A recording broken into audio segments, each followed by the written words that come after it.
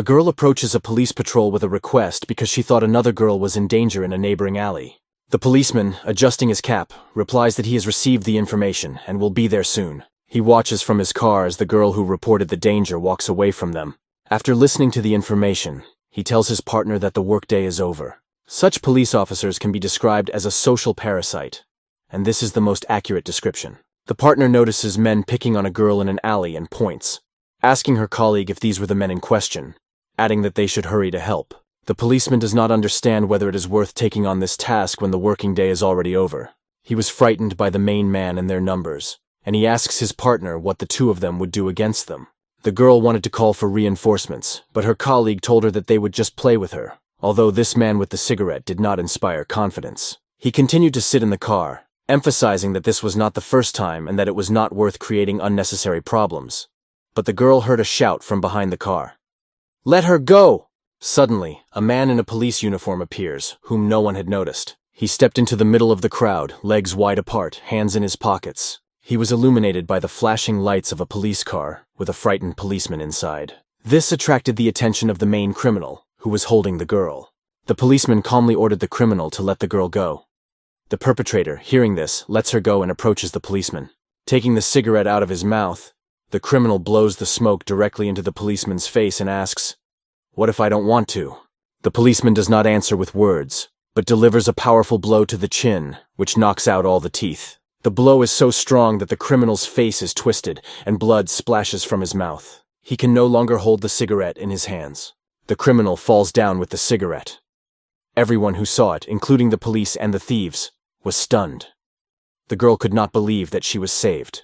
However, this policeman did not stop, saying that if the criminal did not want to cooperate, he would have to suffer, while adjusting his hand after being hit. The whole gang stood behind the criminal, starting to ask the policeman who he was. They didn't stop there, calling him a son of a bitch, and attacked him with their fists. This was a big mistake on their part, because the policeman struck again, this time with his fist. It seems that the criminal had forgotten how expensive dental services are. The police officers in the car did not even get out to help their colleague. The criminal and his henchmen were scattered on the ground, collecting their teeth, which was not an easy task. Then the criminal reached into the inside pocket of his red jacket. He pulled out a knife and started threatening the policeman, calling him a piece of feces and promising to kill him. The policeman calmly asked him, "Are you going to kill me? Have you ever killed anyone?" The criminal replied that he had, and promised that the policeman would be next. However, the cop came closer, took his hand with the knife and said, "Quiet. You've never killed anyone, because your eyes don't look like a killer's." This made the criminal even angrier, and he said he had enough strength to kill. "Then go ahead and kill me," the policeman said calmly. The policeman grabbed the criminal's hand with the knife and brought it right up to his heart. The criminal could only strike, but his emotions began to change. The policeman pulled the knife closer and closer to his body, almost bringing it to his neck. The only thing you could see in the criminal's eyes was extreme fear. If the criminal wasn't ready to kill the cop would kill him. Those were the rules. Hearing about these rules, the criminal opened his eyes wide. There was a ringing sound as the knife fell out of his hands and hit the ground. The criminal was very frightened, jumped to his feet and asked the policeman who he was. "What do you mean, who?" the policeman asked, putting his hand on the criminal's shoulder. "I'm the one who catches scum like you," the policeman replied and squeezed the criminal's shoulder hard. The policemen in the car were watching. They saw the thief screaming loudly and the cop looking him straight in the eye with an iron gaze. A week ago, in the port of Incheon, a shadow fell on a container that was transporting goods by sea. Hands gripped 2 iron beams to open the container. The man opened the container and inside were people wiping knife blades and some holding axes. A killer nicknamed Bright December opened the door and asked everyone if they were all there. The killer, nicknamed October, who was sitting and sharpening a knife, asked why they had come so late. He went on to ask December if he was on board because this was his last mission. October also wanted to know what the case was. All the scoundrels turned to him and began to look at him very carefully. Their faces were full of murder and treachery. They sat there smiling, and a man appeared behind Bright December and threw a chain around his neck. He swung at the chain, but as soon as it touched his neck, his hand was intercepted and the chain broke. This caused the man behind him who had thrown the chain to lose his balance. As he lost his balance, he fell to the floor, and Bright December had no choice but to finish him off by pulling on the jangling chain. Turning his head to the others in the container, he asked, "What is this? Why are they putting a chain on me?" "It's work," the most disgusting of them replied. "A job, namely an elimination mission. he added, and began to smile. The mission to eliminate the legendary killer of Bright December had begun, and everyone rushed to him. He stood on the edge of the container, looking like he was about to be demolished by the crowd, because every criminal had a weapon. All Bright December had was a chain to fend off these scum. Bright December pulled one of the attackers closer with the chain and kneed him in the head, knocking the knife out of his hand. The next attacker, armed with an axe, was already at Yaskravyi Grudnyan's head. Knowing the techniques of kickboxing and Muay Thai, Grudny delivered a high kick that sent the killer flying backwards so that his ear rang. The attacker flew to his fellow soldier, who was already on the floor, and Bright December continued to destroy the attackers. He threw the chain around one of them again and pulled sharply. Once behind him, December tightened the chain so that it was impossible to escape.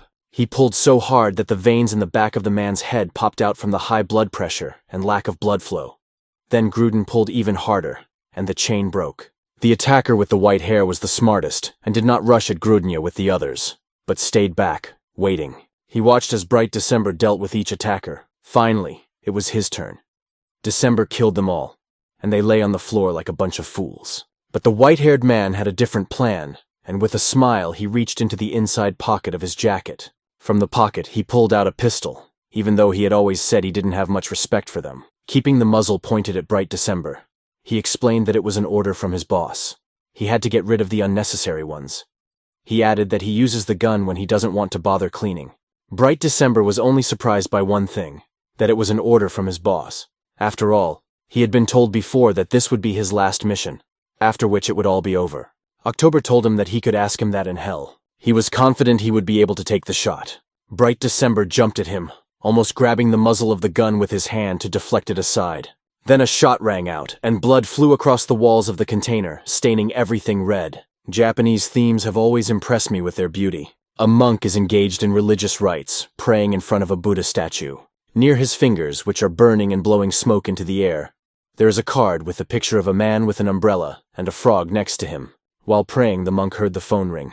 He took it out to see who was calling.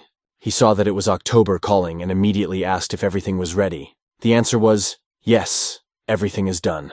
But the voice was wrong, and the monk took the phone away from his ear, noticing something strange. Bright December had dealt with October and managed to intercept his gun, ending the life of his opponent. He took his phone and called the monk, calling him a piece of dirt. The monk did not expect to hear the voice of Bright December. He explained that he was about to light incense and asked how December had learned about this ancient rite. He realized that the monk was in the temple. That's where I have to be, the monk explained. But will Bright December be able to get through all the guards standing outside the temple? The monk heard words on the phone. Open up, I'm right outside the door. Bright December stood right in front of a whole group of ruthless killers and thugs, confident that he would pass through them in a moment. He threw the phone on the floor and said quietly to himself, "If you don't come, I'll open it." All of the attackers stood with sharp knives, ready to attack, despite the fact that they knew Bright December. He approached the largest of them, the chief guard, who informed him that the bodhisattva was preparing for the ceremony. But December only wanted to send this bodhisattva away. He steals children and turns them into killers. How can someone who makes a living from murder be called a deity? The guard had no answer to these words of Grudnya, but he was ready to serve his boss, so he gripped his axe tighter and swung at Bright December. The axe flew right over December's head, but he skillfully dodged, and with his right hand pierced the guard's liver so that there was probably nothing left. Grudny showed real rage, because he had been trained to kill since childhood. He had given up everything for revenge and was now ready to destroy everyone in his path.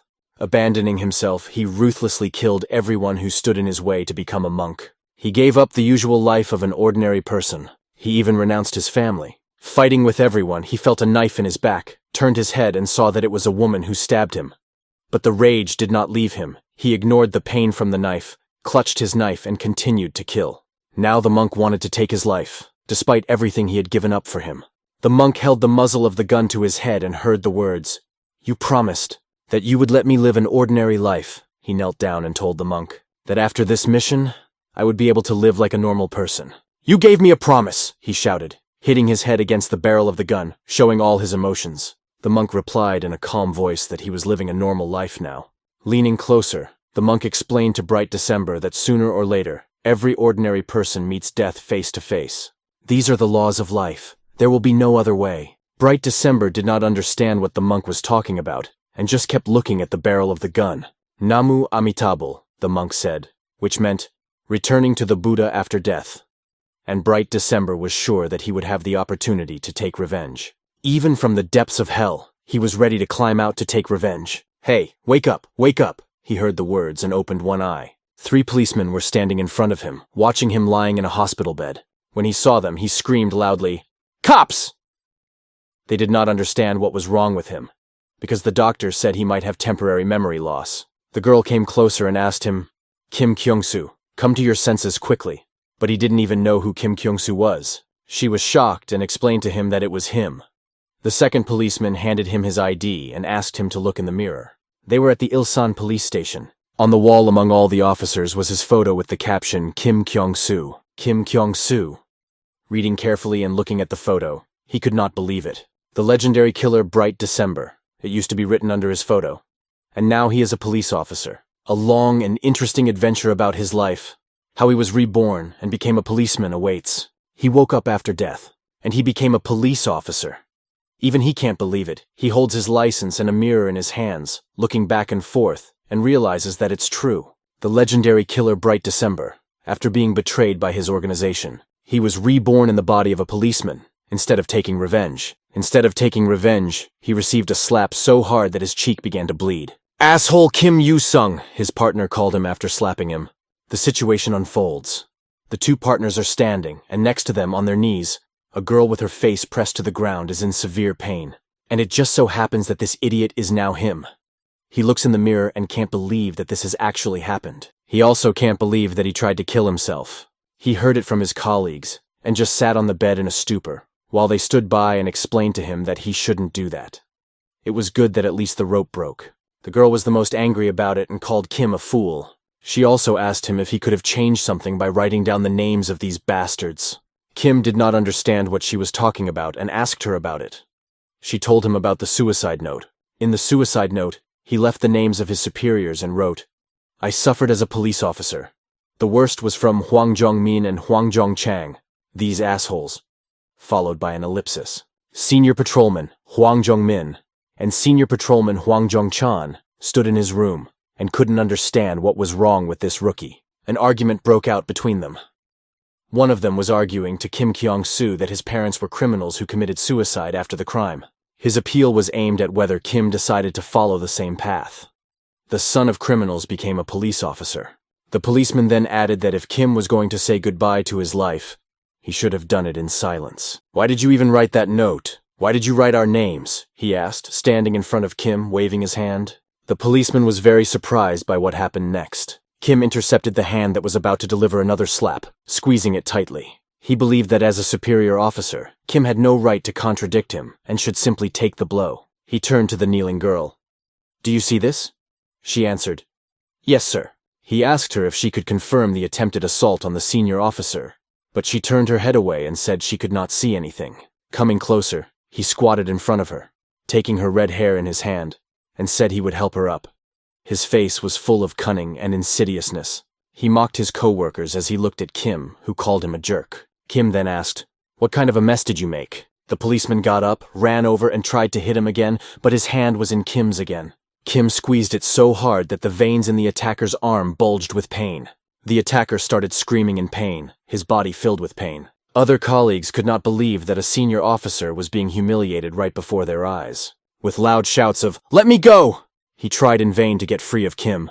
Kim, with his fist clenched, holds out his index and middle fingers, ready to pierce the carotid artery. He punches the policeman, and he instantly stares up and then returns to normal. The punch was so fast that the policeman's cap fell off. Now the policeman is very afraid of Kim and addresses him as brother, asking, "What's the matter?" Kim steps forward, and the sole of his shoe is right in front of the cunning policeman's face. All he has to do is step on it, and he will feel the pain. All the colleagues crawled closer to see where Kim would step. His foot steps on the policeman's most painful spot, right on the bells, and presses down hard. Tears come out of the policeman's eyes from the pain, and saliva comes out of his mouth. The pain is so intense that he can only scream loudly. Even the policemen he used to humiliate look at him with pity. The picture becomes clear. The mean policemen are lying on the floor, and the good ones are being protected by Kim. The girl points at Kim with her finger and says only one word after seeing what she has seen. She calls Kim a murderer, and he looks at her and doesn't understand why, because he was trying to protect her. Senior Officer Choi Chin-Chin-ha is very angry and cannot contain his emotions, ordering everyone to disperse. He has gathered all the police officers together, wanting to find out why Kim raised his hand to his colleague and even hit the senior officer. The latter is now standing in front of the officer, holding his stomach and trembling. The officer reprimands Kim and asks him again, "Did you think an officer couldn't be fired?" Kim hears the officer promise to personally take care of his release. After that, Kim sits on a bench outside and quietly discusses all of his colleagues, calling them a bunch of shit. The situation turned out to be very unclear, where he should have remained a hero. But injustice reigns in this world, especially in the police. After the conversation, they were walking down the corridor, and a girl asked him if he was crazy when he started beating the older man, even though it was just self-defense on his part. The other partner asked if he had forgotten that they were being covered by a senior general, which interested Kim. He repeated his partner's words with a question. "A senior general?" He continued, "Yes, the senior general. And the senior general has a whole mugunhwa flower." However, all of his colleagues were already on his side and wishing him safe travels home, saying that everyone would miss him, waving. Now Kim understood why the police could not catch their group when he was a gangster. They are rotten from the inside. Their boss has a whole mugunhwa. He even thought that he would rather be reborn in the body of a pig than someone of higher rank. A little girl and her mother were walking in the park and noticed a policeman. It was very impressive for her because she was small and didn't see them that often, but Kim did not even pay attention to them. He took off his hat and looked at the police badge, trying to find some advantages in it, and began to remember himself as a little boy, who he was then and how he became a gangster. His little body, this little defenseless boy, was standing in the rain. It was raining heavily, and a man approached him. "Hey, child," and he stretched out his hand to him. It was a giant monk who invited him to come with him. He saw the giant figure of the man in front of him and froze, while the rain ran down his face. Several decades passed, and this little defenseless boy turned into a serious killer of Bright December, who was a member of one of the top murder gangs. "Bikvan," came a word behind him. He turned his head back. The reflection of his eyes showed something. This something was the muzzle of a gun pointed directly at him. The monk was ready to fire, pulling the trigger with his finger and saying the words, "Namu Amitabul." His hand did not flinch, and a bullet flew out of the muzzle of the gun. A noose made of rope can take a life only if you put your head in it. It is the finish line in the lives of those who want to stop going on. Kim could not believe that he tried to do this, holding in his hands in the office a piece of the rope he wanted to end his life with, and was only saved by the fact that it broke. On the desk was a book called Introduction to the Police Service. Next to it was a photo from his childhood, of the boy who was abandoned by his parents. He was experiencing betrayal by the team and trying to take his own life. He looked at the photo very carefully, holding it in front of his eyes for about 5 minutes. However, life must go on, and this is a chance to start a new life. We see the Genjido Western Police Station in front of us. 2 big stars are right on the shoulder straps, indicating the highest rank. Hong Jun has the rank of Senior General, and he is sitting and reading carefully. He read that Hwaguksa Temple was closed and heard words behind him. "It's been a long time." "How have you been?" came the next question from the man. The man, wearing a hooded sweatshirt and a face mask, approached the general from behind. "What's wrong?" the general asked, starting to turn his head quickly. But he shouldn't have made any sudden movements because the pen was right next to his carotid artery. The man said he needed to talk. "Who are you?" the general asked, sitting with the pen at his neck. "Bright December," the man said, and he could hear the light breathing from under his mask. Now the two of them are in the office, and the general has no choice but to talk. Hearing this from the boy, the general called his words a lie, which was understandable. "Are you Bright December? And you want to tell me that you were killed and reborn in the body of an officer?" The general asked again when he heard the boy's story, adding that no one would believe this absurdity. But the boy didn't ask to be believed, and he told the general so. He only added that it was a threat. The general listened attentively and looked him straight in the eye. "But we need to make a deal," the guy said, addressing the general by name. Then he continued that he could help the police get rid of the Hwaguksa Temple. This interested the general, and he looked surprised. But he continued and asked Bright December, "Who are you?" He replied that he had already introduced himself. The general was holding a tape recorder that recorded their entire conversation. The general continued, saying that he did not think it was worth discussing the Hwaguksa Temple here, with his finger on the recorder. But his plan failed, as loud noises began to emanate from under the table where the recorder was, and it was hard not to hear them. The guy heard these sounds from the recorder and turned to the senior general. What's going on here? After that, Kim repeated what he had already emphasized. I'm not asking for a favor, he said to the general's face. The policemen who had been on the way to the general's door were now lying against the wall, some on the floor. They were all scattered and unconscious after Kim had passed them. Confirming his words that he was not asking for a favor, but threatening. The general reached out to him to tell him that it was time to stop this nonsense, but his words were cut off by Kim's. 3 years ago, he continued. 3 years ago, you promised me. They looked at each other intently, recalling the past. 3 years ago, the general, then police chief Hong Ji-jun, was sitting under a wall in the rain. A person with an umbrella appeared, recognized him, and addressed him.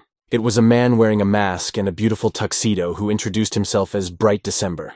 The general immediately realized that this man was from Hwaguksa Temple. Bright December told him that he had heard that the general had been chasing the monk for a long time and was the first to get this close. Bright December was loyal to the monk, and it was through him that the monk conveyed greetings to the general. He said that the monk was not interested in an old man like the general.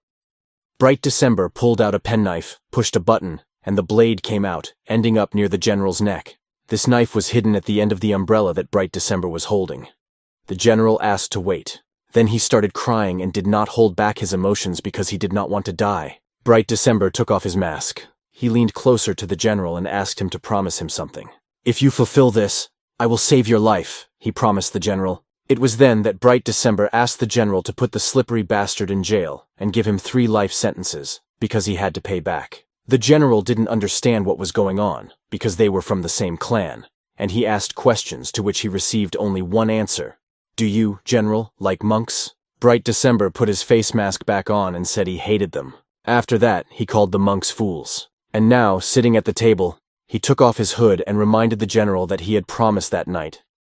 But it seems he hadn't kept his word. Kim looked at the general's shoulders. He noticed 2 stars there and realized that he must have been promoted in 3 years, suggesting that the general was more interested in his own promotion than in keeping his promise. This was not good, and Kim reached for his pen again, holding it at the general's neck. The words rang out in the general's office.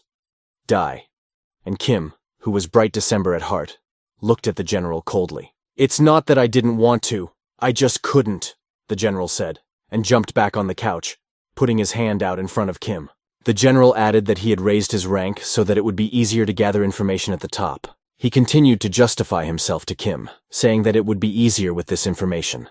The case is being reviewed by generals, and it concerns a clan of killers. One civil servant was holding a folder with the case, carefully reading what was written there. They raised the issue of Monk Yuhua, considering him as the head of the murderer's clan. His picture hangs on the wall, and the general points to it with a pointer saying, he looks exactly like this. But all the other representatives just laughed back and said that Hwaguksa Temple was a national cultural treasure. The officer tried his best to prove that their department had investigated and found a lot of evidence. However, he was constantly interrupted by his superiors. Each one asked him to stop, and the officer could not object to the generals.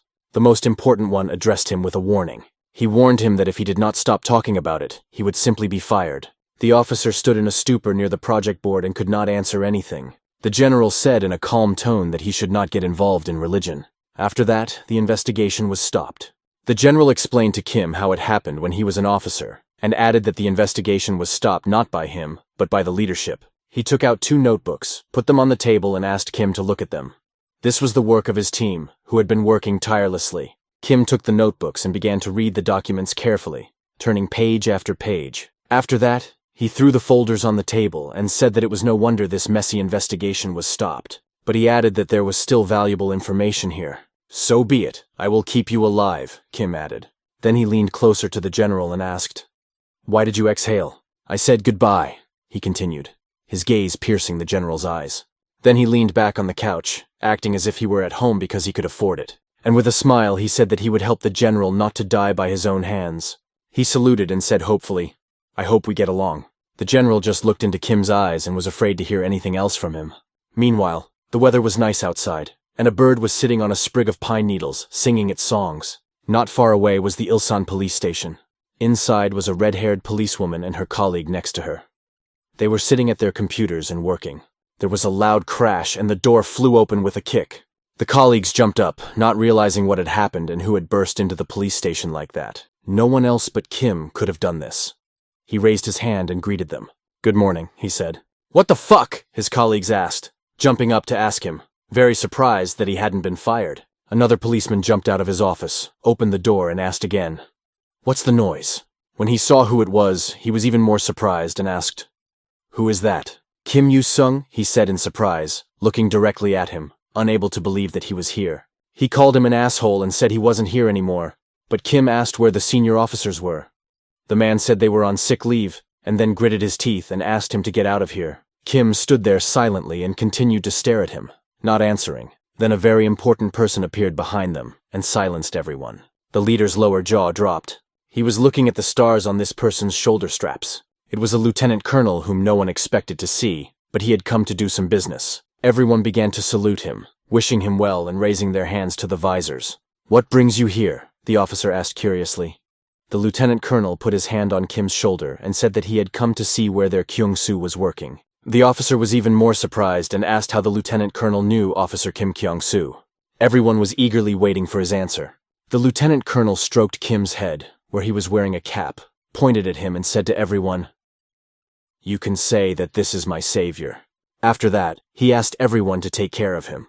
There are trash cans near each branch, where everyone goes for a smoke break to smoke a cigarette and drink coffee. Kim went out with this man and they were having a smoke break. Kim asked him, "It must be nice to have a high rank, right?" The man smoked a cigarette and asked Kim if he was no longer needed here. But Kim raised his hand and asked him for a favor. It was already night outside and it was getting dark. Against the backdrop of the full moon, every bat that was sleeping wrapped itself in its wings and hung upside down on the branches. The monk continued to pray in front of the card. As he was saying the words of prayer, he heard someone appear from the side. He turned his head back and asked, "Who is it?" And behind him in the doorway, he could only see the shadow of a man. "I am the one who does not forgive offenses," he heard in response. The monk saw this man start to come out of the shadow of the door. It was bright December.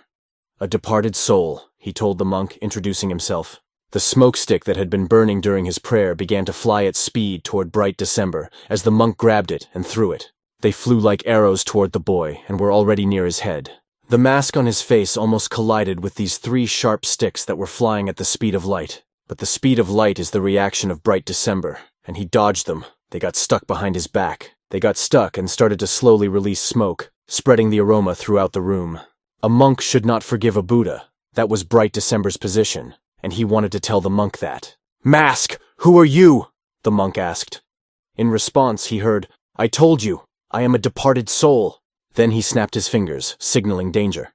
Men in tuxedos began to come out from behind the walls and every dark corner in the room, and it became immediately clear that they were the killers.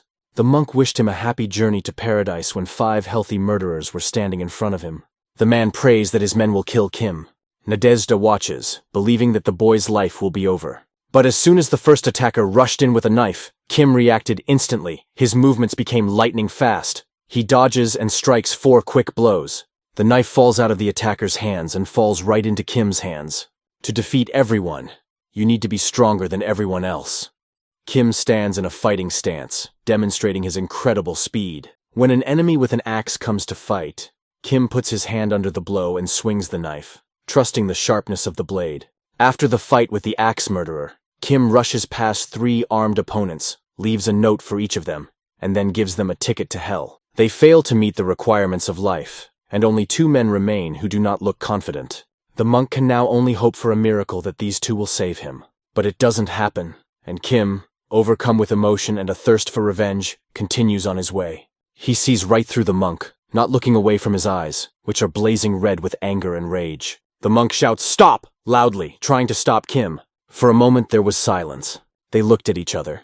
Kim began to realize that everything was happening exactly as he had planned. He can't record anything because of the plug that Mai has installed right in his mask. Standing with 1 foot on the unconscious killer and holding a knife painted red in his hand, Kim asked what they would do next.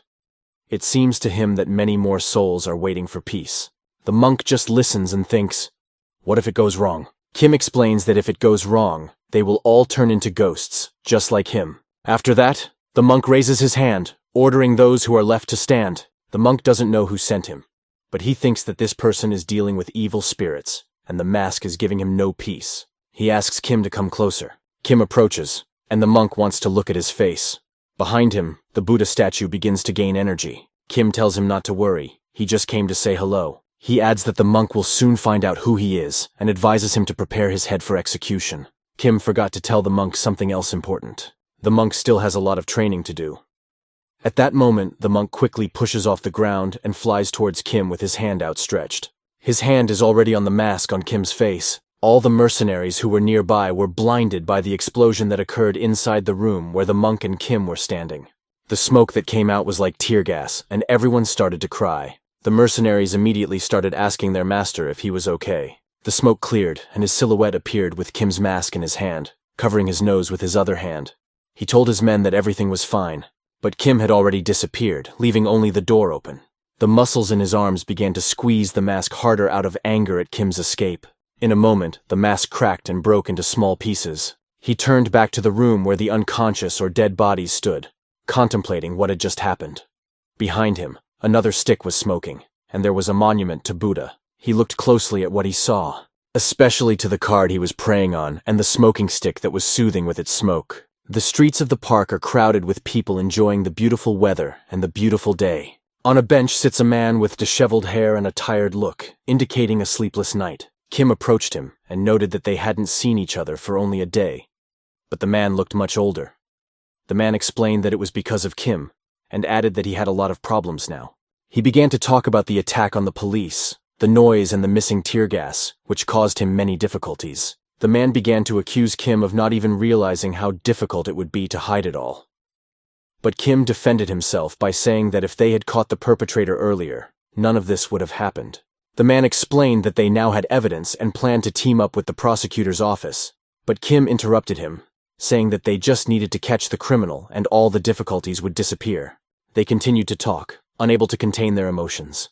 Kim said, "I didn't just kill people. I only killed those who were supposed to die within a year." He clenched his fist in front of the man and said, "The proof of this is your life," alluding to the time he gave him life. "Listen, Bright December," the man said. He added that no one has the right to decide who is destined to die and who deserves to live. Everyone should be judged by the laws of society. In response, Kim suggested that this idiot would be given a suspended sentence. "Even if we can't catch 10 criminals, we can't allow any miscarriage of justice," he said. "You can conclude from this that we need solid evidence." "Ah, damn evidence," Kim said and held his left hand to his head. It was very hard for him to hear this from his superior, and he thought to himself, "Maybe it's time to create my own department? You're an officer, but technically you're not a real officer yet," the man explained. "What kind of department can we talk about?" But Kim was the strongest of them all, and that was the only reason he could do whatever he wanted. However, the man explained that this was not possible. There was a certain hierarchy in the police system. Kim had a question about how high he needed to go to create his own team. The man explained that you need to get a small mugungwa. Then you need to work harder and get down to business faster to get promoted as soon as possible, Kim concluded. However, the man reassured Kim, calling him a fool and asking him not to create problems for himself. When he said that, he folded his arms across his chest and closed his eyes. When he opened them, he saw that Kim was no longer there. Where did he go? He thought. Meanwhile, at the police station, Ilsan, she heard a question next to her. What do you have to do to get promoted? Before she could answer, however, the criminal who had been there first shouted, "Bring a beer!" The redhead thought Kim had regained his memory, but he didn't even realize it. She explained to him that he had to take a test, and the drunken girl, who they wanted to detain for a day, clung to Kim. "Exams or whatever. I want a drink."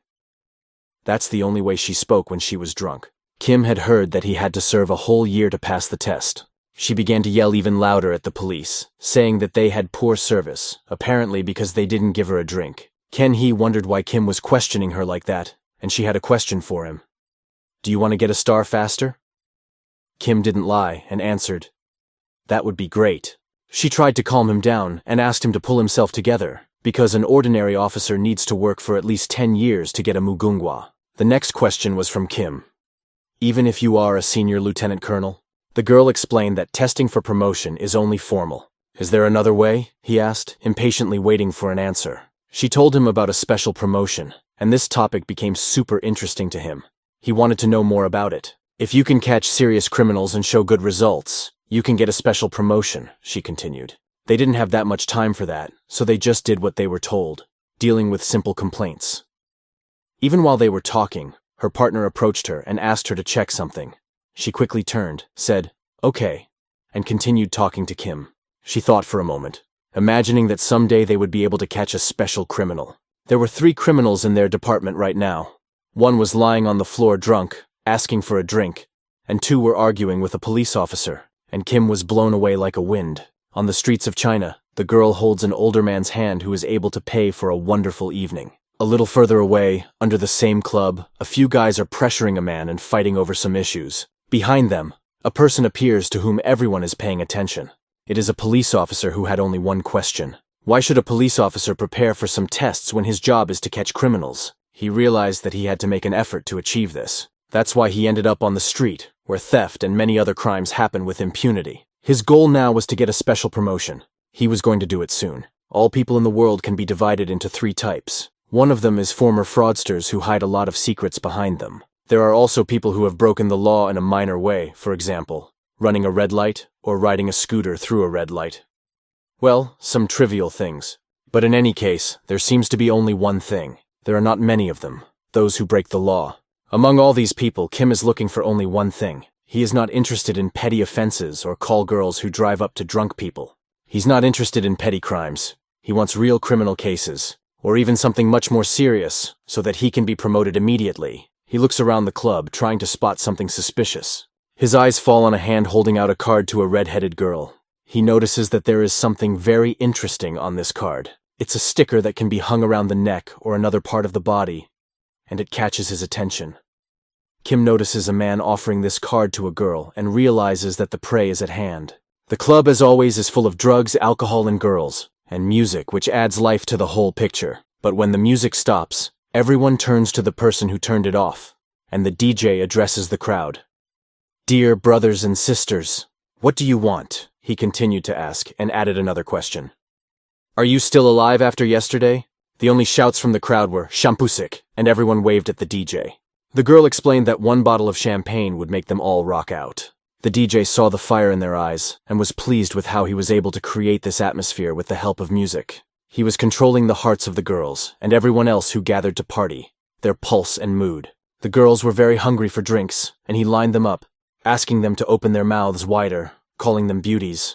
Then the DJ turned to all the men, asking if their hips were sore and why they hadn't given the girls a painkiller yet. He threw the patches right into the crowd, and everyone happily caught them.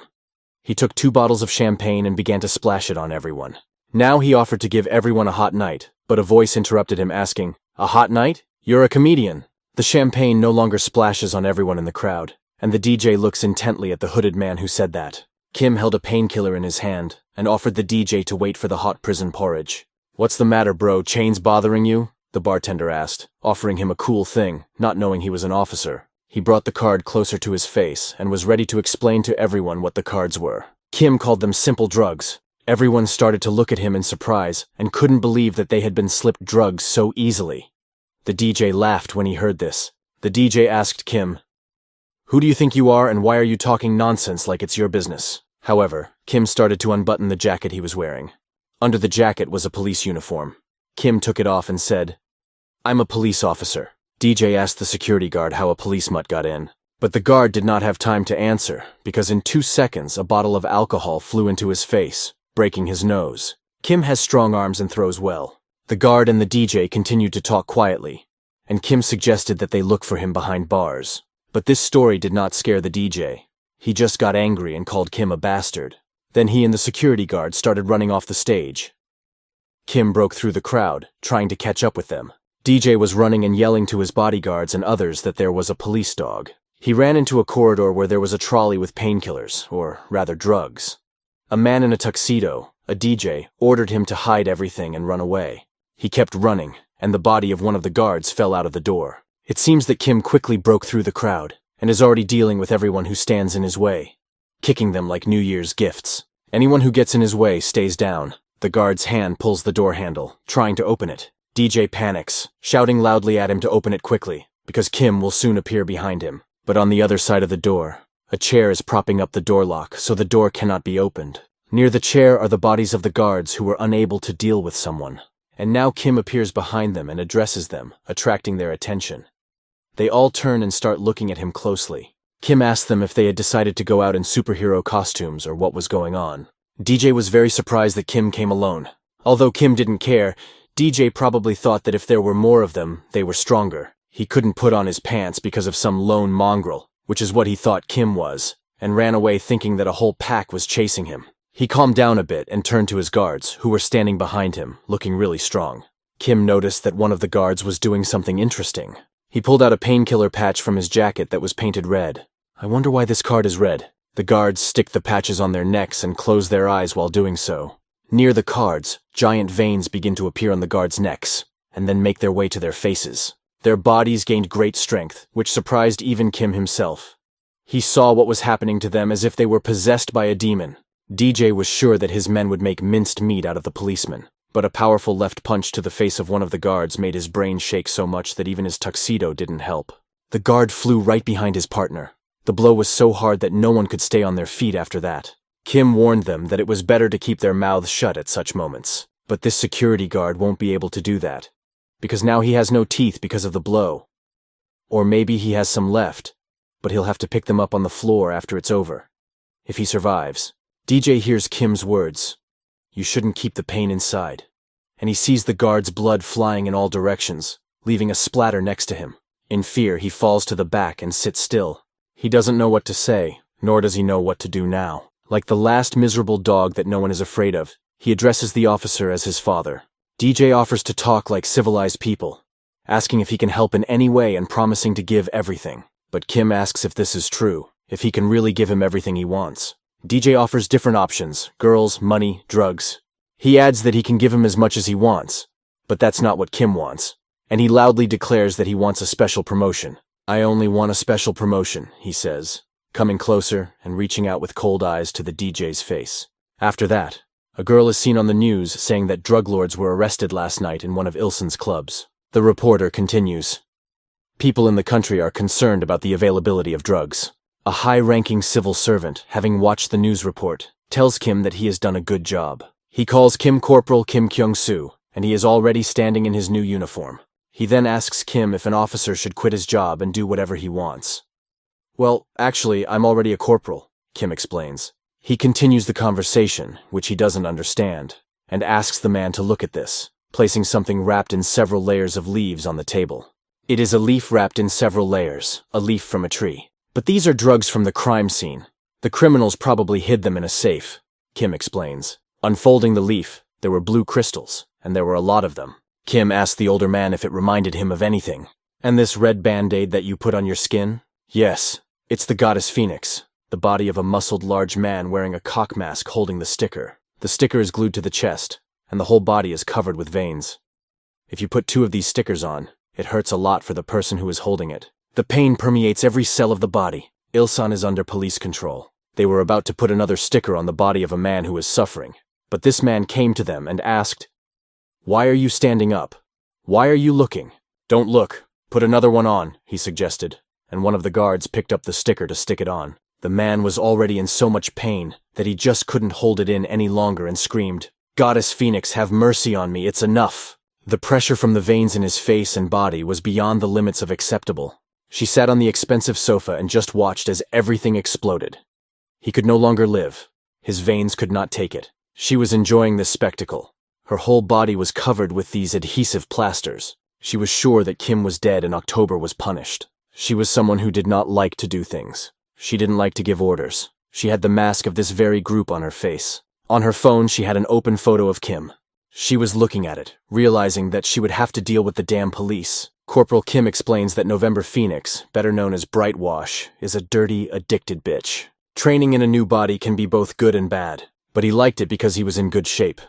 He was even able to stand on his hands, and eventually on one hand, upside down. His body was pumped up, all his muscles looked very good. Strength, flexibility, and endurance. He kept a balance in everything. He could even go beyond the limit of what was possible and stand on 2 fingers. But to get rid of the Bodhisattva and his gang, to wipe them off the face of the earth, you need to work, you need to train. To train without a break, to constantly look at a photo of himself, where he was in the past, weak, and to train even more, so that he could fall on his back and barely breathe from the weight. He did it every night to be strong, to dominate, to look cool. And every time he laid down after a workout, he felt like it wasn't enough. "Do you have a minute to spare?" the guys would ask him, calling him Senior Patrolman Kim Kyung-soo. He looked at them with a stony face, as if they were making fun of him, and did not understand what was going on. They sat on the smoking area and continued to talk. To stop their joking, he asked, "Do you want a promotion too?" Their faces lit up with hope, and they answered, "Yes." But why were they talking to him, he asked himself. "Well, because you're the boss," he said. But it came from the girl. The man tried to correct the situation and said, No, you were just recently promoted. If Kim needs help, he can contact us anytime," they offered, assuring him that they would do their best. In his eyes, they looked like children, laughing. Only Kyung-hee remained stony-faced. But he asked them a counter-question. "Why do I need your help?" They began to explain that they had always been on his side. But Kim explained that he couldn't remember anything due to memory loss. The girl decided to remind him that they had endured punishment together, visited him in the hospital, and did everything for him.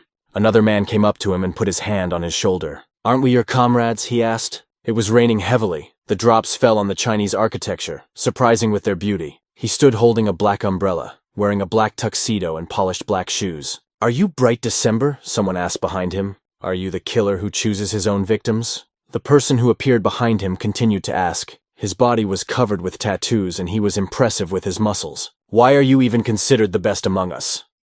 The two killers, who were members of the group, asked him. They didn't want to see Bright December and told him so directly. Listening to every drop of rain falling to the ground, he turned in their direction and began to look at them carefully. "Bodhisattva," came the words in front of him. It was she, Yarka Pomoika, who addressed him, characterizing him as someone who loves only his brother December. She admitted that she was choking on envy and reached for the mask on her face, gradually taking it off. He watched silently and waited. She took off her mask, and her face was veined with the drugs she had used. Then she asked, "Why don't they just get rid of him?" The girl and her colleagues listened to Kim's address. "My comrades, my dear comrades." He even calls them children, and they rejoice like real children, looking at him with hope in their eyes. He was angry with them because they called him a comrade.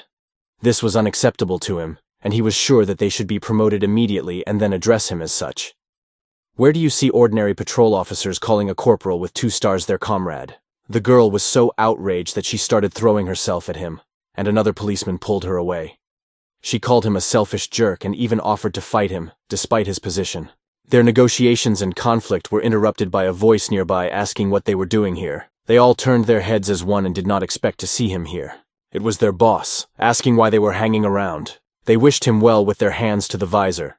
But Kim just sat on the bench and said it with the utmost ease, as if he didn't care at all. He asked them if they were done with their work. He heard them say that they were taking a short break. "I still don't like you, you inferior assholes," he said to them. Then he took a few steps toward Kim, who was sitting on a bench. He patted him on the shoulder and said that everyone else was like that, but he didn't think Kim was. He started to smile and said, "Oh my God," calling Kim the real star of their department, the lucky one. He asked him if he was hurt, and Kim replied that his shoulder hurt a little. The man began to stroke his shoulder, massaging it. A corrupt idiot, Kim thought. Thanks to Kyung-soo, he was hanged. So he bent over, he added to himself. This picture was very interesting to the girl, especially when the senior officer climbed down and kissed the corporal, massaging his shoulder. What are these bastards doing now? She thought. Damn this Kensu, the man thought, and walked next to the policeman. The policeman led him and explained that it would hurt more if he was angry. After you get out of the hospital, it's better not to exert yourself too much, he advised. He was very angry when he thought about Kim and the fact that he had the rank of senior corporal. It even sounded like nonsense to this man, and he thought it was all on purpose. The policeman explained to him that in recent days, everything in the department has been revolving around this idiot. However, he refused to believe it until he saw it for himself. Behind them, a girl in black tights asked if they could show her the way. Hyun, amused by her presence, replied that they didn't know anything themselves and asked her to look it up on her phone. However, his colleague tapped him on the shoulder, asking him to turn around. They both froze when they saw the girl in front of them. She explained that her phone was dead. She looked like a princess, so beautiful. Her skirt gently hugged her waist and hips, and her shirt added to her cuteness. Her white hair and beautiful eyes left a strong impression. The girl repeated once again that her battery was dead, and she couldn't look at her phone because they hadn't answered her the first time. Hyun looked agitated and turned all red. He shouldn't have been so worried. She asked again if they could help her. The guys just kept blushing. Then they both started to fuss, said they could certainly help, and asked her where she was going. She explained that she was looking for the way to Ilsun's ward.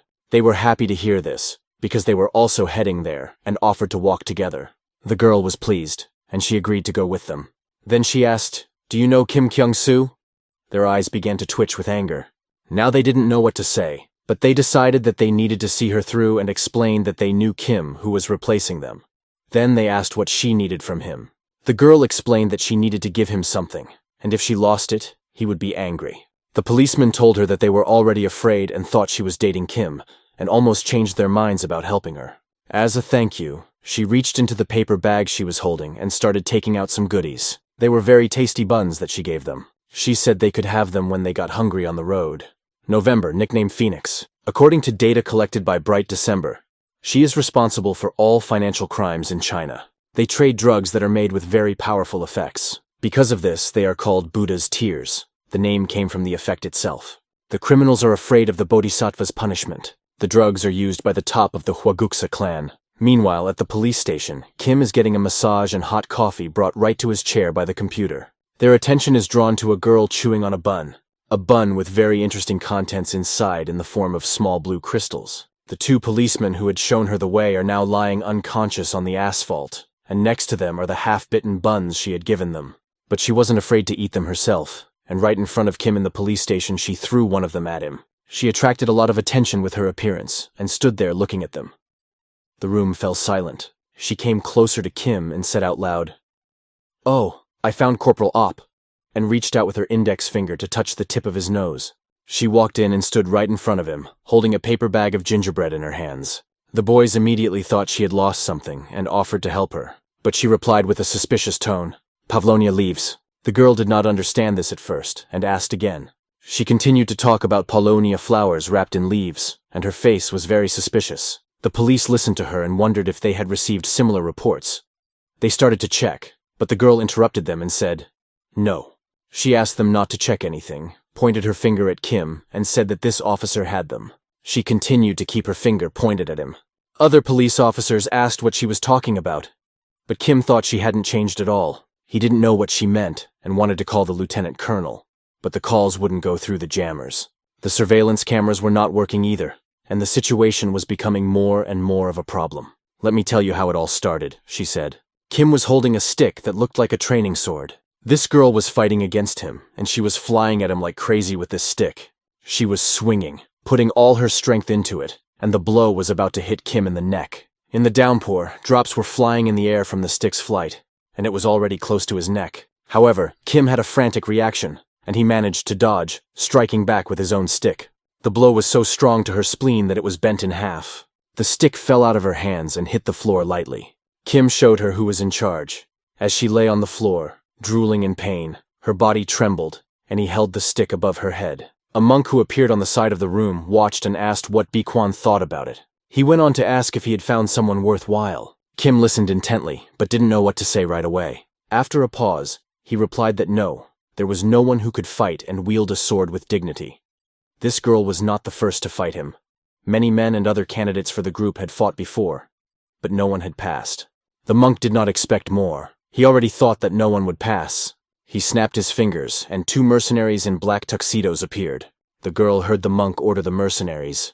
"Send them all to heaven. Send them there to see the Buddha," the monk continued, addressing his men with guns. Something had to be done, and it was impossible to stop at this situation.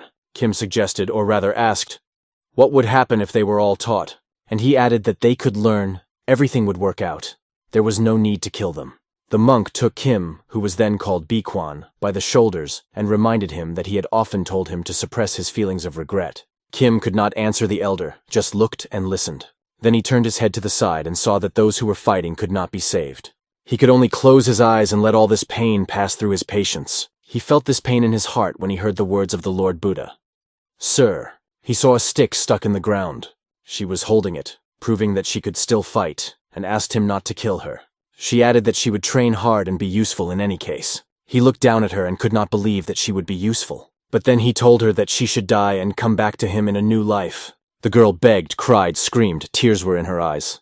Unfortunately, there was no mercy. The men only poured syrup into her mouth, which they used to poison people with. They held her cheeks to open her mouth wider, which was difficult because of the tears on her cheeks, but the liquid from the bowl flowed into her mouth. After that, the monk ordered to clean up the place and get rid of all the bodies. Get rid of those who did not pass the test. One of the guards approached the girl, heard that she was still breathing, and told the monk about it. He was surprised because no one survives after such drugs, even the strongest men.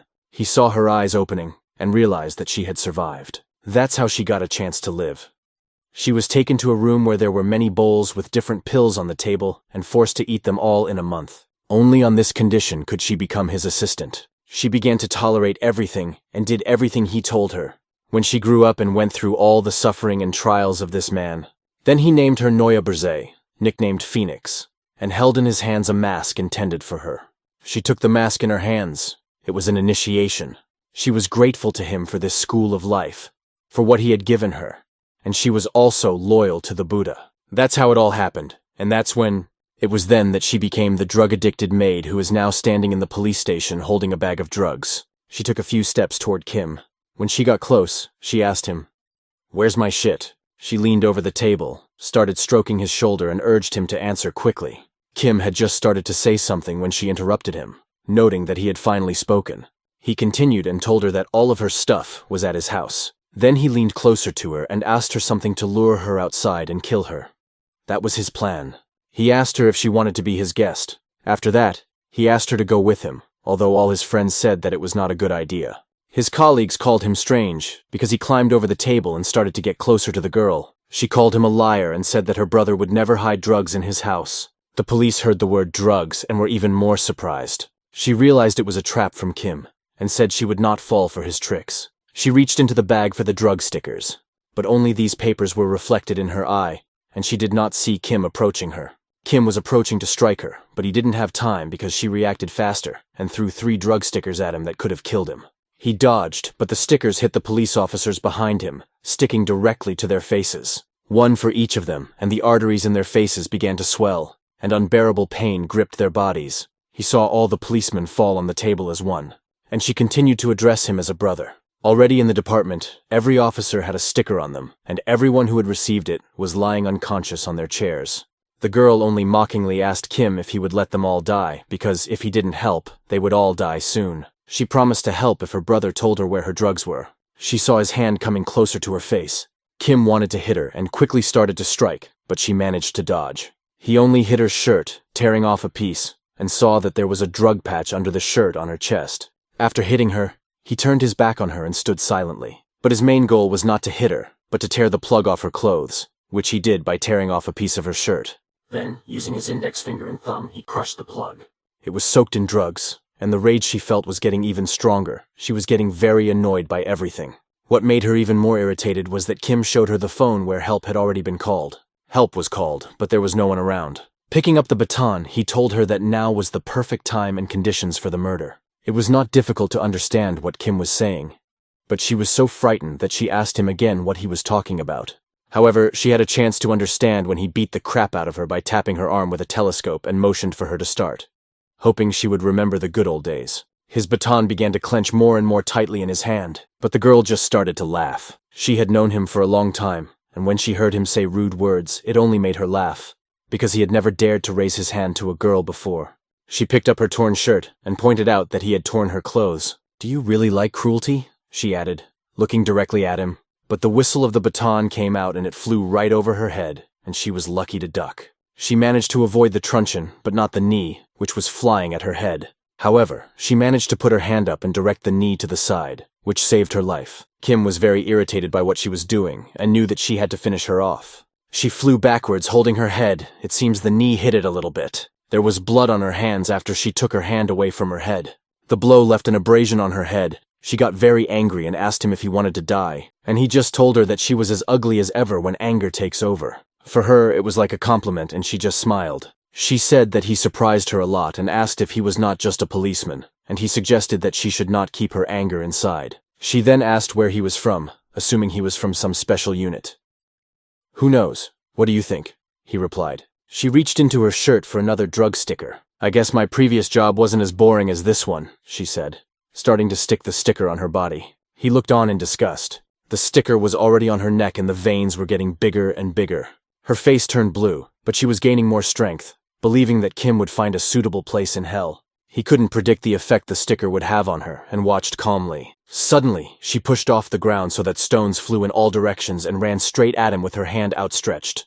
Thinking that one band-aid was enough was a fatal mistake. She was hit directly on the head with a baton. This blow made her tremble and fall to her knees. After the blow, he told her that she needed at least 10 patches to have a chance to resist him. "If you want to at least try to resist me," he continued, delivering new blows with the baton. Punch after blow flew across her face, covered in bandages. But somewhere inside she found the strength to swing her arm and try to throw the baton away. She could not believe that Kim dared to fight against her. He noticed that she hadn't changed at all. She still relies on drugs and doesn't pay proper attention to training. And now he can only thank her for that. She responds to all his reasonable words only by screaming that he thinks he is somebody. But who knows who he thinks he is, crouching down on his knee and swinging his baton at her feet. She had to spread her legs not of her own free will, but because of the baton. Her body twisted in the air and she fell backwards to the floor. After that, all she saw was the baton hovering right above her head. Being on the verge of death from the injuries, one could guess who the policeman was, although he realized that she was already brainwashed by the drugs. With his baton, he struck a strong blow right on the sticker on her neck. He kept pressing harder and harder, demanding that she remember who he was. Clenching her teeth as hard as she could, she asked him to let go. But the words came back, "Die," and he became more and more angry, seized with rage. You could see the loss of all hope in her eyes. The baton was getting closer and closer to her death, pressing into her throat with such force that it was impossible to bear. She was screaming very loudly, begging for help. But at one point something happened. He noticed the truncheon was broken. The girl took the opportunity and hit him on the cheek. Miraculously, she managed to survive, and she was sitting on her knees, barely breathing. This whole situation happened because officers are given this crap instead of normal batons. Now it's clear why officers look like suckers. The girl does not wait for him to look at the baton. She starts attacking and punching with all her strength, and she has strength. Kim covers himself with his hands, putting up a block. From under it, he notices something very interesting. This patch on her body looks very strange. He has never seen such a band-aid before, but it is covered with it, and her eyes are red. Is this some kind of new band-aid? Kim thought to himself. And when he looked down, he saw that his hands were covered with this disgusting stuff. Their veins were under high blood pressure. This could not be possible. Did it come from touching her clothes? He looked at her even more irritated, assessing the situation. He was fighting against a girl who was high on drugs and out of control. She doesn't seem to be getting any better at all. She started acting strange, just asking questions. "Why? Why do you remind me so much of someone?" she said. But before she could finish her sentence, a drugged man wearing a cock mask ran in from the door and addressed her. He told her that Master Orchid had contacted them and said that help was on the way. Kim waved at the girl and told her to get out of here, giving her a chance. He promised that he would take pity on her tonight, but said that they would see each other again. Obviously, the police would not chase her. The girl turned to her boyfriend and said it was time to go. They asked what happened to her face and if she was okay, but she was busy wondering why this cop reminded her of someone. Why does he remind her of Bi-Kwan? After a while, many police cars and ambulances arrived at the same police station. Everyone was helping the victims, taking them out and searching the building for evidence. "You drop them!" the lieutenant colonel shouted. The lieutenant colonel was hit in the face with a baton that had broken in the battle. Kim explained that this would not have happened if he had been given a normal weapon. "Is it normal for a baton to break at the slightest pressure?" he asked. But the lieutenant colonel explained that they didn't have to be strong because they were used differently. After this conversation about the batons, Kim raised his hands and asked to see them, saying that he could not feel them. The senior general called for doctors, and everything seemed unpredictable. It was good that Phoenix was scared. This patch works through contact with clothing, or maybe they increased the dose, but it also worked on Kim. This girl will soon become a walking drug herself. He expected everything to go smoothly, but it seems it won't be that easy. Kim asked a senior general for a favor. Several hours passed, and it was already dark outside. The corridor ended in a dead end, with doors on the left and right sides. A man's shadow fell on one of the doors. With a creak, the door began to open, letting rays of light into the dark room. In this room were two pumped-up thugs wearing rooster masks. Boom! And everything in the room filled with smoke. They had used a drug that causes hallucinations and death. Miss Phoenix asked to increase the dose to the maximum. Maybe this man will see more than hallucinations. Perhaps he would die of an overdose, however, he needed some equipment. He didn't need the cheapest equipment. He didn't need batons that break. He needed the best equipment available. When he entered this room, he expected someone to be there. He walked in and told these roosters. She was even afraid to come in person. But he didn't care, and he was getting ready to use his new weapon. His assault rifle was pointed at the two roosters. His eye was looking through the sights, and he was thinking about which one to shoot first. They were surprised to see a weapon in his hands, because they did not expect it. One of them said, "What do we do? He has a gun in his hands." The other asked him not to worry, because he was sure it was not a real weapon. It was only when the other one said, "It's not loaded," the shots rang out, and the bullets flew to all corners of the room. They were left lying there like two idiots, not realizing what was happening, and then they suffered from it. Their bodies were still spasming, lying next to each other, the rooster beaks on their heads touching each other. This gun was not so bad after all. Two policemen were dealing with the teenagers, who did not understand what was going on, and the policemen simply asked them to go home. They left because they heard gunshots that rang out in the room and were heard all along the corridor. But they were only rubber bullets that left severe bruises on the bodies of the roosters. The lieutenant colonel asked Kim how many times he had fired, and he explained that they got what they deserved. They might wake up during transportation. "We need to get rid of the pills under their tongues," Kim explained. The lieutenant colonel addressed him, calling him Bi Kwan. The young man had doubts because the lieutenant colonel had been doubting him all this time. But he still gave him the equipment. However, the lieutenant colonel had no other choice. He did not understand how anyone could remain sane after seeing all this. After the drug incident in Phoenix, after all that, the lieutenant colonel told him that he was 99% sure that he was Bi Kwan. But the guy said in response, "Why not 100%? He reduced the 1% for one reason only. If Kim was really Bi Kwan, why didn't he kill Monk Yunhwa?" Kim didn't understand why the lieutenant colonel said he needed proof, and how a police officer could say that. It was correct from the police officer's point of view, but Kim was different. Monk Yunhwa is considered to be the rebirth of Buddha. The whole country thinks so. People perceive him as a saint. If this bastard dies, what will the public say? Kim asked the lieutenant colonel. He explained that killing him would not solve the problem, as these back alleys are much bigger than the lieutenant colonel realized. The lieutenant colonel exclaimed loudly, asking Kim if there were other organizations besides the Hwaguksa clan. But the boy said he didn't care about the others. He wanted only one thing. He wanted to destroy that scumbag by any means necessary and finish all his business. Kim wanted to be sure that no one else would fall into his hands, and that's what he told the lieutenant colonel. He heard only wisdom in his words and was ready to help him. The lieutenant colonel offered to work together to put this asshole behind bars. The lieutenant colonel held out his hand to Kim, offering his help, and asked for his assistance. Kim took his hand and asked what it meant to help him, if he was already helping him not to die by his own hands. He told the lieutenant colonel, "If you don't want to die, you need to listen carefully." He explained that it wasn't that he wasn't trying to kill him. Kim said he just couldn't do it. He asked the lieutenant colonel who he thought had taught him everything he knew now. "A monk showed me everything. He taught each of his subordinates," Kim said. "Just like this girl, whom I am holding by the neck now in resentment and anger because she did nothing to the policeman. She was very miserable and screaming, and he was squeezing her throat. She was begging for mercy, begging him to let her go. He had never been able to control his emotions, and this time he slammed her back against the wall, throwing his weight on her. He called her a dirty rag, and asked her if she was brainwashed by drugs. He was furious that she had all the goods and had broken into the police station. She was choking on her tears and begging for forgiveness. The tears flowed like a river, and the monk turned to her. He called her name and said, 'It looks like it's time for you to learn a lesson,' standing right over her. She rolled over on her stomach and began to crawl away from him, begging for mercy, calling him Lord Buddha. She was completely repentant, admitted her mistake, and said she would not do it again. Something made them turn their heads to the right. 'Tattooed body,' she said. 'My gods, an innocent child is crying. You've fallen even lower, you drug-addicted scum.' The two jocks asked her not to cry from stress because she was burning muscle mass. With sarcasm, they said that without it she was completely defenseless. They were the Lespedez brothers. She said their name while sitting on her knees, and a monk stood behind her. She screamed at the top of her voice, 'What are these idiots doing here?' 'Sister Phoenix,' a girl addressed her, holding a fan painted with flowers. This girl looked impressive. Her appearance spoke for itself that she was from Japan, because her mask was painted with flowers, and her appearance was full of Japanese atmosphere. She asked the girl if she thought that these brothers were called by Lord Buddha. The girl's name was Blossoming Cherry, and Phoenix was surprised to see her. One of the brothers called her a mutt. The Phoenix did not understand, so she went back to the Buddha, because only he could explain something to her. He said, 'Everyone is here.' He explained that the matter of eliminating November.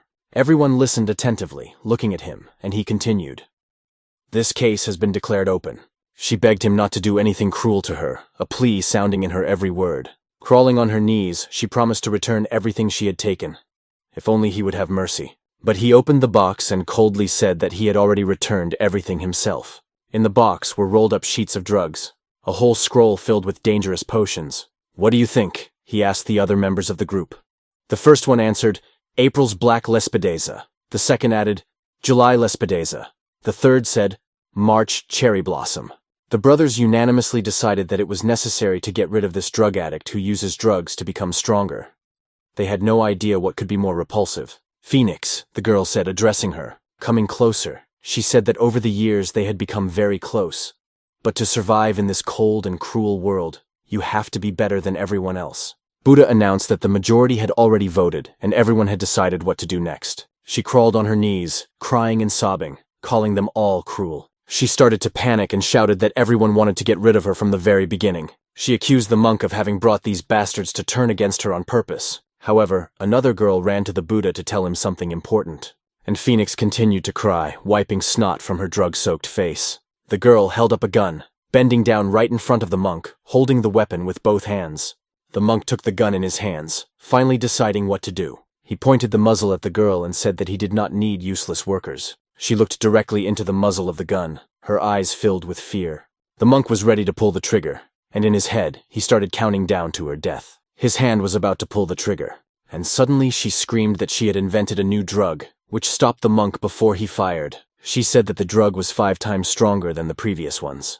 She said that she had developed it herself, so there was a minimal chance that they would be caught. Drugs again, one of the brothers said. How much? Asked the monk. She answered, about 10 kilograms. But that was not all he was interested in. He asked about the delivery and how things were going with that. She told him that she had considered and combined all the red light districts and streets of Korea, Japan, China, and other South Asian countries. In tears, she begged for one thing, to give her 6 months, promising to be useful. He explained to her that he had lost a lot because of her tricks and asked her to prove that she deserved to live by giving her only 3 months to do so. Hope appeared in her eyes, and she was grateful to Master Buddha for giving her a chance to live. Meanwhile, Kyung-hee was lying in a hospital bed. She sat up, her mouth watering and her eyes looking in different directions. Kim came to visit them. He wondered what had happened to her. Her friends explained that she was still under the influence of drugs. She continued to mumble incomprehensible words. Kim wondered what she was saying and asked her about it. The friend explained that she wanted him to wipe her saliva away. "You! That's disgusting!" Kim immediately went to wipe her saliva away, and his friends asked if they were all colleagues and said they were surprised to see him. "What colleagues?" Kim replied, explaining that he had only come because they had visited him when he was in the hospital. His other partner asked if it was true that he was getting a promotion, although Kim did not know about it himself. He asked everyone not to be jealous, but to pull themselves together. They watched him leave and noticed that he had changed a lot. Everyone else had not yet recovered from the effects of the drugs and looked very funny. Meanwhile, in another department, the commander says that there is a parasite in their department. He explains to Kim that he wanted to check the drugs he brought and sent them for examination. The drugs were missing. Someone had managed to steal them, and the commander asked Kim if he had any idea who it was. Kim explained that he did not know, because he could not know everything about the police system. The drugs were their main evidence, and Kim wanted to gain more cover as soon as he caught this traitor. The commander asked him to deal with internal issues on his own and get information from Phoenix's suppliers. Kim then brought up the topic the commander was talking about and asked when a special team would be brought in to investigate the Woguksa clan. The commander said that in fact they were all dead and no one was left. For a few seconds, Kim just sat there in silence, not believing what he was hearing. Then, shouting, "How can you lie to me?" he jumped up and swung his fist at the commander. After being hit on the cheek, the commander explained that he did not fully trust Kim at the time, so he did not tell the whole truth. He then asked why Kim shouldn't start a new unit. Kim thought about it, but the commander said that he needed at least one Manhwa to start his own team. The commander explained that he had 2 stars, and no one would mind creating a new squad. But Kim said the following. He said that he himself would be against it because he likes to work alone. He only mentioned the team because the commander had made a mistake. The commander pulled Kim's hand away from his tie and explained that the police is a very complex organization, and Kim would only be able to work alone for so long. With a team, he would get more funding and be more accountable. The lieutenant colonel then added that this was his order, and asked Kim to form a team himself. He can't do it on his own because he is being watched very closely, and it involves a lot of risk. An order? Kim asked in surprise. He then asked the lieutenant colonel to ask him politely for it, and said that only on this condition would he follow the order. The commander said, "Please form a team." Later, his comrades listened to him talk about his intention to form a team. When they asked how a corporal could form his own unit, they were told that he had been ordered to do so. The girl continued to speak incomprehensible words, and her friend explained that she was asking who would be part of the team. Kim replied, "Of course you will be part of the team." He then asked the boys if there was anyone in the department more suitable than the three of them. One of the guys, overjoyed, took him by the shoulders and started laughing with happiness. They all thanked him and promised to serve faithfully. They were afraid for their lives, thinking that they might die while performing the task. One of them said that it was very good to have colleagues. "Colleagues?" Kim asked in surprise. "What do you mean, colleagues? They have forgotten where they belong." He then explained to them that he needed assistants, obedient masses who would follow his orders. They all opened their mouths, listening intently, and asked again, "You mean we are not your colleagues?" "No," he replied. "You are all my slaves, people who die when I command them and live as long as I let them." "Slaves?" They repeated his words, changing their expression from joyful to worried. He added that if they understood, they could call him master. Based on the report that Hongjun gave us, his name is Hwang Hee-jung. He looks quite young, 25 years old. He practices boxing, kickboxing, taekwondo, and other martial arts. According to the available information, he is a good candidate. However, he failed the written exam 4 times and barely got in. He was used to his roles, and even now he wondered what chief meant. Is it possible to call someone who does not even have one small mugungwa? But his comrades corrected him, as Kim said to call him master, not boss. Now about the serious guy next to him. His name is Lee Seong-hyun. He is also 25 years old. He's good at martial arts that include hand-to-hand combat and floor fighting, jiu-jitsu and judo. His past is not so bad either. But there is one but about the day of the interview. On the day of the interview, he cried like a little kid. Even now it's hard for him because he didn't quite understand what master meant. This word sounded terrible to him because he considered everyone to be a colleague. And finally, let's start talking about the girl. Jo Gyun-hee. She is also 25 years old. All 3 of them are 25 years old. She has no experience in sports. She came in last place in the sports test. She is the weakest officer in the entire department. But there is one but. She was the first to finish the written exam. She took first place in the interview, which shows her great intelligence. This all indicates that she is very smart. Now she is looking at Kim. Calling him master, she promises to do whatever he says. She really wanted to be taken to the pen, especially in such beautiful weather outside. All 3 of them in their tracksuits went to training, carefully watching what was happening in front of them. In front of them, Kim is warming up, stretching her calf muscles. "Hey, Nyung-soo," said one of them. The girl interrupted him and he corrected himself, calling Kim as he should, master. He asked why they were gathered here on their day off and was told, "Why are you standing up? We're starting to warm up." "You're police officers," they continued, and a finger was pointed at them. "And I am a dangerous killer. You have 5 minutes to prepare. Try to defeat me altogether," Kim suggested. They were very surprised that the rules were unequal, 3 against 1. The second one also asked him if he would get hurt. "The damn minute has already passed. It starts in exactly 4 minutes, their host continued. "We'll call him that from now on." They turned around, sat down, and began whispering so that Kim wouldn't hear their plan. They talked among themselves, thinking that this fool Kyung-soo had completely lost his mind. They were skeptical about calling him master among themselves. "I can hear everything," Kim said. The girl was the first to answer. "Yes, master, everything is fine." They had to decide what to do next, because they had agreed to obey his orders. The girl, as the intellectual of the 3 of them, asked Hee-jung to pretend that he was going to attack, and ordered Seong-hyun to pin him to the ground. He was very scared and said he was afraid to do so. The guy asked her if he should just run at him. The girl called him an idiot and explained that since he was a boxer, he needed to use his skills. And then, the shirt flew off Kim's body. Now he is standing without a shirt. His 6-pack abs and pumped-up body are visible. They were all surprised when they looked at him and turned their heads back. Time was running out, and they had to attack. "Come on, Hwang Hee!" The girl ordered him, pointing her finger at the enemy and asking him to cheat. He took 2 steps forward, said the word deceive twice out loud, and seemed to freeze. "Cheat," he repeated the same word again. Then he started dancing in place, doing footwork, and put his hands near his beard. What the fuck is this? What kind of tap dance? Kim thought as he saw this in front of him. His partners also had questions. What is this nonsense? They thought he was a complete idiot because he needed to get closer. They even rolled their eyes in shock at what they were seeing. And suddenly, when no one was going to stop the jokes, Kim's mouth started bleeding. Kim was ready to fight them in all seriousness, and he had just set an example. He turned to them and asked if they were joking, or what kind of stupidity was this. The girl asked Lee Sung-hyun to act, but judging by his expression, he was clearly not ready for it. After his next action, one could conclude that he was not ready at all. He turned around, started screaming and running away in the other direction. "I can't!" he shouted, tears streaming from his eyes. The stress was so great that his hair even started to fall out of fear. "You shouldn't show your back," someone said behind him. And now Kim was running next to him, quickly catching up to him. "You shouldn't show your back to a murderer," Kim said as he caught up with him. After calling him an empty-headed idiot, Kim punched him right in the nose with the back of his fist. "That's it," Kim said as he fell to the ground from the blow, and the girl watched the two idiots on her team. They themselves were exposed to Kim, who now turned his head towards the girl and looked at her. She was his next target, but as he got closer, she asked him to stop. She asked for 1 minute and addressed him, calling him master. After that, she asked, "Master, you are not going to put your hand on a girl, are you?" He took her cheeks with both hands. It was very gentle and beautiful, and he continued. "And women." And then he continued his sentence. "And women are not police officers?" And then he kneed her in the chin. She bled, screamed, and fell to her knees. It seemed to Kim that they were completely in their own world. How were they going to catch the criminals? He gave them 10 minutes to rest. After that, they would repeat the training 3 more times.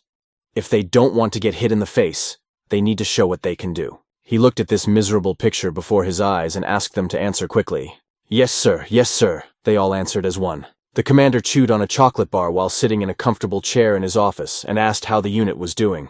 Kim explained that everything was very bad. They are just some kind of scum. He wondered how they ever passed the exams and became officers.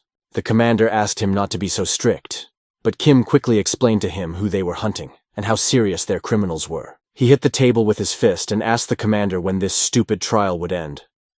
Why hadn't there been any progress during this long time? He didn't know what to say and said he wanted to wait for the confession. Kim went on to explain that this is the drug business. They are everywhere, and you can't count on anything. And then he lowered his head and admitted that he was to blame for letting these criminals go. I took responsibility for the interrogations. The commander only asked him to be less harsh with them. Kim agreed and said that the country was serious about rules and people. And here are these 2 criminals sitting in an interrogation cell. Kim had an idea for them, and so he opened the door and started to walk in on them.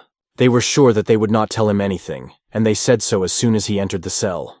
And Kim asked, "How is Cho Sang-mook?" Yes, continued one in blue floral-printed clothes, the right hand of the phoenix. "Is he left-handed by any chance? Right or left-handed?" Kim continued to ask. "That mutt, whatever her name is, she hangs around Phoenix too."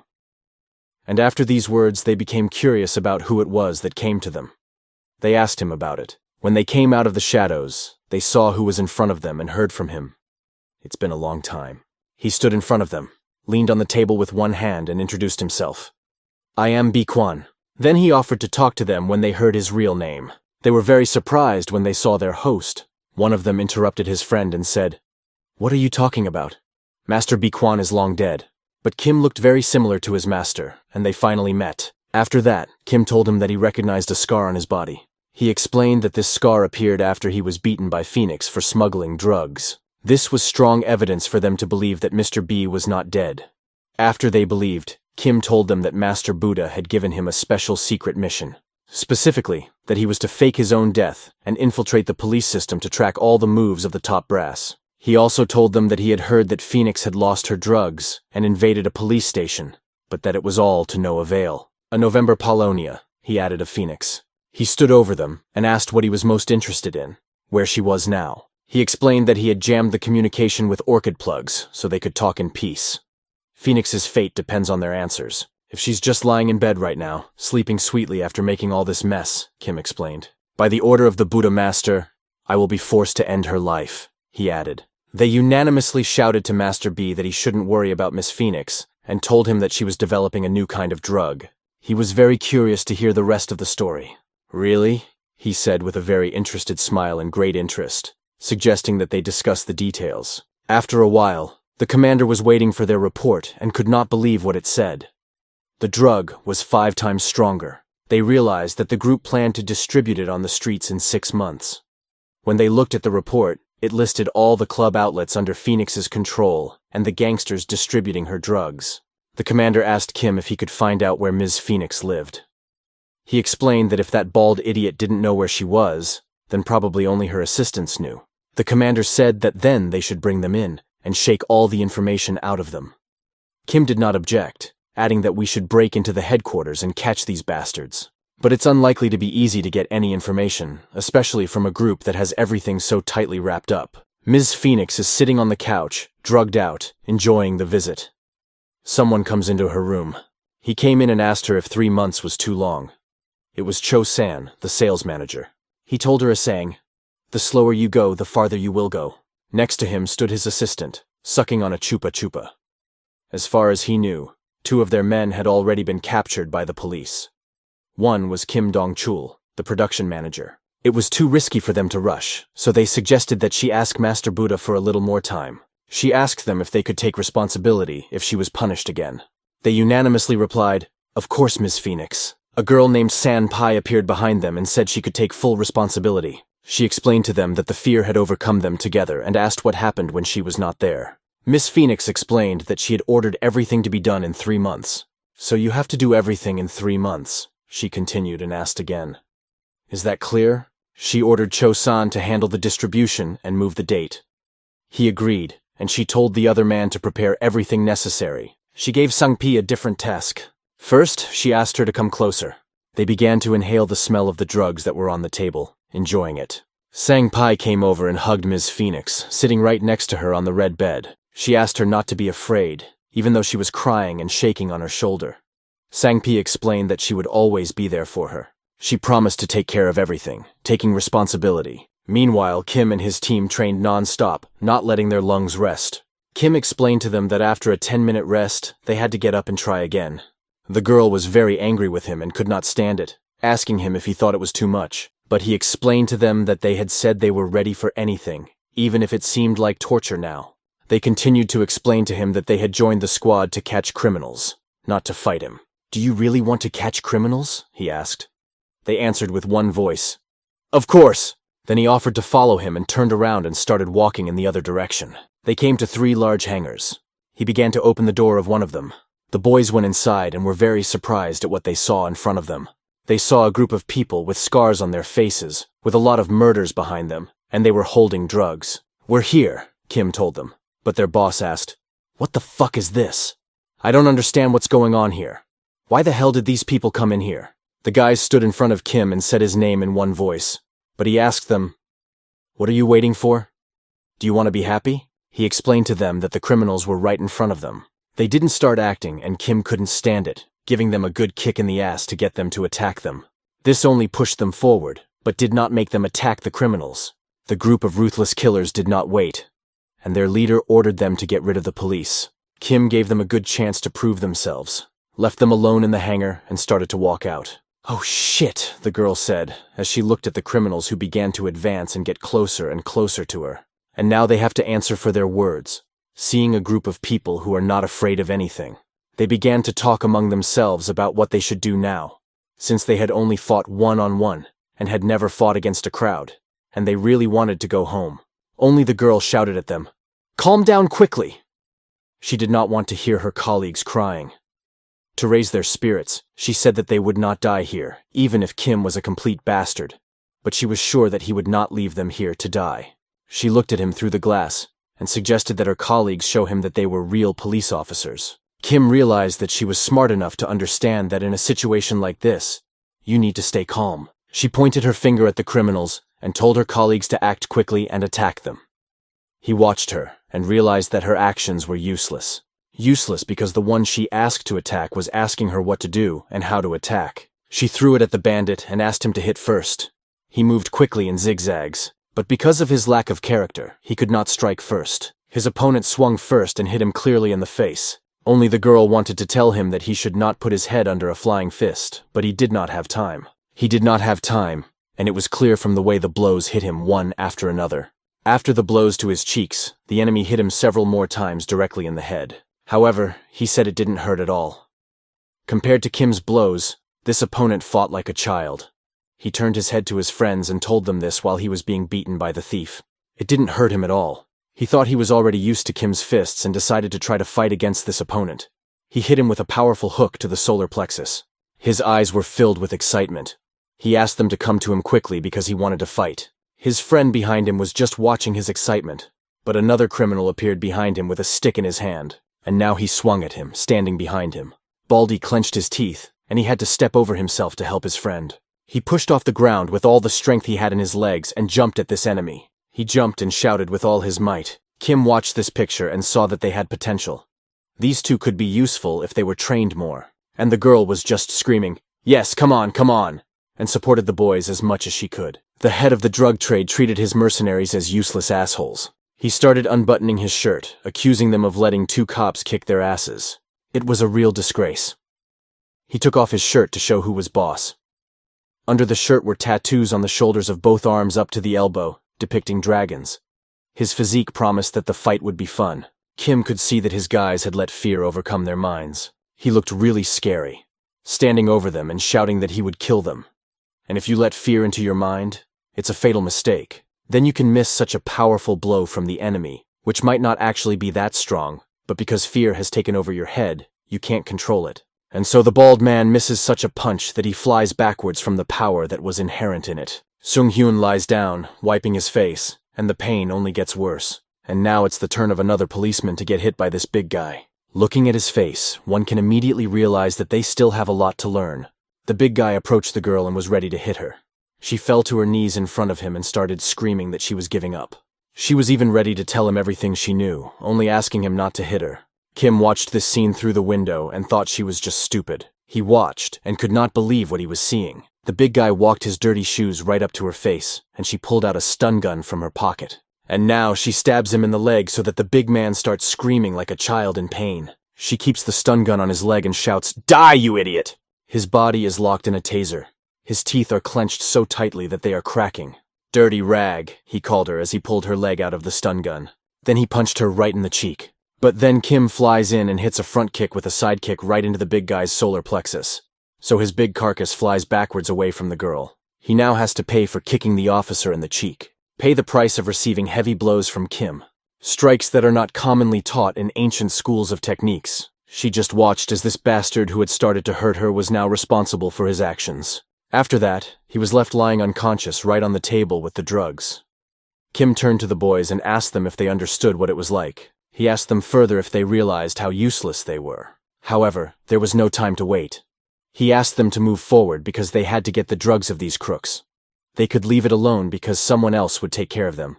They didn't need any more trouble, and Kim had 3 pains in the ass right now, and they needed to move forward to someone who communicates well with roosters. Yeah, needless to say, roosters are part of his team, ha ha ha. And here's the guy sitting in front of him who had just received from Kim. He was telling the whole situation, telling about the cops, not even noticing how fingers began to stretch his mouth. This man just decided to look into his soul, choosing this way. The rooster, standing behind him, asked yesterday, "What is it?" because he heard a sound behind him. They looked at the table and saw a very strange card. This card was stuck right in the table in the wood. It seemed to be the card that the monk was praying on.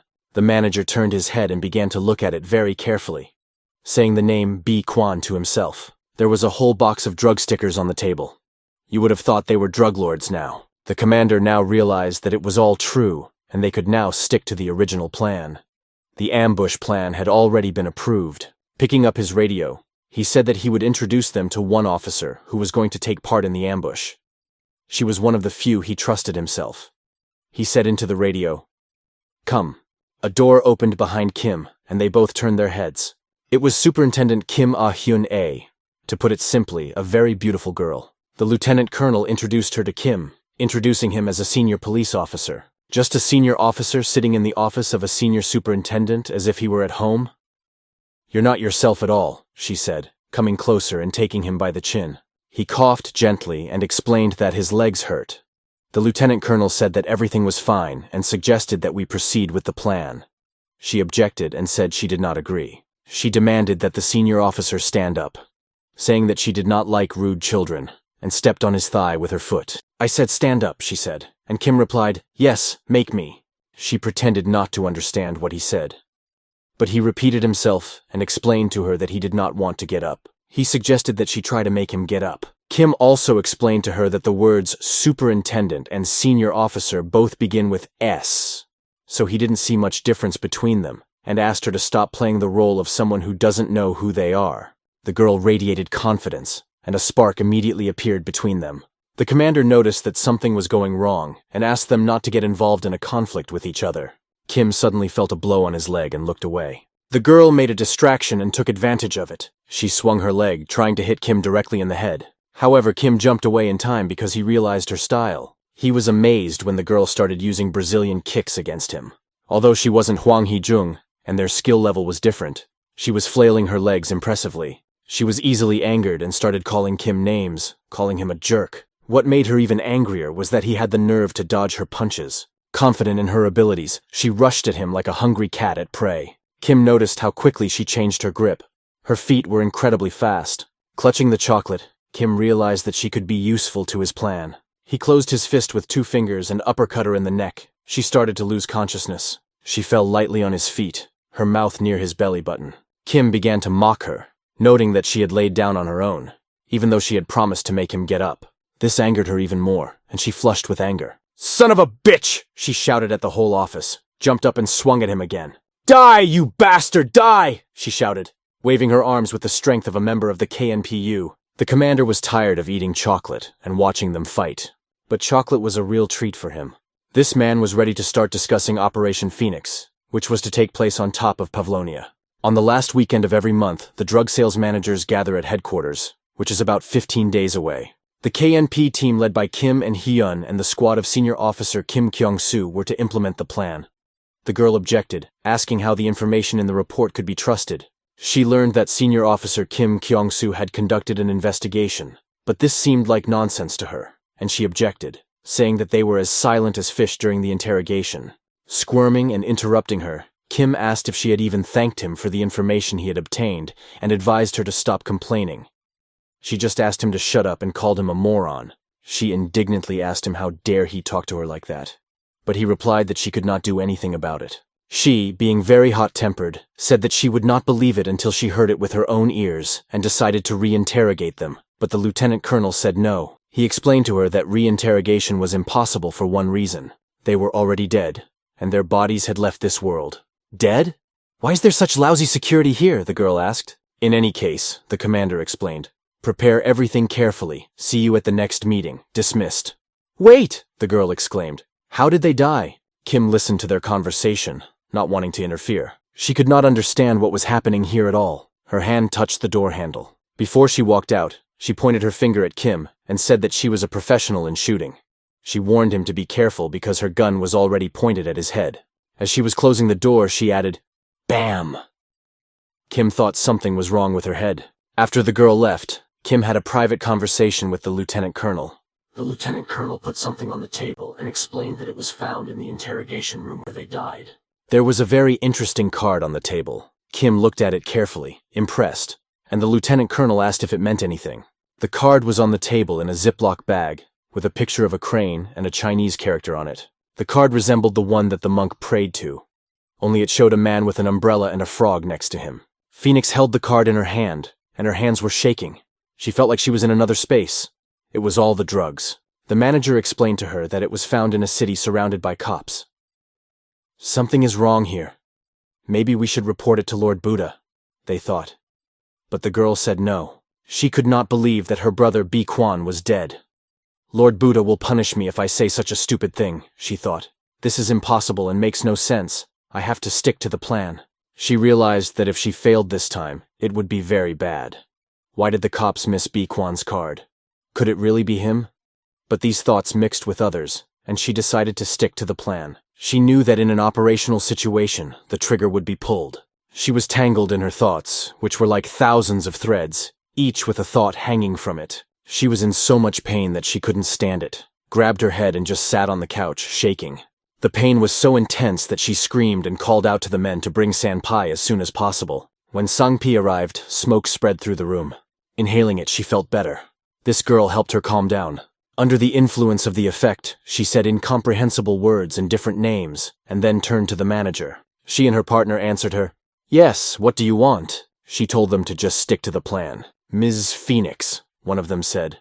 This is very dangerous. The cops already know about everything, and there are a few other things we need to take care of. Phoenix turned to Sang-pi and asked her to help, because if she worried too much, the plans could be disrupted. She agreed and asked the boys to come closer. There was a note with blue crystals on the table. She gave them these pieces of paper and asked them not to worry, assuring them that they were purified. Everyone relaxed and lay there enjoying themselves.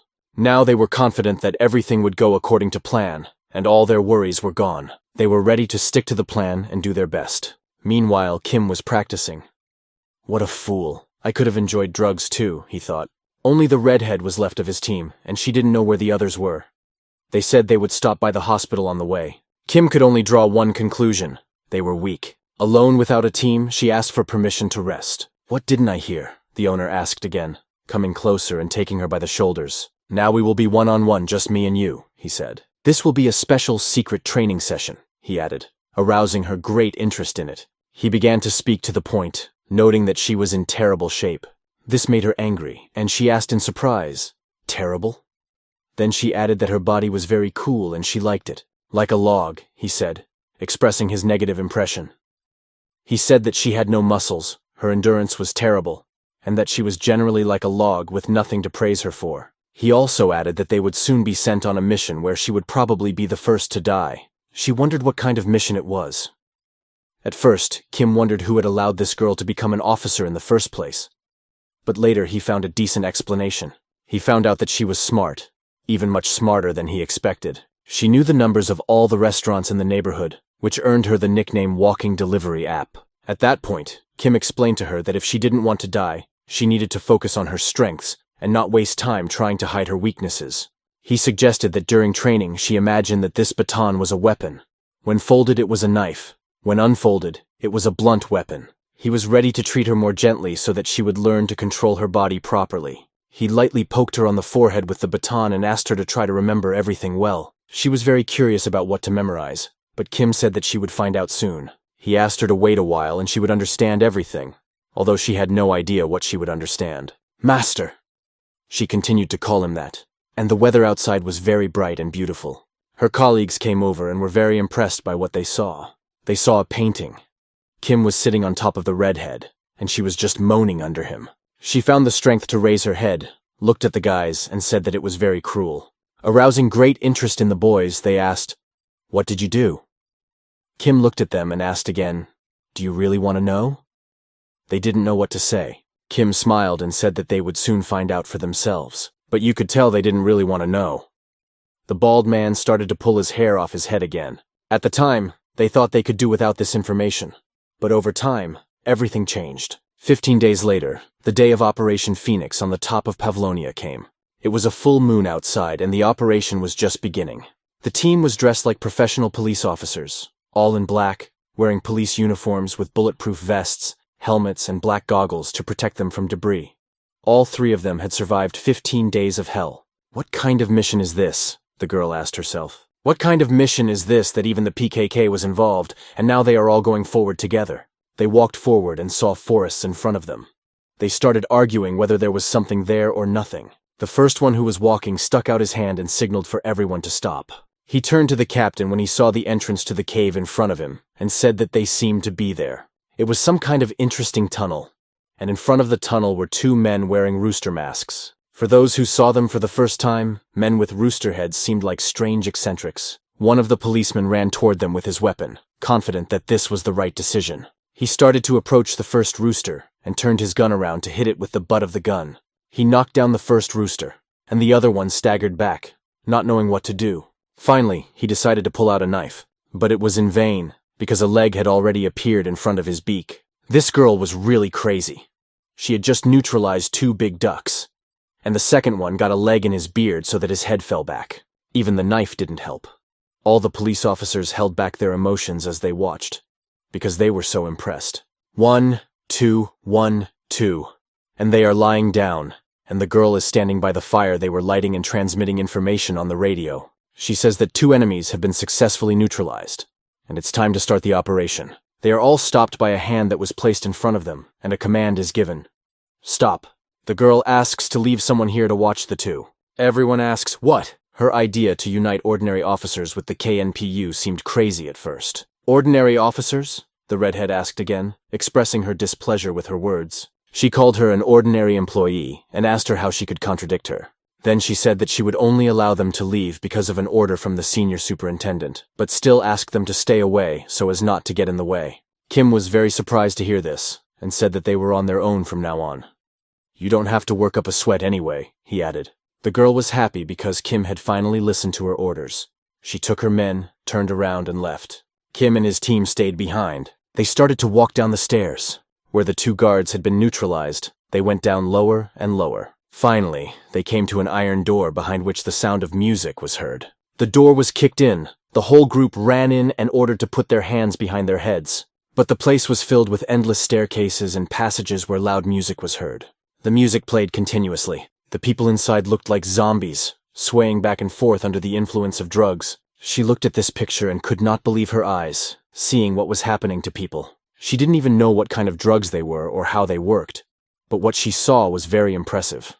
However, the police group was already being watched. He was counting on that. He knew it would be inevitable, so he radioed that the police were here. From the very beginning, he had a strange feeling. He shouted into the loudspeaker, "This is an announcement for the club's visitors.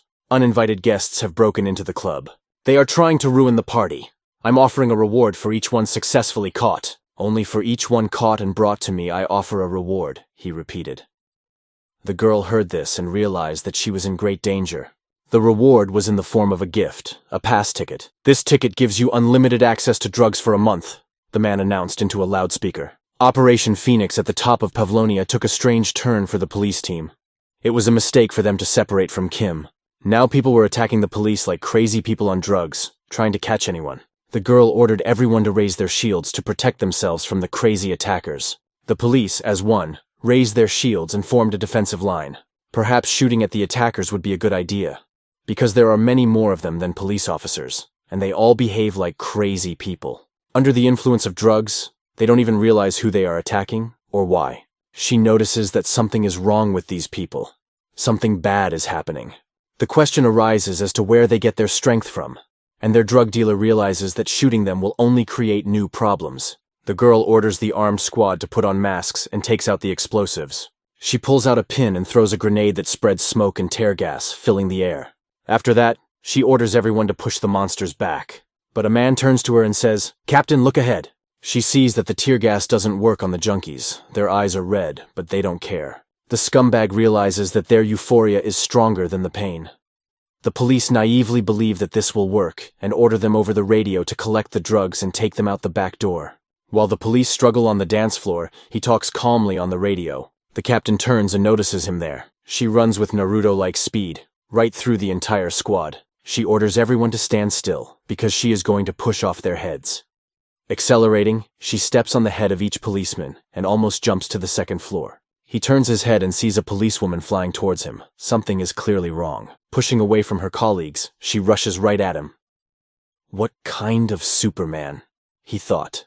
She's holding a sword, and her body is cut through by tear gas as she flies. The blade, like a butterfly, flies right by the man's neck. He holds his breath for a few seconds, unable to say anything.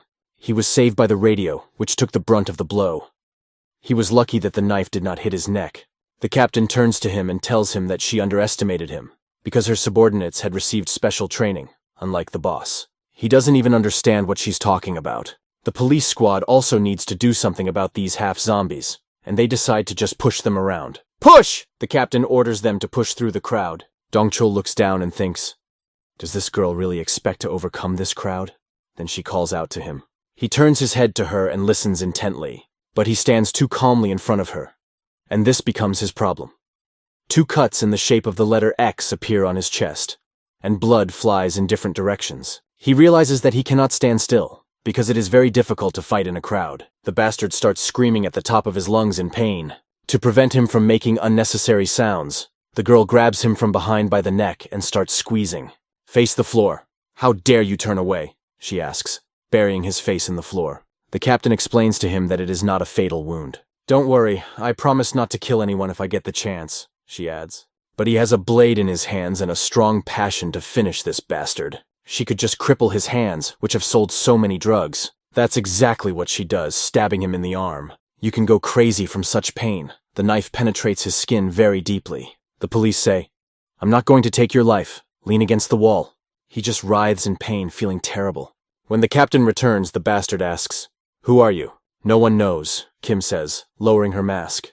She bursts in disguised as the girl who was their commander to jump over the heads of the staff to the scoundrel. Another kick to the body of the last crazed drug addict. Finally, the whole group lies before them, defeated and disarmed. The next order for the police.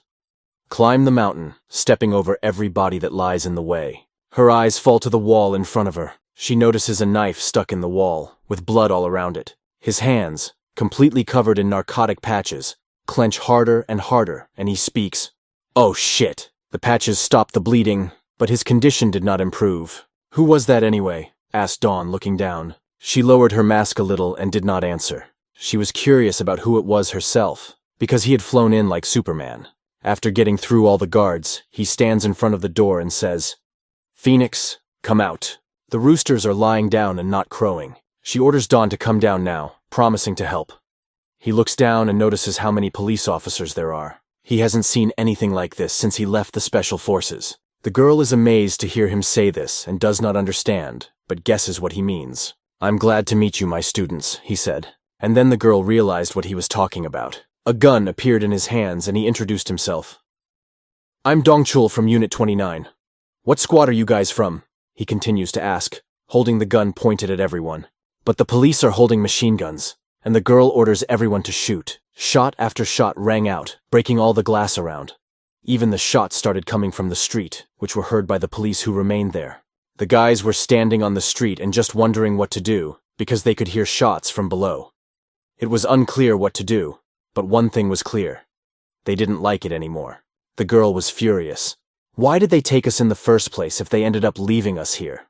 She felt that they were being used as cannon fodder. They were sitting on one of the guards and continued to talk, discussing the need for covert operations, when someone appeared behind them. We have endured so much, the girl said. And behind her was this man, getting closer and closer, his shirt flapping behind her helmet. He was much bigger than them. It was the manager of Phoenix. The police turned and asked him, What are you doing here? But instead of answering, he just called them fucking cops. Like professional dancers, they bounced back, falling into step together. It becomes clear that the situation they are in now is a complete mess. They decide to shoot him with a stun gun, aiming 2 cables with an electric charge. Only 2 tips reach his body as he puts his hand out right in front of them. Reacting very quickly, he grabs the 2 cables, pulls them with his hand, and rips them out completely. He pulled so hard that the gun in the girl's hand shattered into small pieces. It shows a little, the man said.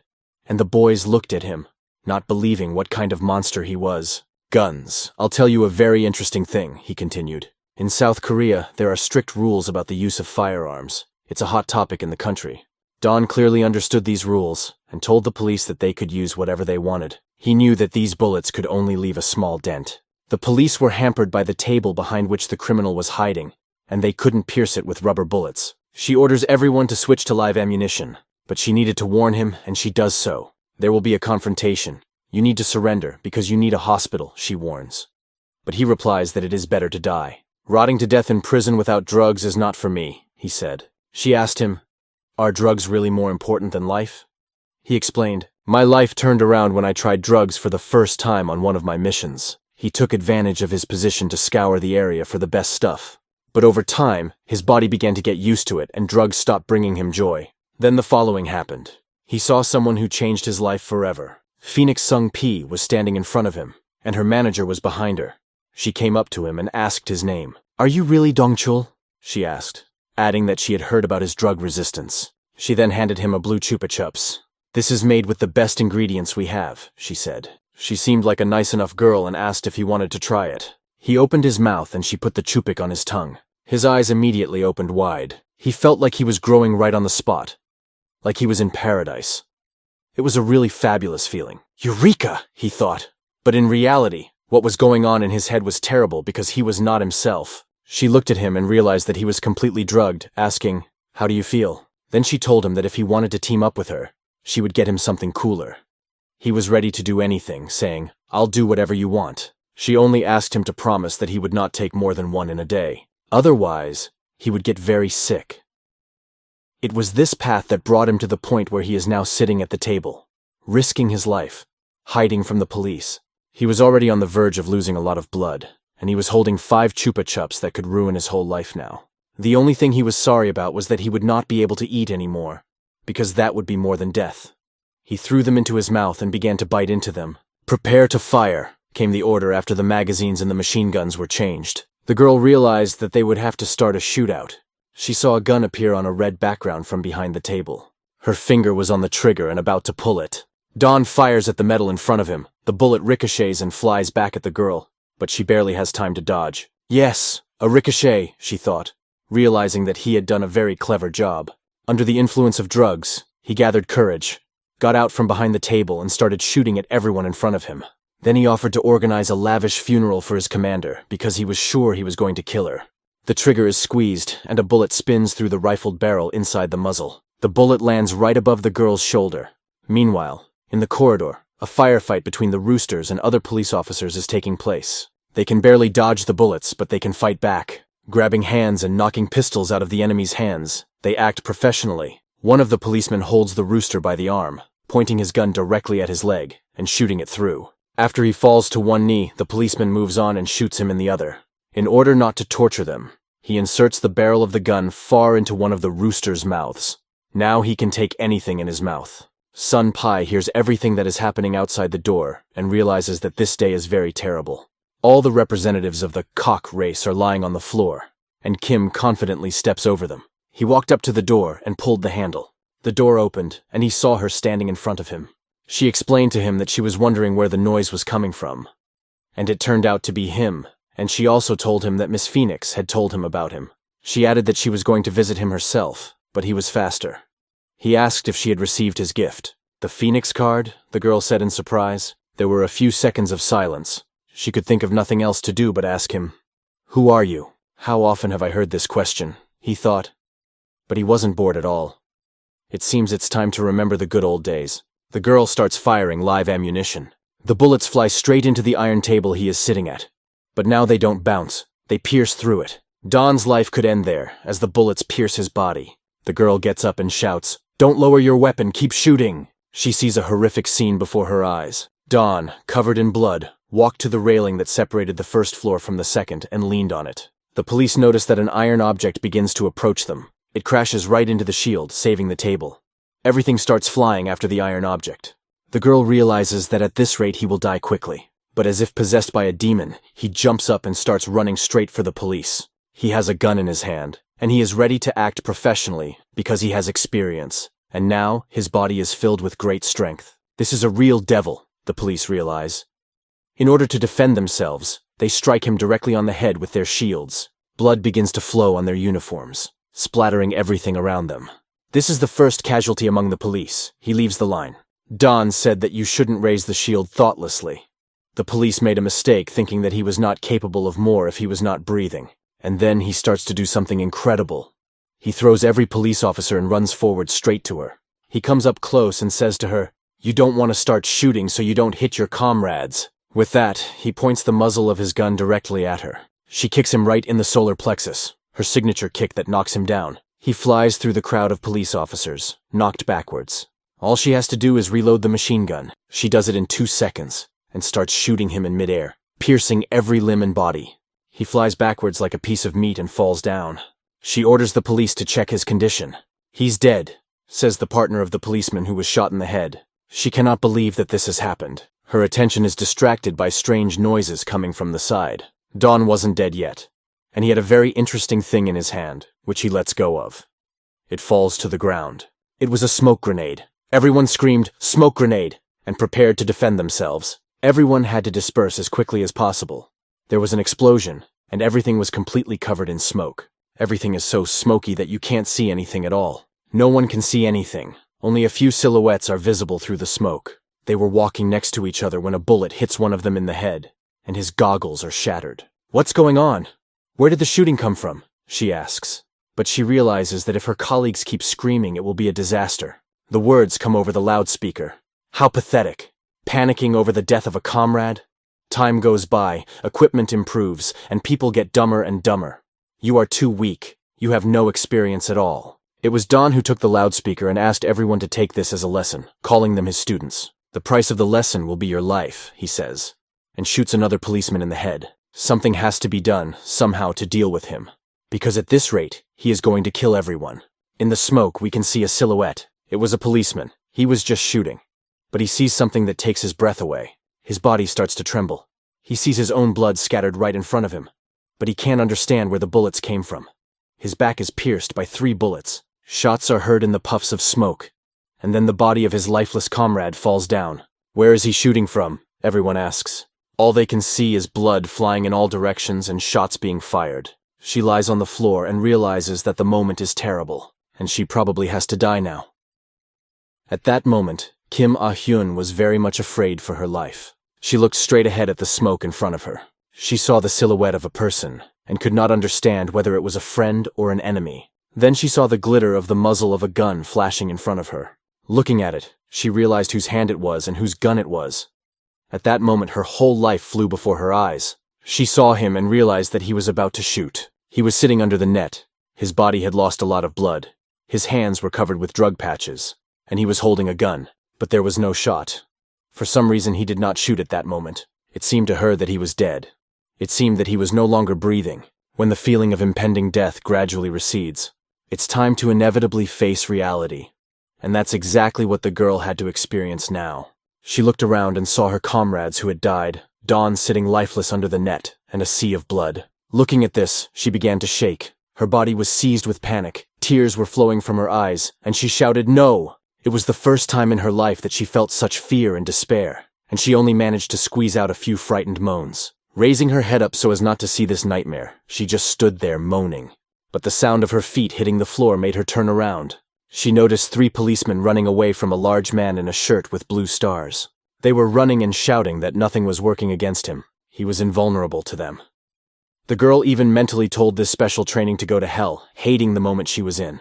Biquan's secret training was quite simple. He told his guys about the most important human organs. Using rubber bullets, he taught them to aim for the solar plexus, back of the head, groin, and joints. With sharp weapons, he taught them to hit the places with the most blood vessels. He explained to them that if they had to face the enemy on a mission, they should aim at the places he showed them. They were tired from the training and could hardly breathe, but they agreed with Kim. But he did not forget to tell them about the exceptions that existed. And now it seems that this exception is standing right in front of them. They are looking at it. It is so big against them that they don't know what to do. Holding their batons right next to his body, they hear him say that it's very funny. And at that moment, the following happens. The guys run away from this manager, calling for help from the squad leader. They are screaming and begging him to come quickly. While running away from this man, they ran into a place where there had just been a bunch of people on drugs. They looked at their feet and noticed everyone. What's going on here? They couldn't understand, looking at this cleanliness. Then they saw that among all these corpses, right in the middle of the dance floor, she was sitting there looking at every policeman who was lying on the floor without blood, completely lifeless. The guys can't believe that they are all dead. The manager behind them said, "Great. Dongchul did a great job getting rid of the unnecessary garbage." He noticed that Don was sitting under the wall, showing no signs of life. However, his hand found the strength to raise his gun. And this gun is now pointed directly at him. He looks at his friend, and cannot understand why. Meanwhile, Kim talks to the former Miss Phoenix, and asks her where the new Miss Phoenix is hiding. But she insists that she wants to know who he is first, and asks him to answer quickly. He tells her, "You're pretty smart in these things and you should have figured it out by now." But she laughs and says she's not sure. She can only say that he's an interesting person who says very interesting things. And she added that if they met under different circumstances, she would even pour him tea and talk to him. In response, she hears that she is a drug-addicted mutt. Kim punches her a few times to get the drugs out of her body, although the punches don't work, but he was sure they would in this case. A drug-addicted mutt who pretends to be friendly. Kim knows that she has secretly taken out a patch. It was easy to read her, and she's holding it in her hands now. He can't think of anything else to do but just attack her, and swings at her with his foot. She shouldn't waste her time trying to put on that band-aid. And now Kim's kicks are starting to make her nose bleed. She decides to do the following. Throw a pill with a drug into her mouth, since she hasn't been able to put on the band-aid.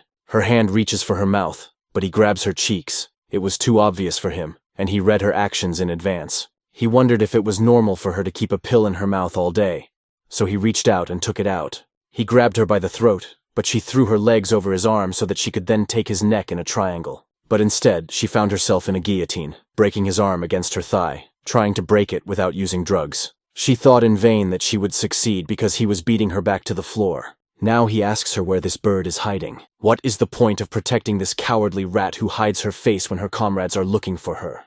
Miss Phoenix is not a coward, the girl adds in her defense. 2 pieces of paper wrapped in balloons hid his body armor behind his back. Kim turns his head and notices that someone has appeared. He looks, and at first can't believe his eyes, but then realizes that anything could be here. He sees 3 teenagers in front of him, all with adhesive plasters on their cheeks. They think he is a bad guy. The girl tells them that they came too late. Even though she asked them to come as soon as they heard the noise, the kids came in anyway, holding daggers. Mala runs to Kim. To defend himself from such a blow, Kim just had to stand up and step aside. Then he lightly hit the girl on the neck so that she would not make such mistakes again. She fell right next to the table where Miss was lying. The other 2 guys who came with the kid also took knives and ran at Kim, but they also get stabbed in the neck. I wonder what they were counting on. Taking into account the fact that they were on drugs, it's clear what they were counting on. After he has dealt with everyone, he hears a question behind him. What are you going to do next? The drug addict is now drugged, her entire body covered in red patches of the strongest drug, while he was distracted by the children. He asked if Ms. Phoenix had given her permission to touch the innocent children. No one knows, he heard from the girl who was now drugged. That's not going to work, he realized and looked at the knife at his feet. Stepping on the edge of the knife, he threw it into the air. Then he skillfully picked it up with his hand and promised the girl something. He promised that her end was near and that her life would end there. And now the weather is just beautiful outside. The branches of the willow tree are hanging beautifully. The lady is sitting, looking like she's not on drugs. She sits right on the cliffside and watches the bright December sunset deal with the man. The monk approached her and asked her what she thought about it. What does she think of this child? Could he become the new Bikwan? But she replied that she just didn't know, sitting right on the stone. He seemed to her to be stronger than the first Bai, but for some reason he couldn't kill him. She noticed that he did look similar, but it was all very ambiguous to her. The monk said that she was wrong because her brain was altered by drugs, so it was not surprising that she did not notice. She didn't notice that the bright December could easily kill him. He just didn't want to. After that, she realized what he was doing, just taking him out, mocking a high-ranking fighter. When he first came here, he was still small. All the children had already been killed by the first-generation Bikwan, except for him. And it all happened before his eyes. The monk asked her to look again and notice it, to notice these countless scars that his eyes were telling her about. Scars left by this child on his body as revenge for what he had seen as a child. The knife cuts. The pattern on his body resembled the leaves of a tree. No one else was so well suited to the role of Bikwan. He always created such beautiful patterns with his knife. And this time, he was doing the same on this girl's body. This is it. He now realized that it was all predestined. After he was done with her, leaving only cuts on her body, Bikwan announced his name to her and reminded her who he really was. A card fell out of her hand, showing a man with an umbrella by a river and a frog. There is a chandelier in the room with light bulbs illuminating the entire room, where very violent events are taking place. A drugged girl is lying with her body cut up, barely making any moans. Kim puts his foot on her chest and presses her firmly into the floor. He asks her one last time where Phoenix is hiding, but she is sure he will kill her even if she tells him. He didn't lie to her, but promised her that her death would be painless. This brought a small smile to her face. As soon as the first-generation Phoenix, known as Sanpai, stepped down, his fate was placed in the hands of the new Phoenix. When the full moon rises again, a ceremony of transferring the title is held. This ceremony ends with the death of a member of the previous generation. The new Phoenix did not kill her predecessor. She acted much wiser. Then the old Miss Phoenix sat in front of the new one, and the new one asked her why she tried to poison her. She asked her how many times the old Miss Phoenix had tried to poison her, and how she could think that it would go unnoticed. It turns out she had let her live, and she had tried to kill her. "Do you hate me?" she asked. She only replied that she had no reason to love her. "But why?" she continued to ask. "Why does everyone despise me so much?" she asked, sobbing and holding her head. She became hysterical and said that they tried to kill her because she was weaker. She fought for her life to finally wait for the full moon. And now she is hated because of drugs. "You don't have to despise me like that," she said. "You have gone through the same difficulties as me." Then she stood up from her chair in front of the girl tied up with ropes and offered her a deal. "Let's see. If I drink this, you will have to love me," holding a glass of drink in her hand. The girl just looked at her and didn't understand what she was getting at. "I drank it all," she said afterwards. She looked at the girl, and her mouth and eyes were bleeding, and her entire forehead was red. "I did it, right?" she asked, crying blood. "Do you like me more now?" she continued to ask. She was begging for an answer when, as someone who thought only of her own survival, she saw Ms. Phoenix in tears. It was the first time she had experienced this feeling. She felt that feeling called love. How can Kim understand that I cannot risk the life of someone I love, the life of the one for whom I first felt love?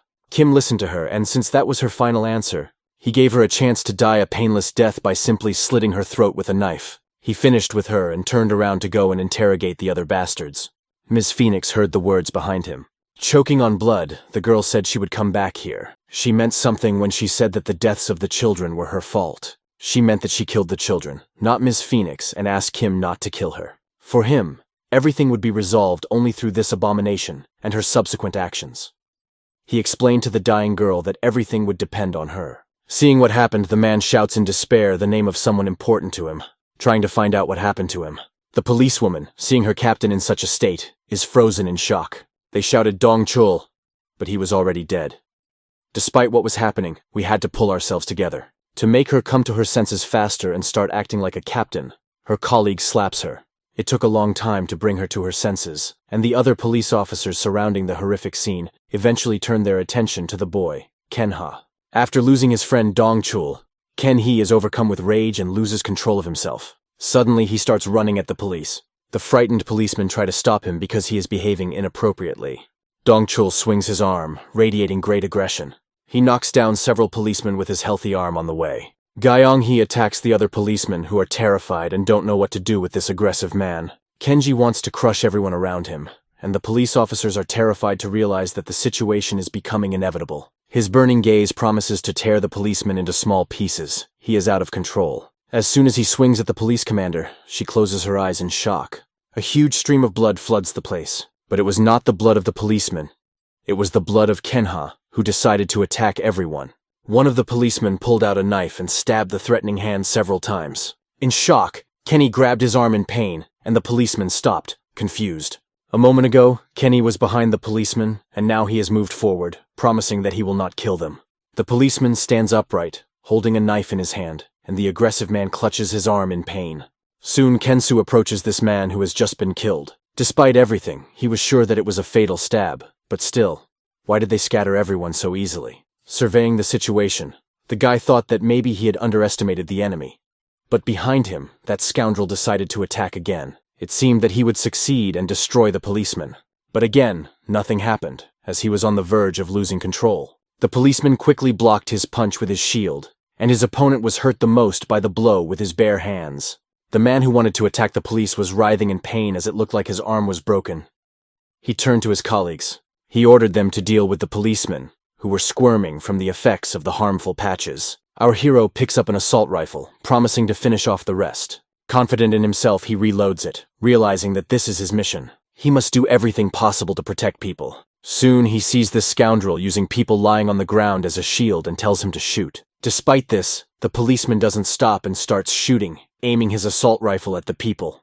In a masterful move, the bullet flies past innocent people and hits the criminal's shoulder, causing a fatal wound. Dongchul grabs his shoulder and screams, releasing the hostages from his hands in pain. Our hero promises the bastard that he won't kill him. Everyone around him is dead, and the policeman will have to let him live at least. Hearing this, the criminal is dumbfounded. How dare this scoundrel behave like this? Feeling angry, he attacks again. The policeman shoots, piercing his leg to stop him. Kenhai calmly reacts to this attack and disarms his opponent, asking his colleagues to report back to the base that they are returning. Many police officers were killed in this brutal mission. Our hero thought it would be easy, but he was wrong, underestimating the situation. He had high hopes and expected a lot from his colleagues. However, they all broke down during the mission, making many mistakes. He looks at his superior and realizes that he overestimated it. But there was no time to delay, because the man who had just attacked was dangerous enough to be tied up. Glancing at his colleagues, Kenny said it was better for them to just keep quiet and watch the professional. Suddenly, the sound of a motor is heard, attracting everyone's attention.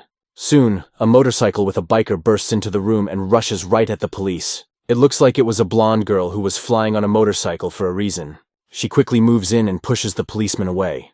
The policeman realized that there was no time to lose and took his gun. He aims at her and wants to shoot, but the rider turns her motorcycle sharply. She hits the policeman in the head with the back wheel, knocking the shit out of him. After throwing him back a few meters and forcing him to drop his weapon, she circled her sport bike and stopped.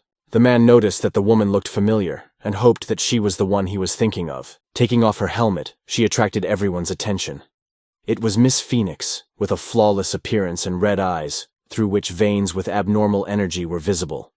She looked at everyone with contempt. The police officers immediately realized that this was the same madwoman they had seen recently. She surveyed the situation and the man who was sitting injured, but did not pay attention to the police officers who were running around. She told him to gather the others and follow her, because they needed to choose an escape route, and it might take time. If they didn't, they would be found and killed. Don lowered his eyes, making it clear that no one but him had survived. This information stunned Ms. Phoenix, and sweat began to pour down her face. She looked around and saw her dead colleagues surrounded by police officers. One of them said that everyone had died, and not by their own hand. She saw the mutilated corpses of her good friends from the gang. Rage filled her soul. She was furious and wanted to destroy those who had come to bring death to her gang. She revved up her sport bike. She rummaged through her jacket and found bombs, took one in her hand, and prepared to throw it at the police. Her rage knew no bounds. She wanted to kill the police herself. Seeing this, Kenny smiled, because it looked quite funny, and he did not understand who she wanted to scare at all. The young man was sitting on a rock, holding his injured arm, and it was raining steadily. The rain had not stopped for several hours, and his sister came to the boy. She looked at him with love in her heart, knowing how he had been punished. She sat down next to him because he had disobeyed Lord Buddha. She wondered if he was even okay, because he was holding his bandaged arm. He didn't say anything to her, just asked if she was okay. The girl raised her hand, which showed the marks of the belt.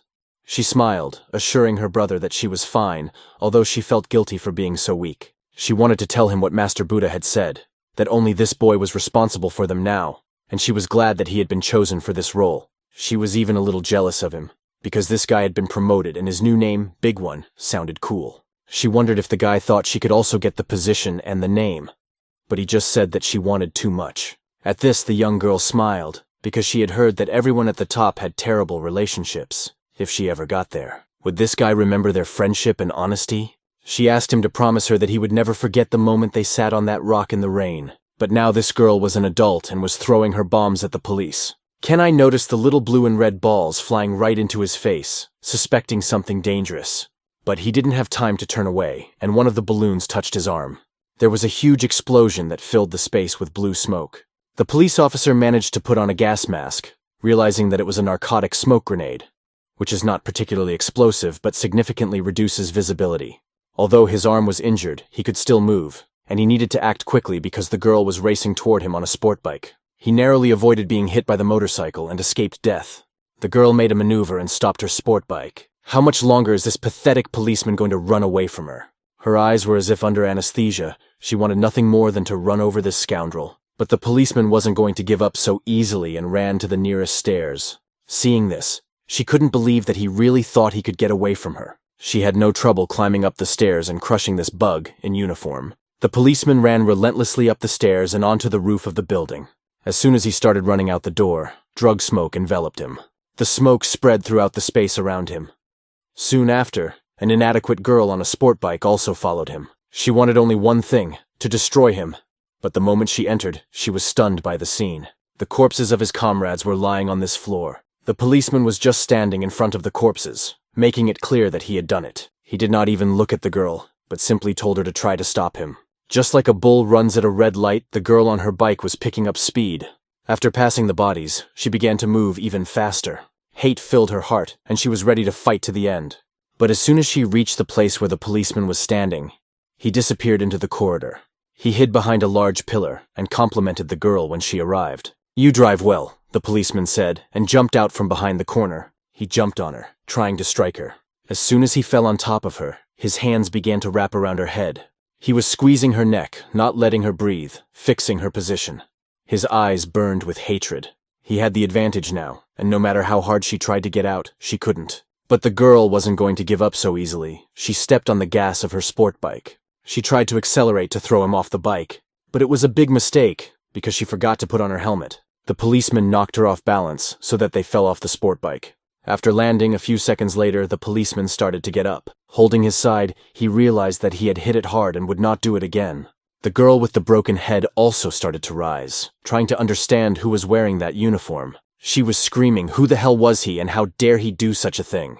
She was furious that if it wasn't for the presence of this damn policeman, everything would have gone according to plan, and they would have achieved their goal. Standing in front of her, the policeman listened to her crazy accusations, not understanding how it all started. At some point, she began to blame him for all her troubles. When she was younger, she had always followed him and followed all his instructions. She should not have blamed him, but only herself.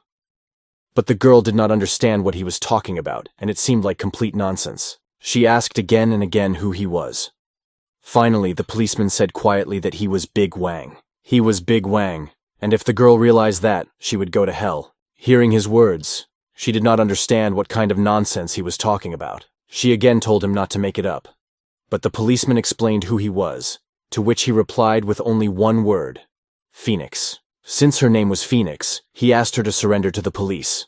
This stunned her, and she looked at him in shock. She thought the policeman was going to kill her, but he explained that his goal was to deliver her alive because he had been ordered to do so. The policeman asked her to share the horrors she had to go through because of this bastard and to provide evidence to prove his guilt. If she agreed, he would let her live. These words reached her ears, but she just smiled. She began to laugh out loud, choking on her laughter. The funniest thing to her was that Big Wang still had a secret student, and a cop at that. However, he tilted his gaze to emphasize that everyone knew he had no students. As soon as he reached the top, she started to follow him. This caught her attention because for a moment she believed that he was indeed Big Wang. The policeman continued. Did she naively think he wouldn't notice the shadow that followed him on all his missions? There were only 2 people in the Hwagansu clan who hated the monk he and she. Why did she change and turn against her brother? These words made the girl angry, and she gnashed her teeth in anger, shouting at him to shut his mouth. Because her brother Big Wang was already dead, Mr. Buddha even showed her his corpse to make sure it was true. If she disobeyed him, she would be next, she shouted. The policeman standing in front of her understood that it was hard to believe, but it was true. Nevertheless, her doubts did not leave her, and she wondered if there was something her brother had not told his student. Tears from this realization appeared in her eyes. Our hero had a flashback to when she was little and they used to date. However, judging by the words he heard from Big Wang, it was simply incredible. In his memory, this carefree girl was always telling him about her friendship, and now she said that she hated Big Wang much more than Buddha. At that moment, the boy realized that all those words of friendship and promises were just a fleeting childhood delusion. With hatred in her eyes, filled with the power of unknown substances, the girl rushed to attack the policeman. He was ready to take the fight and realized that he would have to try. Kicking her, he hit the blue drug bombs. The fog exploded in her pocket and began to spread through the space. The policeman managed to put on a gas mask, but realized that if this smoke got into his lungs, he would be dead. Phoenix, having smelled the poisonous odor, realized that she even liked it. It was drugs, and for her there was nothing better than this doping. Her mind, confused by drugs, saw it as the only consolation, even if the pain from toothaches or bleeding wounds was unbearable. She would attack the boyfriend with great force. She kept saying that drugs would free her from everything, even if she feels very bad and terrible. Drugs will level this problem and give her strength. In this poisonous smoke, she still managed to punch Big Wang in the face and knocked him aside. Her pupils dilated and her body was filled with strength. She felt so wonderful. She thought it was wonderful, as if she was being thrown into different parts, and she was enjoying it more and more. But soon her eyes started to close, and she felt that this was not good, although the drugs she was using as medicine were having an effect. But there was a big but. If something is used as a drug, it distorts perception. And in fact, the girl was lying on the ground, and the policeman was in excellent condition. The policeman was well protected from drugs, but he was wondering how the girl was still standing. The deepest misconception is that drugs distort people's vision, but reality does not change. They make things worse and worse, and the girl screams from the pain she has been experiencing. She doesn't understand what happened, because she was told that she was winning, and it couldn't be. She started digging in her pocket, looking for more drugs that could give her strength. But as she watched, her childhood friend reached out to her, calling it a huge shame. How could she ever stoop to such a thing? The smoke-filled room gave her no choice but to give up. At this point, she began to doubt her existence, asking herself if she was disgraced. But her body was already disfigured by this poison, and she couldn't admit it by calling the guy a fool. She was holding cards, or rather stickers, impregnated with the drug, and as she approached the boy, she suddenly stopped. He snatched the cards from her hands and threw them up, scattering them. He said that absolutely everything is better than being an addict. Seeing the scattered stickers, the girl started to almost cry from the loss of her drugs. She started catching them with her hands, begging and collecting them to keep them. Seeing this pitiful picture, the policeman asked her to stop, raising his fist over her. He hit her on the head, causing pain, to make her realize that she had few options left, and the best thing for her to do was to surrender. Surrender, no matter what. Because the next blow would be stronger, and with each action she would become even more ashamed, according to the policeman. Like a zombie, the girl was crawling on the floor, asking the policeman to give her a dose of the drug, but the guy crouched down and told her that if she promised to surrender to the police, he would give her a dose. The girl replied that she would rather die or he would kill her, because the wrath of her Lord Buddha is more terrible than death. The guy took off his mask to shout at her and asked her to listen to him. His friend and colleague asked him to let her live, and when she heard this, the girl sat opposite him. But Phoenix, lying on the floor, does not recognize this man as his brother Big Wang, because he would never have given up the Sampa. He would have been able to extract enough information from it. The policeman replied that the Sampi had touched the children, and judging by her reaction, she did not know that. And thank God, now she can understand why he killed her.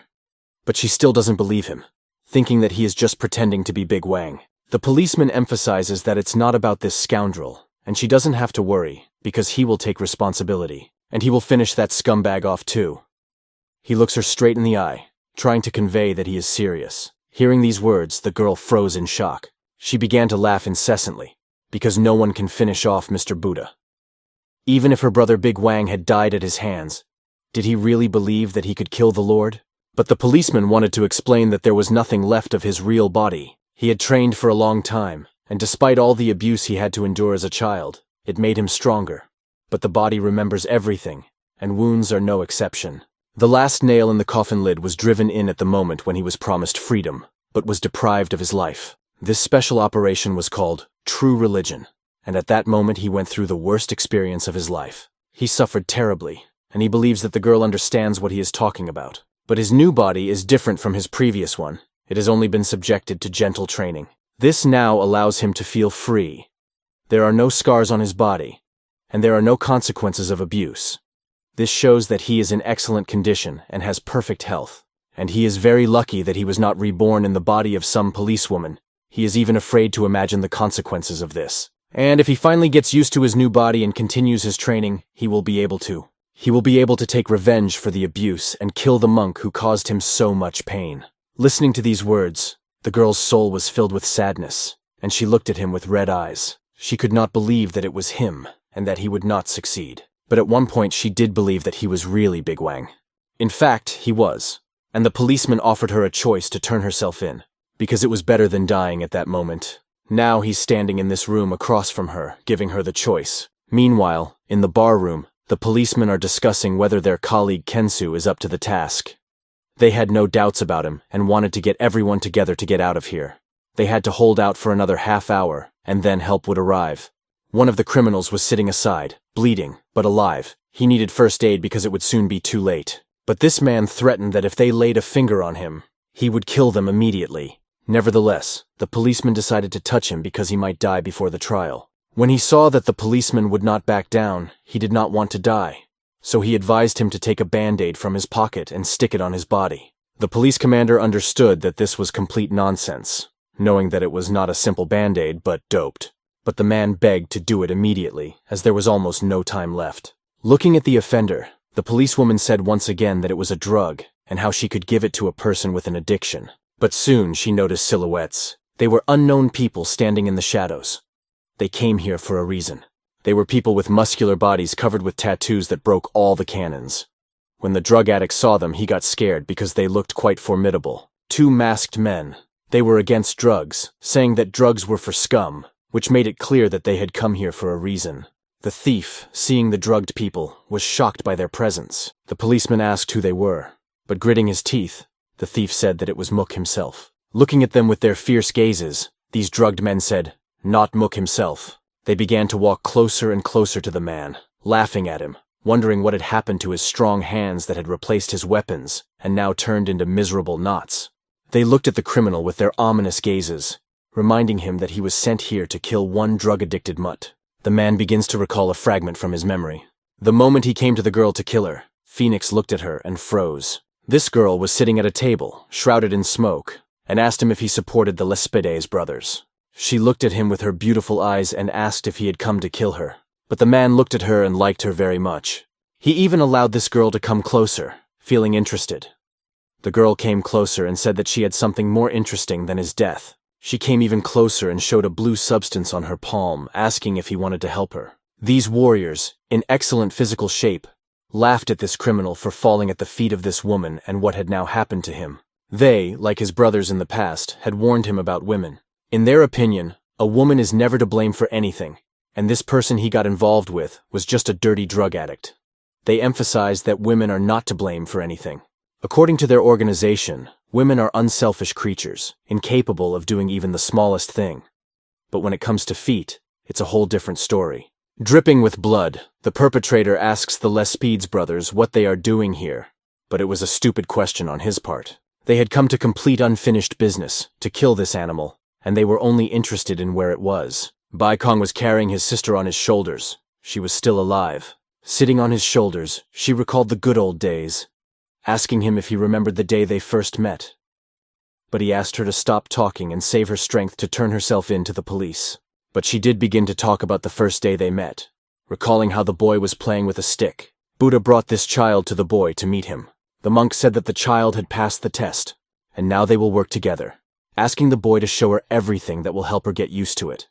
The girl was then scared to death. The boy looked at her as another victim. Taking a stick in his hand, he hit her on the ground with all his strength. The little girl was lying on the ground and could not even get up. The boy began to doubt her, not understanding how she had managed to survive because she was so weak. At that moment, the little girl looked away. But our hero did not stop asking how she ended up here. The girl began to speak only in a quiet voice. She said that she woke up among thousands of dead bodies and was the only one who survived. The guy wanted to emphasize that she was not prepared enough for this place. But the girl cried, tears flooding her face, regretting that she was so weak. She promised to do whatever she was told, and begged the boy not to tell Master Buddha, because she did not want to die. She kept repeating, "I don't want to die," and the fear in her eyes made the boy realize that she was just an ordinary girl. He bent down in front of her, came closer, and promised her that he would not say anything to anyone. When he passed the test himself, he promised himself that he would always take care of his partner's safety. The girl, with tears in her eyes, asked him to promise her, and even held out her little finger to cement this union. He thought this little finger shaking was strange. But the girl said that her mother had always taught her that when you promise, you should cross your little fingers. Holding her little finger forward, she asked him to accept her union. The guy smiled and promised. At that moment, the scoundrel stretched out his hand to her, and had something in mind, but did not tell the girl about it. She was grabbed by two large, burly men who were performing another ritual, holding a cup. They were forcing an unknown substance into her mouth because the boy had not kept his promise. Sitting on the shoulders of the policeman posing as her brother, she wondered how he could protect her and survive in such conditions. At the moment when Buddha approached her, she decided to put all the blame on him, because he really deserved it, and she had always protected her brother. But, remembering his old acquaintance, the boy realized that she had misunderstood the situation, because he had never broken his promise to save her from death. Phoenix wanted to understand his words and asked him to explain. Kim told her that she still didn't know why she was the only survivor, and it baffled her how he knew the secret that even she didn't know. Let's go back to the incident when the brothers came and took hold of their former friend with a strong hand. They squeezed his arm with all their might, so that this drug addict screamed in pain and began to come to. The policeman asked them to stop because it contradicted their plans for the hostage. Their commander ordered the police to stop the attackers, and they took their shields in their hands. In a chaotic run, they rushed at the two men who looked alike. However, their movements amazed the policeman, because these two men had incredible strength. One of them swung his leg in front of the police. They did not expect such a strong blow to the shields. The policemen flew in different directions, and their shields bent in a second. At the same time, the attacker's face did not show that he had made much effort. Looking at the police commander, this strong guy said, "Sit still until we get rid of the traitor." They looked at their old friend with hatred in their eyes. He used to admire them, but now he had stooped so low. Frightened, the man pulled out a band-aid to confront them. They saw his pitiful actions, because he was going to be drugged to the last. He never ceased to disappoint them. They didn't even want to confront him. They just watched to see where this damn road would take him. This man put a band-aid on his neck because the only person he was afraid of disappointing was Miss Phoenix. As soon as the band-aid was on his neck, he was going to fight them with one hand. But as soon as he swung, the man holding his arm hit him in the head with his elbow so hard that he smashed his head and the blood began to fall on the police. Holding his hand in the blood of this traitor, the drugged guy said that this road only leads a person to the dump. These drugged people looked at the policeman and said that now it was their turn. They started laughing through their masks at the policeman, enjoying their fear. They looked at them as their prey and realized that there was nothing the police could do. The strong guys were overwhelmed by the appetite for these losers, as the policeman stood before them, trembling with fear. The policeman, looking at these crazy guys, did not understand what to do, but felt that no good could be expected from them. These thugs noticed a female officer in the crowd of police officers. One of them said that he did not eat women. The policeman did not know how to react to this, because it looked quite strange. The thugs noticed that the guys in police uniforms had quite good bodies, and they didn't like that they were hiding them behind their suits. One of the hooligans turned to the policeman and asked him what kind of sport he was into. The officer replied that he had been boxing for over 10 years, although his colleagues did not understand why he was answering them. The officer called him an idiot for telling confidential information to these gluttons. One of the drugged men began to clap his hands, delighted with the policeman's response. He noted that the policeman had a beautiful body, and he liked it very much. The policeman, hearing that a thug was interested in his body, was upset. It was very strange, and he realized that it was better not to say anything. It was a mistake to talk to these psychopaths. The thugs, hearing that the female officer was snapping, ordered her to shut up. The big guy started looking at all the policemen and noticed one who caught his attention. He looked at his prey and decided that he could now get a closer look. He noticed a policeman with a strong body. The policewoman didn't even look up when the scoundrel started moving toward her. With a sudden movement, he attacked her, and she did not have time to realize what was happening. Finding herself in a difficult situation, the policewoman felt the thug squeezing her neck. Her colleagues tried to stop him. One by one, these big men were breaking the policemen, holding them like dogs. Their colleagues could do nothing. They chose their prey from the 4 policemen and broke them by force. The big guy and his friend, opening their mouths to bite their bodies, said, "Thank you for lunch." Meanwhile, Kim, carrying Phoenix through the corridors, sitting on his shoulders, thought long and hard about his words. What did he mean when he said that she was alive for a reason? She assumed that perhaps she had survived because of her resistance to drugs. But Kim decided to tell her the truth anyway. When they became partners, he had already realized something important. At that moment, when she was just a child, no matter how hard she tried to survive, she would have died at the hands of that bastard monk. One day, when the boy was practicing on the field, a man came up to him, noticing his feelings. It was a man in a suit with a scar, who felt that the boy was not eating because he was worried about the girl. The boy was not used to showing his weakness, so he broke the stick into 2 pieces. He decided to attack the man with the broken stick, without fear. But for the big guy, this guy was not a threat. He easily caught his wooden stick. Telling him to be calm, he added that they had chosen him for the next mission. "You must not forget that you are just a child," the man said, snatching the stick from the boy's hands and giving him a good slap to calm him down. Then he decided to share information about how to save the girl from death.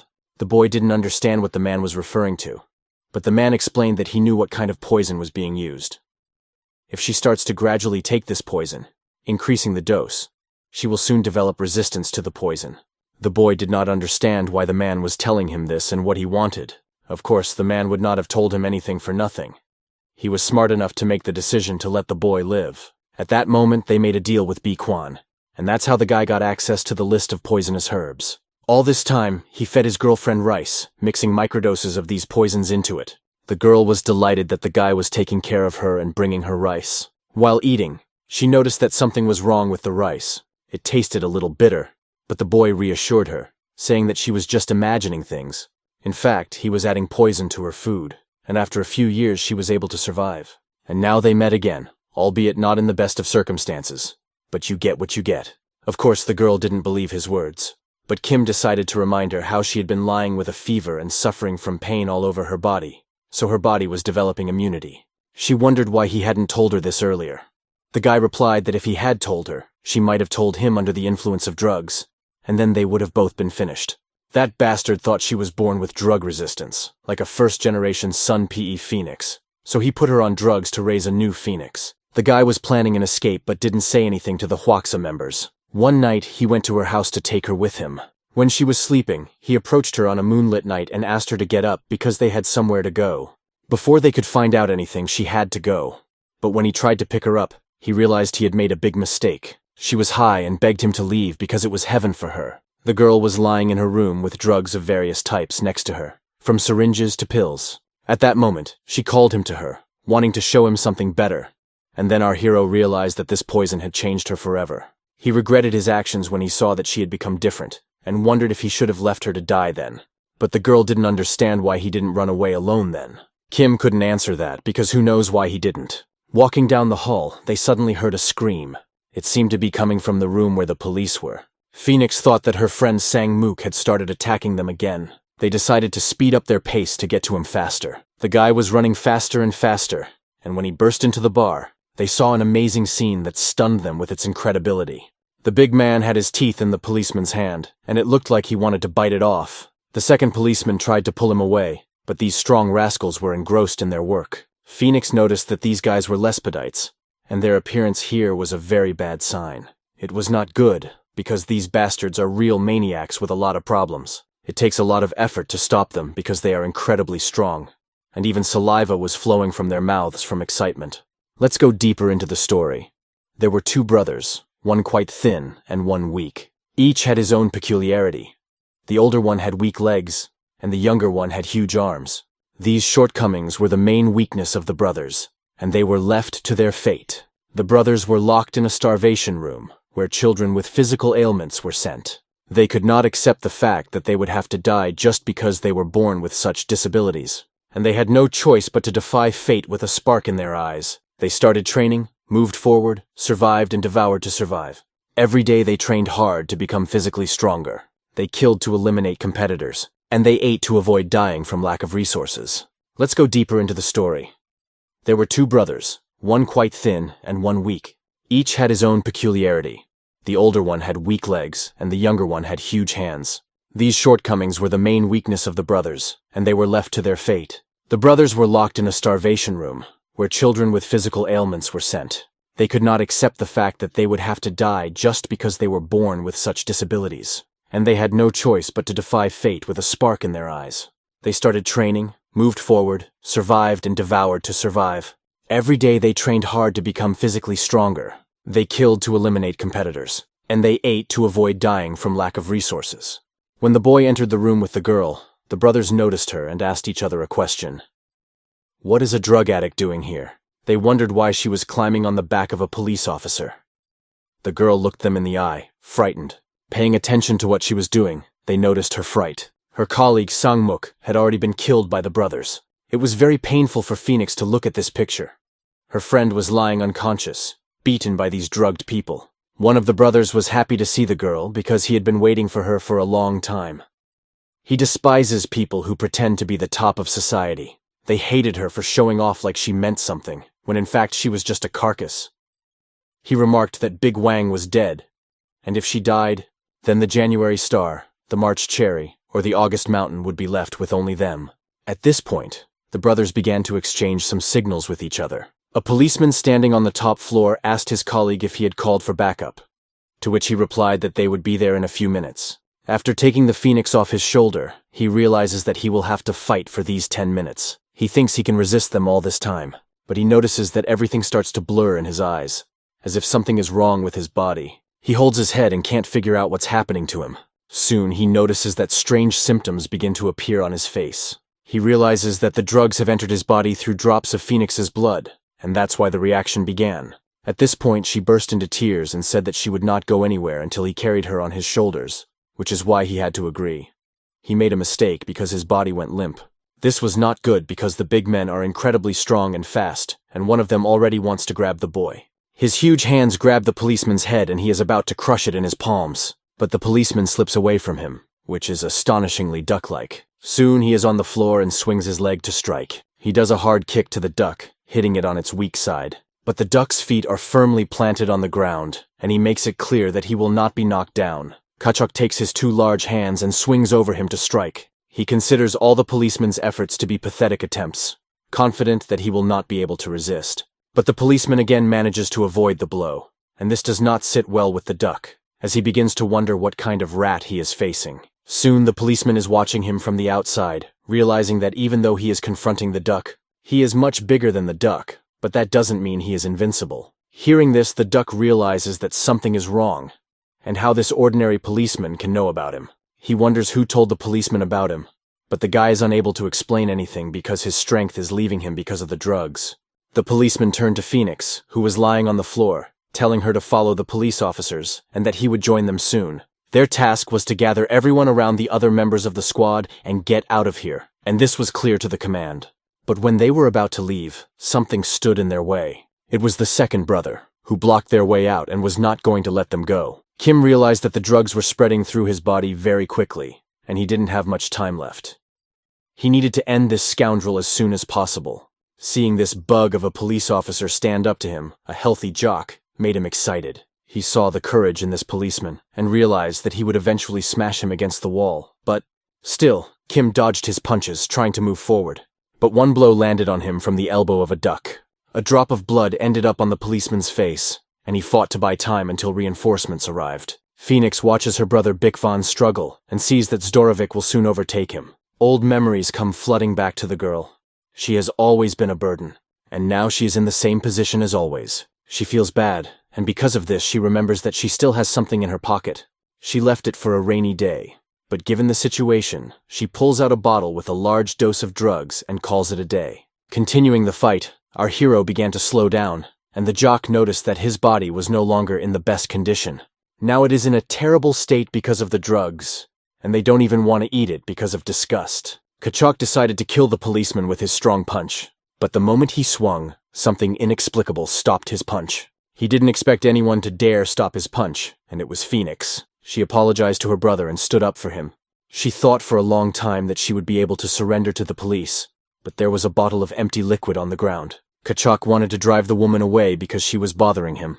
But this time, Phoenix decided to repay her brother for saving her by saving him now, and she takes responsibility. The drugs in Miss Phoenix's possession not only contain the Tears of Buddha degree made by the previous Miss Phoenix, but also an improved version of it, a quantum known as light.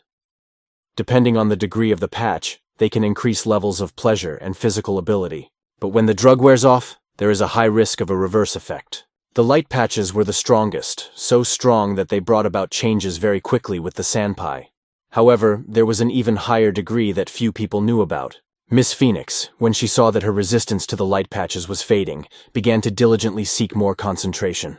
Because of this, the drug became known as Phoenix's Tears. Phoenix decided to drink it when the light patches stopped working, and the critical moment came. She knew for sure that the drug was safe because it was placed in a bottle made of strong glass. As soon as she drank it, everything around her would turn to hell, and now she decided to take the drug.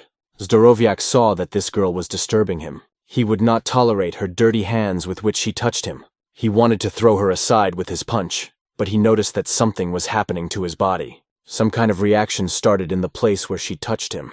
Zdoroviak looks at his hand and realizes that this wretch has contaminated his blood. Kim stands next to Phoenix and sees that she has done the irreparable. His body is filled with rage because the lousy drug addict has contaminated him. All his life he had led a healthy lifestyle and had a clean body. Kim decided to whisper something in Phoenix's ear so that he wouldn't hear. He saw that they were whispering something, but what annoyed him the most was that they had defiled his clean body. Phoenix looked at him and said that everything was going according to plan. He was holding up well, probably dabbling in drugs too. The girl's words caused him indignation. He screamed, demanding that she take her words back, claiming that he had nothing to do with a smelly drug addict, and was holding on only through sheer strength of character. He abruptly bursts into the fight and rushes towards the girl like lightning. He hits her in the stomach with a strong punch to punish this stinking drug addict forever. The girl feels the blow very strongly, and you can see from her face that it was quite painful. She falls to the ground and holds her stomach. Zdorovic wants to do everything to make this dirty drug addict cease to exist forever. But the girl, having taken her blood into her mouth, spits a strong stream. Right in the face of the duck, her blood contains a huge amount of drugs that can kill even a horse. When it gets into his eyes, the duck stops seeing. He is angry that this stinking drug addict has deprived him of his sight. It stunned him for a few seconds, and he starts rubbing his eyes. The girl is not going to give up so easily and breaks his strong arm. He tries to fight back, but she breaks his arm, and they both fall to the ground. He can't fight her off. His body stops obeying him, and his hands can't reach the girl because his muscular arms are losing strength. Soon, the girl turns to the police to help her. They need to take all their friends and leave, because there may not be a second chance. Some of the policemen wondered why she was suddenly helping them, but it didn't matter now. They realized that they needed to get out of here as soon as possible and get the commander and the guys out. But one of the brothers was standing at the exit, not going to let anyone out. Seeing this confrontation, the policemen realized that they would have to make an effort to get out. But looking down, the girl sees stickers under her feet that were soaked in drugs. She doesn't understand why they are right under her feet and comes to the same conclusion. We return to the battle with Health and Phoenix, who helplessly asks him to back off. Holding on, the girl delays the Zdorovic to buy time. Looking at his brother, he offers him help, and the latter asks him to let go quickly. But since he's a little busy, he needs to deal with these cops. He looks at them with a cold stare and wants to kill them. Taking the drug sticker under his feet, the police commander sticks it on his face. This improves his physical condition for a short time, allowing him to resist this scoundrel. Zdorovic looks at the policeman and wonders how cops can be drug addicts. Seeing this, he is convinced that they have all gone crazy, but the commander does the irreparable. Having improved her physical condition, she speeds up, and with a quick movement sticks a sticker to the leg of this big guy. The drug quickly begins to be absorbed into the Zdorovic's bloodstream, taking its irreparable toll. As soon as he saw that this sticker was on his leg, he realized in fear that this was not supposed to happen. He tries to unhook this abomination from his leg, and the officer tries to lead his colleagues out to save themselves. Soon, they take their children and colleagues on their shoulders and prepare to flee. Just as they run past the Zdorovia, the lights go on. The cops need to run as fast as they can while they have the chance. Holding her colleagues on her shoulder, she asks them to be patient a little longer because doctors will be here soon. But the eyes of her police colleague close, even though he is trying his best to hold on. Returning to the fight, the girl finally breaks the drug-addled big man. Looking down, she sees that another brother has also been drugged. He is writhing on the ground, asking for help to unhook the thing, but no one hears his cries, and the brother realizes that he really has a stupid relative. The girl continues to strangle the big man, wringing his hands, and he becomes weaker and weaker. Wrapping her legs and arms around him completely, she thought she would hold out for a long time. But the duck manages to get out, and he takes a swing at the girl. For him, this girl is a real bitch, and he does not feel sorry to use force against her. He swings at her again and again, trying to knock her out with his strong punches. Soon he knocks her off his shoulders, but the drugs are starting to take effect throughout his body. His second brother has managed to get the Velcro off his leg, but he is outraged that it has infected his blood. He will definitely find her. But when he got up, the girl threw bombs with a lot of drugs at him. They filled the entire space, filling the air with their influence.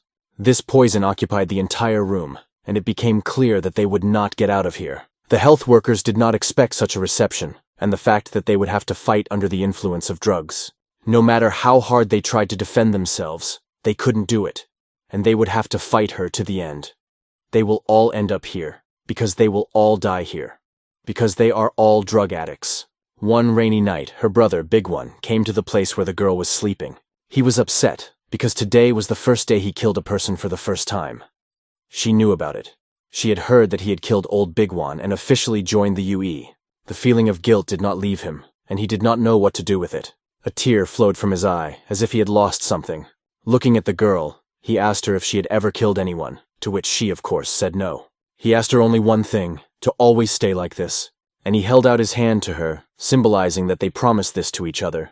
At that moment she promised, saying simply, okay.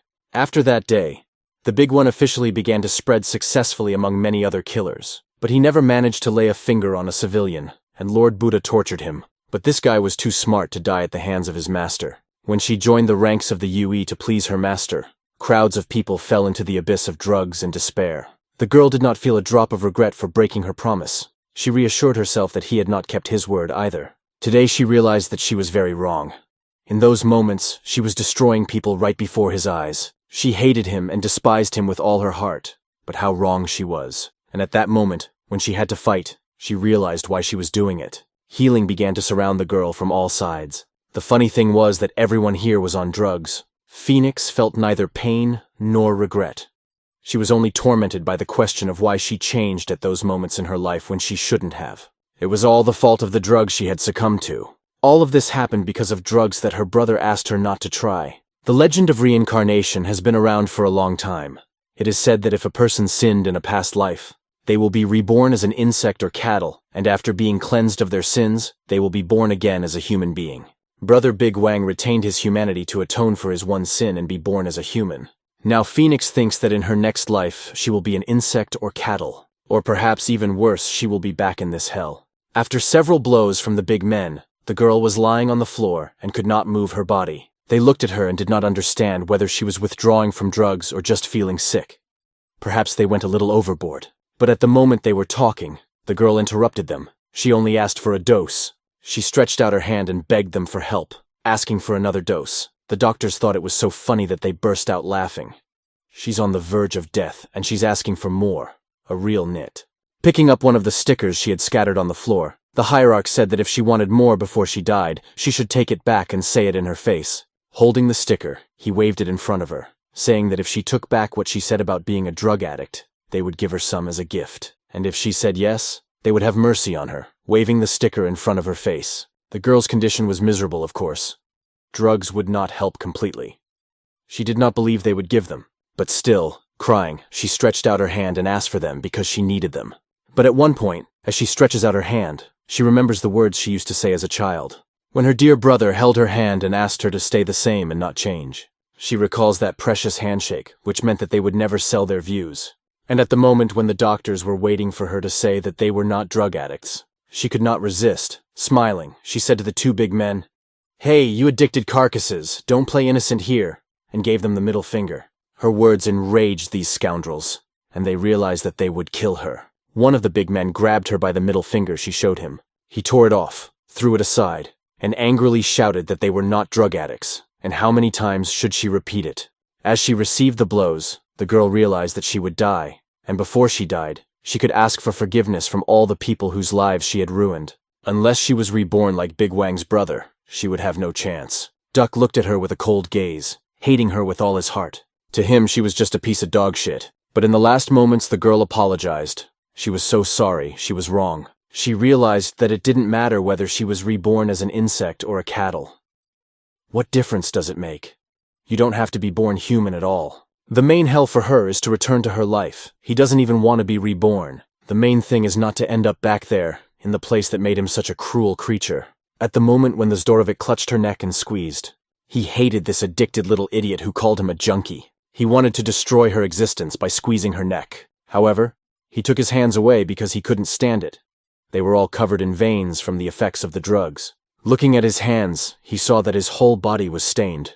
After this incident, his brother looked at his brother. They had to go, but were they going to run after the cops in this condition? They had some illegal business to do, but his brother objected because there was a threat around the corner. But the hungry gaze of one of the brothers fell on the other. He didn't care about backup. He just wanted to kill them all, which scared his brother. But the other one was thinking quite adequately, and of course, was scared. But they couldn't just leave, because they hadn't finished with the ore. But how could they fight, if they didn't even know how many cops were there? Seeing that his brother wasn't going to follow him, Zdorovic decided to go himself. He looked to the side, realizing that the Lespedeza brothers were an orchid. Miss Phoenix was lying on the floor, and it was over with her forever. They were leaving the murder scene. The help was close. It was going up the mountain to the warehouse. They would find gasoline, burn all the drugs before the police arrived, and run out the back door, giving their coordinates. That was the master's order, and his brother would have to go with him. They approached Ms. Phoenix again, who was covered in all the drug stickers. It looked like the most pompous funeral for a drug addict. One of them wanted to take her body and feed it to the dogs, but decided that feeding the garbage to the dogs would poison them. They doused themselves with gasoline and set fire to the room, and the fire engulfed the space. Fire is always interesting to watch, but they had to hurry if they didn't want to turn into a barbecue. They accomplished the mission they thought they had to, saying goodbye to this bitch they hated forever. Soon after, Kim wakes up in the hospital, realizing what has happened. He holds his head, which is incredibly painful, and his attention is drawn to a bird, singing its song outside the window. Looking at it, he doesn't understand what happened, and he doesn't fully realize what happened. But Operation Phoenix at the top of the Paulownia tree has been completed forever, and the burnt post-it note flies in space. It falls on the Buddha's hand, and this makes him realize that this stage is over. Thinking about this situation, the crazy monk was pensive. He had plans even worse than an ordinary person can imagine, and now he has this sticker. Looking at the May orchid, he says its name, and a girl responds. He orders her to gather all the high-ranking officials, to gather everyone regardless, from January to October, as the Buddhist ceremony begins. While in the hospital, the guy sees his colleague, who had taken drugs at the time and is now leaving. The doctors see that she is squirming and doing something messy, and ask her to calm down. But she has such a hard waist that the doctor keeps looking at her and wiping her saliva. A superior officer approaches Sergeant Kensu and asks him how he is feeling. If he is fine, he has a serious conversation with him in private. They are alone in a room and sit on chairs. "How long was I unconscious?" Kim asks. The general replies that it was 2 days. A girl named Phoenix died. He realizes that he did not have time to get information from her while she was still alive. She just died, and that was not part of his plans. The general had important news. While Kim was unconscious, controversy broke out about the excessive use of real bullets in the mission, and vice versa, the justice of their actions. A war of public opinion broke out in the heart of their city. Since special forces were killed in the mission, there was no question of using peaceful bullets. Politics is always divided into two camps, the party for the circle and the party for the triangle. And at the same time, another party supports the triangle. It all makes your head spin, but there is another but. The colonels who took part in the operation and patrols want to retire permanently. Of course, this news was shocking, as this could not be allowed. The general tried to convince them, but he failed. That was all the important news for the day. He had nothing more to tell the boy. Kim held his head, realizing what bastards they were for resigning. The general had only a few more words. Kim had to go with him to a place, and they would talk about the rest later. He had to come to the funeral of the fallen special forces, but the guy did not understand what to wear there, as he had never been to such events. The general said that he only needed to wear a police uniform. But first, Kim had to go out and go in. He promised the general that he would not be long and would do everything quickly. We moved to Hwaguksa Temple, where the ceremony would take place. The center of attention was the Buddha, and all his minions had to listen to him. Soon, everyone who needed to be gathered was in place and standing in front of their leader. Only January, symbolizing the pine tree, was missing. February, who represents the plum tree, notices that January has not come again, and the girl Sakura, who symbolizes March, suggested that he thinks that everyone here is a slacker, but she also has a lot to do.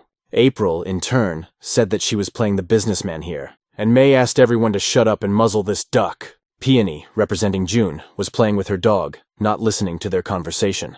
July looked at Sakura and realized that he wanted to ask her out. And August, representing the miscanthus, was also absent at that moment. September, representing the chrysanthemum, was looking forward to the monk's arrival. And October, symbolizing the maple tree, joked, "Maybe he's gone, maybe he's dead." But the door opened, and soon the Buddha appeared. He came to his disciples, who were eagerly waiting for him, wondering if everyone had gathered. He looked around the room with a cold gaze. His face was not cheerful. The January pine had not come, but they had an important mission. He is now collecting Phoenix's traces after what happened to her yesterday. As for January, no comment. Some are wondering why they came at all and what is going on here. Buddha asks them if they know about Phoenix's death. Most of them already knew that she was a stupid drug addict who behaved stupidly. One of them assumed that the monk had gathered them here to choose a new December and November. But that was not the purpose of this gathering. He called them because he thought one of them should kill the police chief of Hongjun, who is a very influential person. But what is wrong with this freak? Why does he need to be killed? One of them, thinking it was not very important, asked why they should do it if they could send someone else, because the guys who were training at the moment could handle it completely. His colleagues supported him, noting that this was not even a significant figure, but just an old cop chief, to which the monk replied that he had already sent a few guys he knew before, and they had very good skills. But he wasn't a killer, so they didn't kill him. At that moment he lost his qualification as an assassin. But now something has changed. The monk recalls that moment in his head. As a young man, Bikwan stood bloody in front of him, making excuses about how the bastard was too strong. He was making it clear that he had failed, but these words alerted the monk. But what does too strong mean for their brotherhood? The photo showed him to be a weakling. Maybe Bikwan was just pretending or failed. But would he have made himself look like that in front of a monk? Showing the portrait of the officer again, The monk confirmed that he didn't believe it either, but it was better to be careful. Then he did not kill him, but simply made sure that he did not track them down. And now this officer has fallen on their trail again, and now they will find out what he is capable of. Because of this, he turned to his army. Who will go on a mission to fulfill this task? This officer must be killed, and everyone thought about it. At this point, the officer, attending the funeral of the Special Forces, feels cold and even shaking, and wonders what this chill is, as if someone is remembering him. Passing through the extreme mountains, heading forward, Kim walked along the trail, not realizing what was happening to him. His mind was blurred that day, and he did not fully understand it. The last words that Phoenix gave him were coordinates, and apparently they were location coordinates. He followed them, looking for who could be there. When he came to the specified place, he was already tired of the idea that the place could be underground. He is not a worm, but when will he be able to dig it up, he wonders. He hears again the singing of the beautiful bird that has been watching him all this time. He noticed that it was following him and did not understand what it meant, but the bird follows him quite often, and this happened after the death of the phoenix. Returning to the temple where the meeting was held, it was night. A man in a blue kimono approaches the monk, giving him information about what happened to Phoenix. The people have already gone to the police, and if they kill one of the leaders, won't they face great consequences? The Buddha replied that it would even be better, but it was not clear why he said that. In his opinion, the people are a stupid herd, like a fire that flares up quickly and goes out just as quickly. It's better to make noise at once, and after a while they will forget everything. All the more reason to kill this officer. Is he really that dangerous? They have January. A man in a blue kimono told me that someone wearing a Bi-Quan mask had recently visited the place, and this person was very strong. He could do anything, and his eyes were burning like that guy's. This policeman looked very much like and reminded him of Bi-Quan, and this question bothered the monk. If this means that someone wearing a Bi-Quan mask also knows where to go, he has two assumptions. First, Bi-Quan may have secretly raised a disciple among the police, and the second is that Hong Jun is a strong fighter, so he created a squad to destroy Huaguxa. During his lifetime, Bi-Quan was an object of public attention and was under close surveillance, which makes the first option unlikely. But still, most of his life was connected here, with the Phoenix, a group secretly organized by Hong. The second option is closer to the truth. Then, based on this, Hong Jun is so strong that he could kill Bi-Quan, and they would not have enough time to deal with him in 1 month. After the destruction of the religion of truth, Bi-Quan's condition left much to be desired. It cannot be said that he was at the height of his powers, and 1 month would be enough. When asked whether the monk would rest today, he replied that he would not, as he had to go somewhere. He let his colleague go, and he calmly went to bed, leaving the monk. When he went to his room, he saw a portrait of the head of the security department, Hong. Looking at him, he thinks that this man has strong abilities, but he still needs to check the available information about him. At this point, the officer squirms from pressing his colleague's sore spot. Kim draws attention to his problem because he was not told that he had to give a speech at the funeral of the Special Forces. But what to do if there is no super candidate? Kim has prepared the text, and he just needs to read it. I shouldn't have decided for him. He was unhappy with his boss's decision and warned him that next time he should be given advance notice. But Hong started to snap because he was his boss, and he thought he could treat him like that. To which our hero replied that of course he could, but why? He shouldn't forget that he came to us to save himself, and he still has that thought in his head, Kim said. While attending the joint funeral ceremony for the police officers, it was our hero's turn to speak. The room was filled with police officers. His colleagues could not hold back their tears during his speech. Taking the sheet in his hands, Kim realized that he didn't even know how to read such speeches. But remembering when Hong Jun gave his farewell speech, he felt his sadness and regret. He sincerely regretted the loss of his friends and colleagues. However, our hero, being in such a position, most likely felt sadness, rather than any other feeling, and being in this room filled with mourning, he began to read these words about the sergeants, feeling inner discomfort. After he delivered his speech, he left the room completely sad.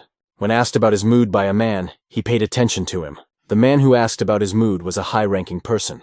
It was Kim Nak-ho, the head of the police department, who personally addressed him. He asked him because he had caught all those drug dealers in the club. To this, our hero replied that maybe it was him.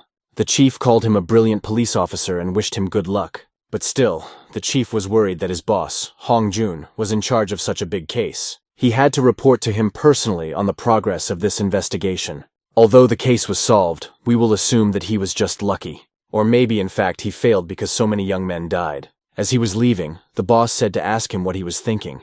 The guy looked at him with fear, realizing that this man was the bald man. Was the bald man he had been thinking about all this time. Soon, the room was filled with the screams of a woman yelling at her son, tearfully shouting, "Son!" She could not believe that her son was gone. Hearing this, our hero realized why he was in a bad mood. After all, realizing that he had died, there was no one who would sincerely grieve for him. If you think about it now, his life here is no different from when he was a killer. As he walked through the hall, a man approached him, saying that he seemed to have served with his son, and this man told him that it was good that he was alive, because his son dreamed of becoming a decent police officer and reaching retirement. Passing by this man, he reminded him of his son. Extending his hand to him, he asked him to make his dream come true through his life. After all, everyone here was someone's relative or child, and this could not be ignored. Our hero stretched out his hand to this man and squeezed him in a handshake, promising him that it would be so. But as he walked to his seat, he heard praise in his address. Soon after Kim's farewell speech, the hostess who was leading the ceremony gave the floor to another guest. It was the head monk.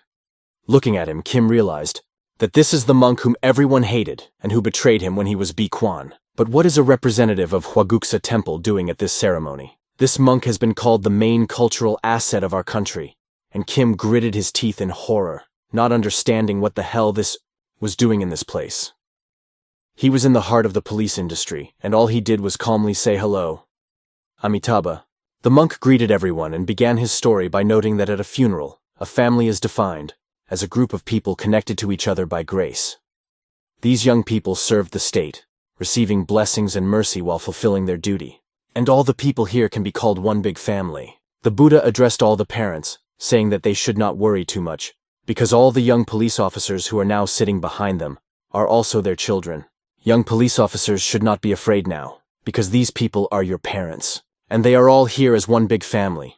The monk spoke about unity and love, but our hero, when he was Bikwan, often saw Buddhist monks, but now he is watching this man for the first time outside the walls of the temple. He shamelessly played on the pain of other people, causing them strong emotions. As a result, he made people rely on him in everything and trust him.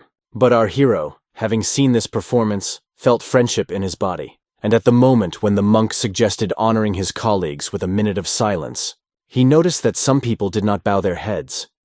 This made him realize and make a decision. Those heroes who did not bow their heads were Kim and the police officer, and Kim made a promise to uncover all the atrocities and stop this man's wickedness, ending him forever, and to deprive him of such a miserable life and the name under which he went by, Buddha. After a while, the farewell words with the police finally came to an end, and many parents who had lost their children came up to the monk to find out how to live with this grief. They were crying and begging for mercy and help from him, and to hear this, a guy who was looking at it all coldly was passing by. But soon he was noticed by the higher-ups who were standing there waiting for him. The chief was happy to meet him and his 9 comrades. He thanked him for his kind words. They wanted to invite Kim to drink a delicious drink with them, but now they were in position and in shape. So they offered him to drink coffee from the vending machine on his own. And as a thank you, this man pulled out a coin and pointed to the coffee machine, warning Kim to be careful, alerting our hero. An inexplicable feeling gripped the boy because of this strange bald commander. He looked at this coin as a handout, but still, coffee is not bad. Soon, he made himself a coffee from the vending machine and continued his service, sitting with his superior. The boss asked him again if he had found the phoenix's lair while sipping a cup of coffee. The policeman replied that, despite the difficulties, he managed to find a door under the stones that led down. But what were these unusual stones that allowed the guy to find the whole lair, and what was inside? Of all the valuable things, there was only Phoenix's diary with information about the gang members. Judging from this, the commander was happy that they would now be able to find all the other criminals.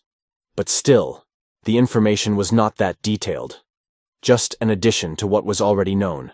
The commander asked when he could get the information, but Kim replied that in order for him to read it, he needed to put it in order and deliver it tomorrow. However, he had a very important thing to discuss today, and this enthusiasm scared the commander. The boy said in a quiet voice that he was going to live in his house. Hearing this, the commander was extremely surprised and could not accept that one of his employees would live in his house. The commander did not understand why they should live together, and he had no desire to. But to add arguments to his dialogue, Kim took a gold bar and put it on the table. It was real gold with a high gold content, and of course, anyone could be tempted by this maneuver. The commander, seeing this shiny, valuable object, opened his mouth wide. Pretending not to know what it was, he asked what it was, to which Kim replied that it was a find from the Phoenix's lair. Of course, it was black gold, and there were 30 other such bars, but the commander was afraid that if he took it, it would be considered a bribe. In Kim's opinion, it was just a room fee. But even so, the commander did not agree to the offer. The commander explained that he did not live alone. He had a family, responsibilities, and even a daughter. Kim replied that all the more reason for him to live with him now. The commander didn't like Kim's arrogant behavior, but our hero explained that he had been able to avoid being killed so far because of his lies. But what lies are we talking about now? The situation has changed, as Hongjun is responsible for the plan with the Phoenix, and he cannot escape the danger. Thus, Kim wants to convey that he is in serious danger. They can kill both him and his daughter, and he had no choice but to make room for him. It was the right decision. However, the commander did not need the gold bar. Greed, of course, overwhelms his soul, but he still refuses. After a while, Kim came to visit the female officer, who was now in hospital and had recovered from the brutal mission. She was shocked to learn that 3 of her colleagues had been killed, but if Kim is worried that she will leave the service, she definitely will not. Our hero reacted with disappointment because he really wanted her to leave. No matter how strong a guy's body is, in the end, it's his mental state that decides everything.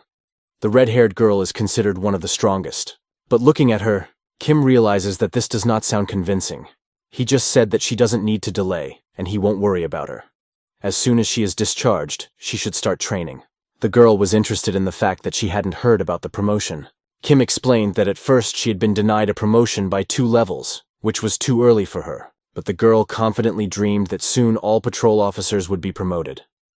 But why were she and Kim excluded? So now she and Kang-soo are on equal footing.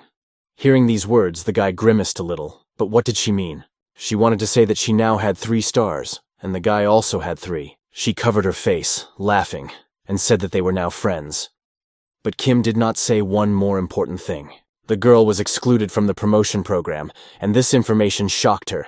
She thought he was lying just to annoy her because she was so excited about it. She admitted that he was a little pissed off that she hadn't really been promoted, but she did not understand why she was treated this way, because she had only taken the drug during the mission. This information made the girl pale. She didn't remember it, but as she delved deeper into her thoughts, she realized that she had to do it. It was quite ridiculous that until she came to her senses, she was constantly demanding drugs from all the nurses, and now she might even face disciplinary measures. It was just a nightmare for her. What other disciplinary measures could there be? Kim sees that she won't be making any friends, and she looks depressed. Smiling, he laughs in her face, wishing her a speedy recovery, and says that they will see each other after her discharge. After this information, the girl even wants to cry and cannot say anything. When he leaves the hospital, he realizes that now he doesn't have to worry about this fool. He has only a few important things to do. Bring 2 men. He approaches a building in one of the slums and starts knocking on the door with all his might. A girl is sitting in a dark room. He knocks loudly on the door. Opening the door through a crack, she asks who he is. But when she opens the door, she sees the cold silhouette of a guy who scared her to death. She ran away from the door and started screaming loudly, afraid of him like the devil. But she had to open the door because it was the last opportunity, and he asked her not to delay. The girl recognized Kensoo. She wondered what he was doing here, but the guy promised to tell her if she opened the door right away. She didn't want to talk to him for a long time and threatened to call the police if he didn't leave. But the thing is, the guy is in uniform, and why call the police if they are both police officers? Pulling the handle, the guy forced her to open the door. The girl asked him to stop because he would soon break her door, but he even started kicking the door, which of course she did not like. She repeated once again that he was a jerk who would break her door. Soon he finally got inside. Once inside, Kim asked her if this was all she wanted, to stay home, avoiding service. The guy wanted to somehow influence her to change her mind, because she didn't even come to the funeral of her friends. But this young woman was in a depressed state. It was clear that something was bothering her. At the age of 29, she was a young president, and there was no word failure in her life. No one doubted her abilities. But once she went on a rather dangerous mission, even though she was warned that the information was inaccurate. This bandit was considered one of the gang members who was part of the strongest special police unit under the leadership of Commander Penjack. Of course, these words of the commander may have seemed strange, but he did not want her to participate in all operations. Even more so, he did not want Kim Ken to participate with her. It was more of an order than advice, but she still broke it. Thinking back to that moment, she realized that it was her fault. She had been too arrogant and overconfident, but Kim is not going to listen to these excuses. He takes the girl by the clothes and lifts her out of bed. Realizing that she won't leave on her own, he begins to drag her along, and all the while she just snaps back. She does not understand where he is going to drag her, but it seems that they need to go outside. After walking for a while, they came to the place where Kim wanted to take her. It was a cemetery. A family had just come to commemorate a relative. Kim hoped to see them here, and they were indeed here. But the girl was worried that she was in the wrong form, but it was too late. Nothing could be changed. Looking at this grieving family, the boy wondered what to say to them. The girl thought that maybe she should apologize, as she did not know what to do. Her father approached her and asked if she was the commander who was responsible for the mission. To this argument, the girl did not know what to say, and only stammered. The father smiled and said that his sons had laid down their lives, and he asked her to try to prevent this from happening again. At this phrase, the girl again did not know what to say, and just kept silent, stammering.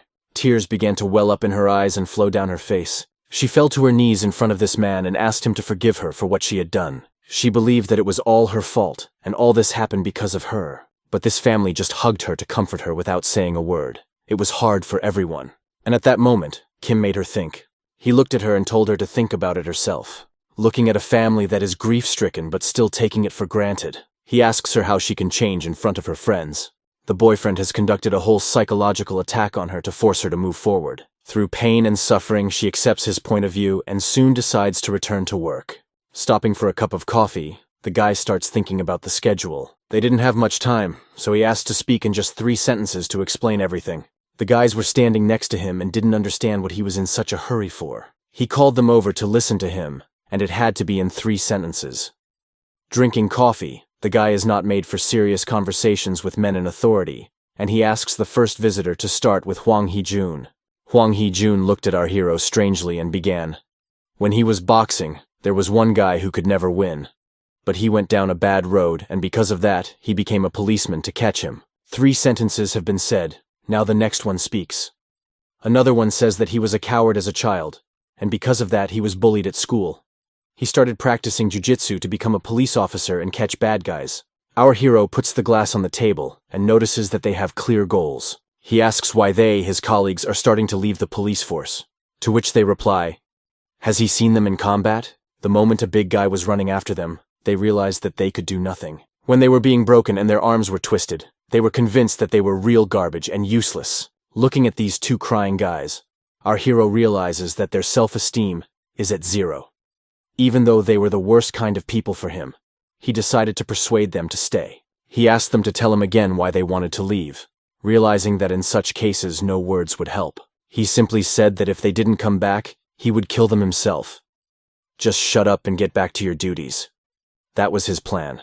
The sooner he scares them and puts pressure on them. He gets up from the table and tells these 2 guys, stop wasting your energy on nonsense. But they stop him, saying that he promised to talk to them. Soon after, these 2 scumbags went back to their service. After these 2 guys returned to the service, Hwang Hee-jun and Lee So-hun were promoted to sergeant, as there was a need to replenish the lack of personnel and skills. The guy decided to train them. He was going to put brains into them as they were acting like whiny girls. Soon they started training. Only a red-headed girl had not been promoted for using drugs, and was trying hard to get into their team. Soon this girl, whom our hero was talking about, returned to the service and she wanted to talk to the chief. Her name was Ain. When she came to meet him, he was not particularly happy to see her, as she had proven herself to be an idiot who had caused the death of the entire squad. If Chief Hong-jun hadn't asked, he would never have met her. This man used to be in the 22nd Police Regiment. But why did she come to him? He asked while smoking a cigarette, said the commander of the Special Police Unit. Soon, the report was brought to our famous hero commander. It contained all the investigation materials that had come from Phoenix, just as Kim had promised the day before. Basically, these investigations covered the months of March, April, and June. Phoenix was not with them, and their relationship was quite bad. For him to understand, April and June are 2 brothers. Until March, they used to accept money from Faguksa, but now they don't get a penny. Together with March, September, and October, they are among those who do not sponsor Faguksa. They are probably not receiving support because they have their own business. But it is not yet known what kind of business it is. When they don't have assignments, they go in for sports, and sometimes go to town. It's impossible to track them, but judging by their brains, they most likely go to the gym. Even though they always tell everyone that they are naturally like this, they don't have to go far. It's obvious to a fool that steroids are obviously present in their lives, especially for the younger one. This was quite useful information, and the commander orders him to try to find a company that opened 3 months ago and a firm that sells steroids, and then they will continue their investigation. March, the wild cherry, also doesn't receive money from Hwagooks, but rather bribes the temple. This is distributed in order: Phoenix, Maple, Wild Cherry. Recently, the Maple has grown a lot, which has begun to cause concern for the Phoenix. Looking at this report, the commander did not understand one important point. Why were there photos of idols, beautiful girls who were in this dossier for some reason? The officer wondered if he knew all these girls, but the fact is that it is impossible not to know them. He is a big fan of them. But there was no point in telling him this because these girls are very famous. One of these girls turned out to be Wild Cherry, who belongs to the gang. Of course, this seriously confused the officer, and he didn't even believe it at first. It seemed impossible, but it was written in Phoenix's diary. He didn't know for sure if there was a Wild Cherry among them, but judging by the rest of the information, Phoenix had a real disorder with them. She often asked for pills to be delivered or new ones to be made. He thinks it was not for her personally, because a month ago there was a scandal with celebrities using drugs, and these were probably the drugs that Phoenix made for Wild Cherry. She offered to act as idols, and looking at these pictures, the officer was shocked that this Hwagooks organization included such celebrities. He asked Kim if he had already given up the business, but he misunderstood him. The commander was amazed at how big the network was. He was also amazed that this freak had a huge target that caused such suffering. It was around the time when our hero was appointed the new Bikwan. He knelt before his master. The Buddha addressed him, asking him if he knew what was most important in his life. But the new Bikwan could not express his opinion properly because he did not know. The Buddha told him that the most important thing in life is fear. People always live to overcome their fears. It is the strongest feeling that fills people. To get rid of the fear of hunger, they are ready to work around the clock at a job they hate. And in order not to be alone, they socialize with people they are not even interested in. But there is something that no one can overcome, and no one can overcome it: the fear of death. And everyone, one way or another, turns to God, because no one ever knows when death will come. There are so many troubles and misfortunes in the world that, if there are too many fears in society, then people will lose all hope and always look death in the face. Bikwan listened to these words that pierced his soul, making him think. The Buddha said that if people stopped being afraid of death, they could become deities themselves. He was holding a mask called December, and now, along with other months, it would become the main source of fear for this country. Sitting in the police station, Kim continued his dialogue with his superior. He claimed that this is exactly what this Buddha said. His goal is divinity. What an absurd goal he has, the chief asked. The boss found out that there are these 12 months, but why are they so devoted to the monk? As the guy said later, some don't even worship him, but most do so selflessly. The bottom line is that most of them are killers that the monk has raised since childhood. They all once experienced the horror and fear of death, but after they survived these cruelties, their efforts were rewarded. For months they were rewarded with fancy food and things that seemed unreal to them. They ate this food and it seemed sweet to them, as if it was given by God himself. Our hero went through this and knows that for a monk it is the same as God, which means that his halfway goal has been achieved. The officer asks him if he managed to overcome this temptation. Our hero replies that he made a deal at that moment. But what kind of deal is that? The commander asks. They give in completely to maintain this weakness and the sweetness of the rewards. Moreover, you can see for yourself what happens to them if they don't give in. If you look closely, you will see what actually happened to him. In his previous life, he was a Bikwan and never rebelled against a monk. But 5 years ago, a moon appeared and staged a rebellion. Perhaps the officer knows about the church's truth that this is a pseudo-religion. The leader of this religion was a maple of the first syllable, who lured stupid sheep into his lair and powdered their brains. This maple is no longer there, and now, most likely, the maple is headed by a representative of the second syllable. After the first maple grew this church of truth, it gathered 12 disciples to confront the 12 months of Hwaguksa. This could have been the 12 symbols of the year, but not even a few months later, they failed. The first maple fled to the Philippines with the rest of the church members. Then a guy found her, and he needed to kill her. At the moment when Bikwan came to take her soul, she knew that he also had a lot of claims against the old man. Our hero replied that the old man had promised to let him live a normal life if he completed this task. But how could he believe him? And she made one prediction at that moment. He would never be able to live a normal life again. Hearing her words, he did not hesitate to kill her. The officer noticed that he said that the leader of the church was the second Maple. Didn't he kill her? The fact is that it was not Maple, or it could be interpreted differently. But the commander's mind could not understand how it could not be the same person. The second Clen had a lot of passions. During their joint missions, there was someone else. And every time he went on a mission with him, he felt quite strange. Each of them had a different age, gender, and voice, but their behavior, character, and mannerisms were the same. It looked quite strange and incomprehensible. Our hero watched all the materials of Operation Phoenix. He asks the commander if he can return to the mission now, because he thinks that the next target is Dika Vishnia. One of these three is for sure. The commander, embarrassed, lets him go, but his sadness does not leave him. Kim notices his sour face and doesn't understand why the commander is acting this way, but he has to act. It was time to go home on a moonlit night. She and the commander started the car and drove along the highway. Being in the car together, they moved quickly along these roads. Only one question bothered the boy. Why does a person of such high status was driving such an old car? Kim even offered to buy him a new car. The commander replied that 15 years ago, this car was a gift from his wife, who died 3 years ago. Jokingly, the guy said that she must not have loved him very much, because there was enough time to buy a new car. But the boss didn't like the joke. He called the guy an asshole and told him to get out of there. But why did she die? Maybe she was sick with something? Was she also a police officer? Or maybe she died while performing a task. The officer told him this story, which happened 3 years ago. She had been unfortunate enough to be killed by some crazy person who attacked her. Kim, of course, expressed his condolences to the officer.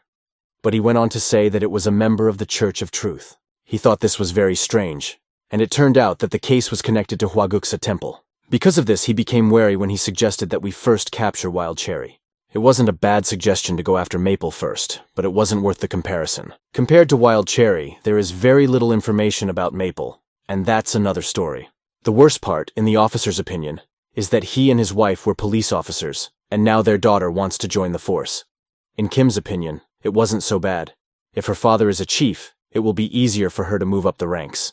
But her father doesn't really want her to serve in the police force, and he asked Kim to convince her when he lives with them. Just don't tell her that the boss asked him to. Our hero jokingly asked, "Can I beat her?" Hearing this, the officer realizes that Kim is still far from being a normal person, as his communication skills and approach are different from the adequate one. A few minutes later, they arrived at the officer's home. It was obvious that the house was a bit neglected, but what was hidden behind that door? Soon the officer let them in. The girl greeted them happily because her father had returned from the service. It seemed that she had just come home too. She had been to the library and then returned home. Soon, the officer told his daughter that this guy would be living with them. It would be a little uncomfortable, but she needed to be patient and not get too close to him. The moment the girl said hello to him, the boy froze when he saw such a beautiful girl. When he walked to the officer, he imagined a little girl, but there was a mature and beautiful girl standing in front of him. She was pleased to meet him. Her name was Appa, and she was also embarrassed at the sight of this guy. But our hero at that moment wondered if he had adopted her by accident. The family portraits on the walls only reminded the officer of how they used to be together. Of course, the guy noticed that the girl looked like her mother. But again, the commander noticed that his communication skills were just terrible. He told him that the room was on the 2nd floor, so if he wanted to go upstairs and go to bed. And he went to rest himself. Kim looked back for a moment, and Appa looked at him. Without thinking twice, he decided to go to rest. But Appa decided to take his hand and tell him a few words. She asked if she could go into his room. It was quite incomprehensible to him, but why? She wanted to ask him something, and it bothered her. Quite a strange girl, Kim thought. But all the girl asked Kim was what he had done to become a police officer. It was an absurd question for him, but the girl's clenched hands made it clear that she also wanted to serve in the police force in the future.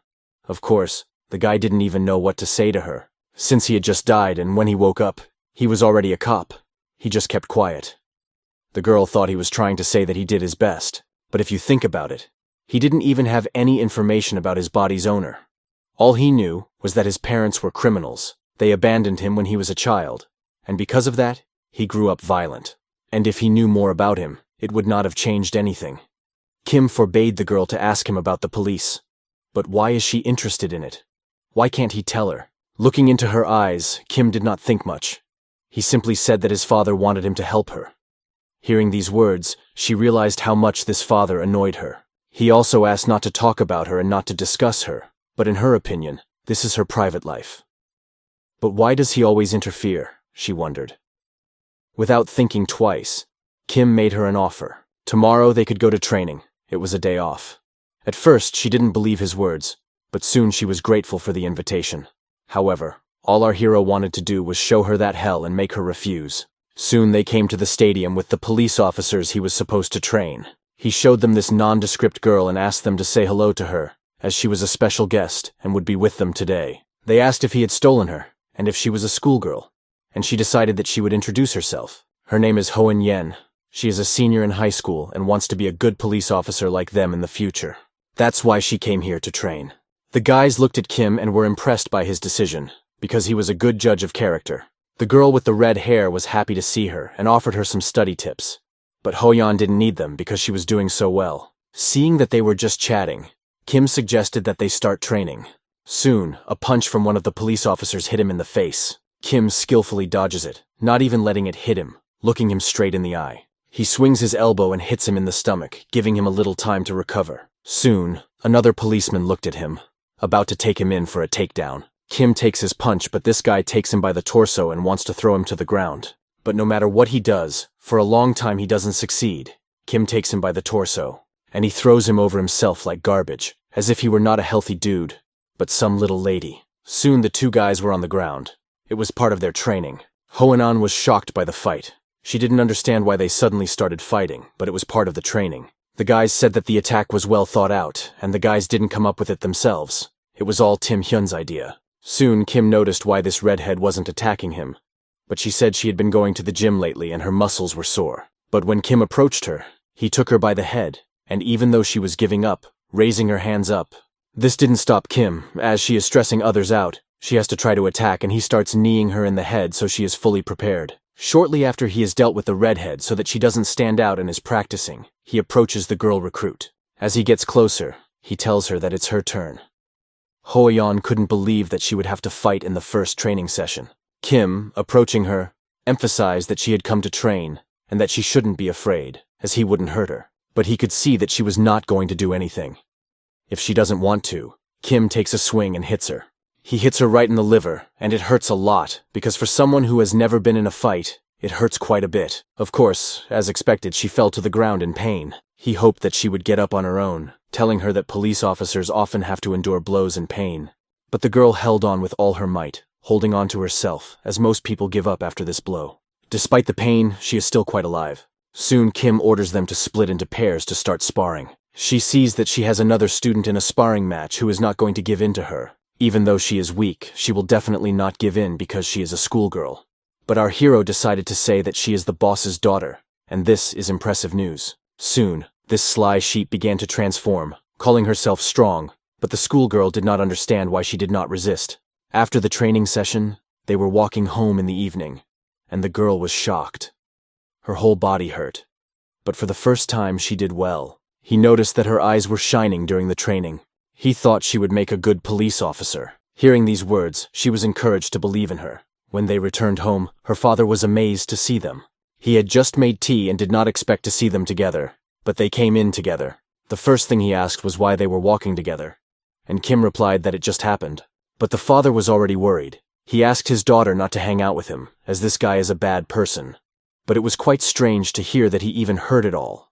How could you say that in front of him? He emphasizes to the old man that he doesn't know the rules. But the girl realizes that he is not bad, she even likes him. Looking at her face, it was clear that she was very impressed by his appearance in their lives, and it was clear that she liked him. Seeing her expression and her embarrassment, her father did not know what to say. He looked at Kim, and his face filled with red color. He was angry with him. Soon, the commander kicked him out of the house, but on his way out, the boy realized that he had done nothing. The girl told him that he shouldn't treat guests like that, but the door was already closed. As soon as the guy went out into the entrance, he noticed a rather interesting picture. There was a door opposite, and through the crack he could see someone looking behind it. Kim realized that they were being watched, and this alerted him as it was unusual. Soon after, A group of men with guns gathered near the officer's house that night. These men were alarming, and from the darkness, he could hear that he thought the twins were coming. As he got closer, he asked if Clen had sent them, but the men just kept quiet. How he knew him alerted them. The men looked rather strange, but when Kim saw them, he realized that Maple could have sent a whole herd, and that was just fine, because June would be happy, because there was a clue that would help catch Maple. These demonic creatures weren't going to be messing around with Kim for long. Holding their deadly weapons in their hands, they rushed at him. As they swung, their eyes showed no pain or pity. They only wanted to fulfill the order given by the Buddha, but Kim was not going to stand by and let them beat him.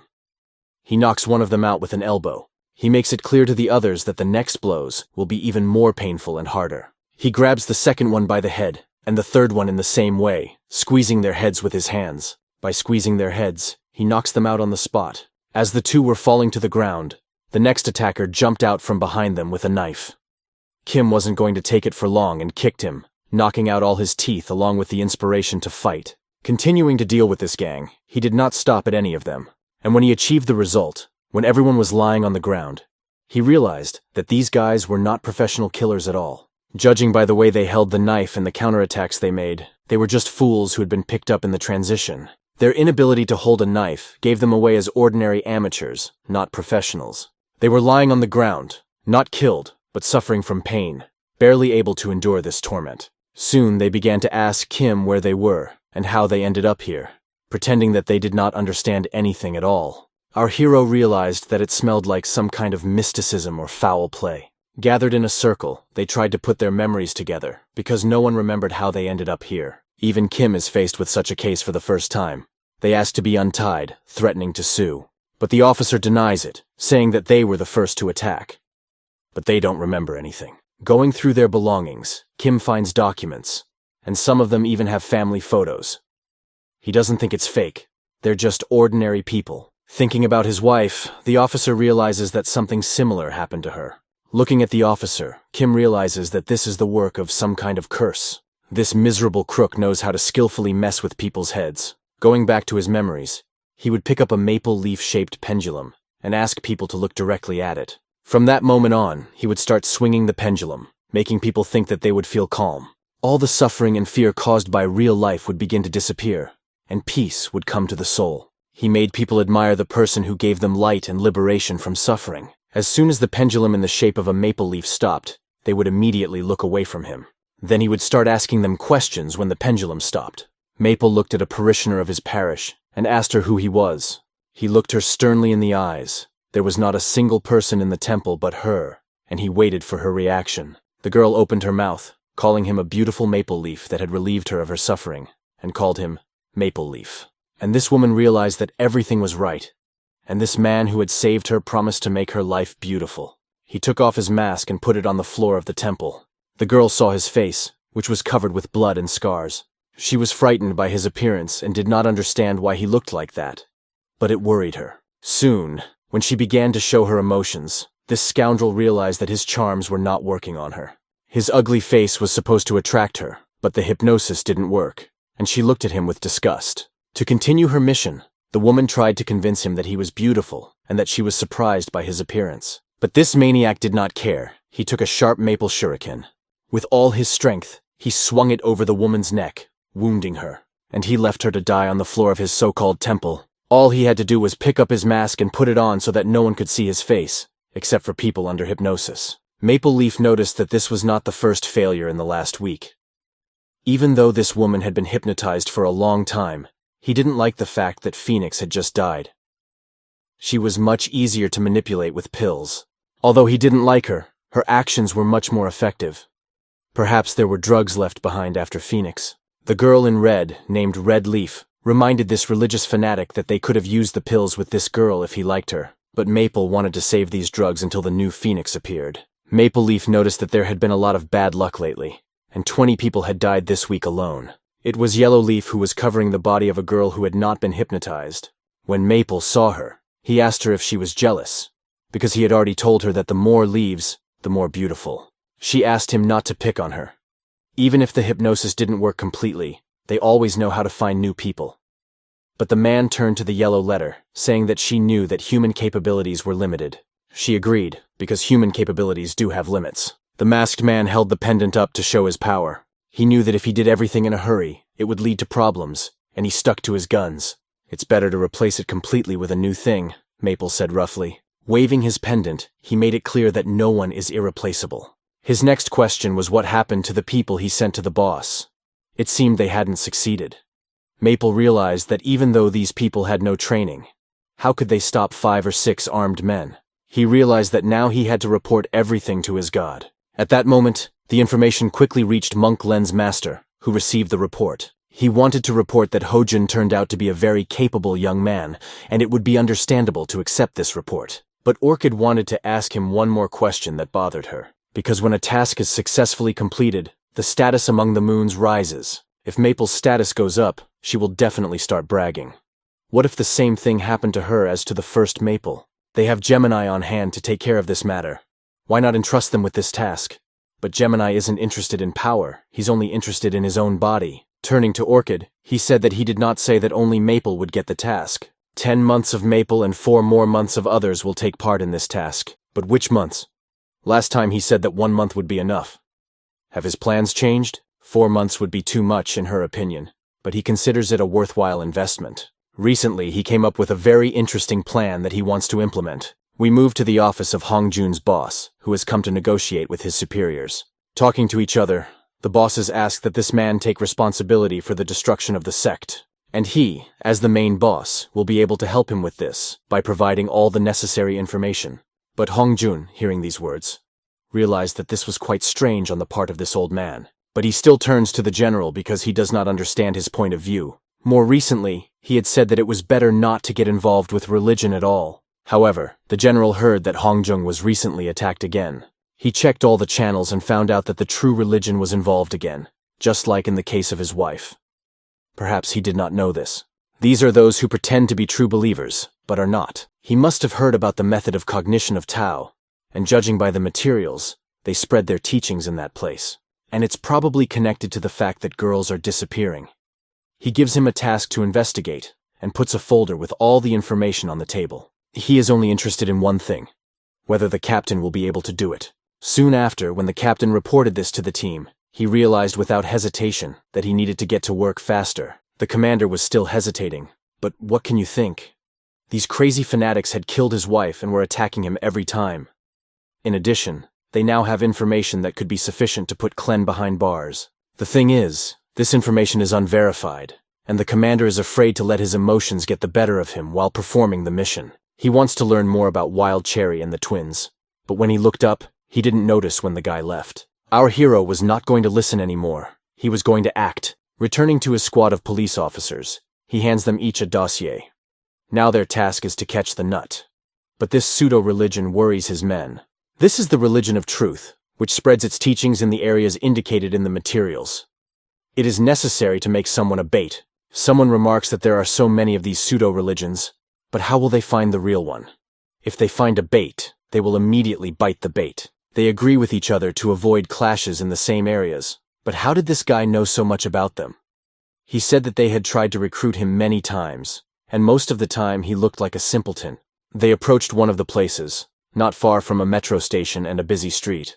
It's very dangerous to walk around in uniform there because most of them are easily recognized. One of them offered to take Seung-hyun as bait because she was often caught in recruitment. She wasn't particularly happy about the offer because they usually target beautiful girls. They started to think about whether they had any good-looking friends.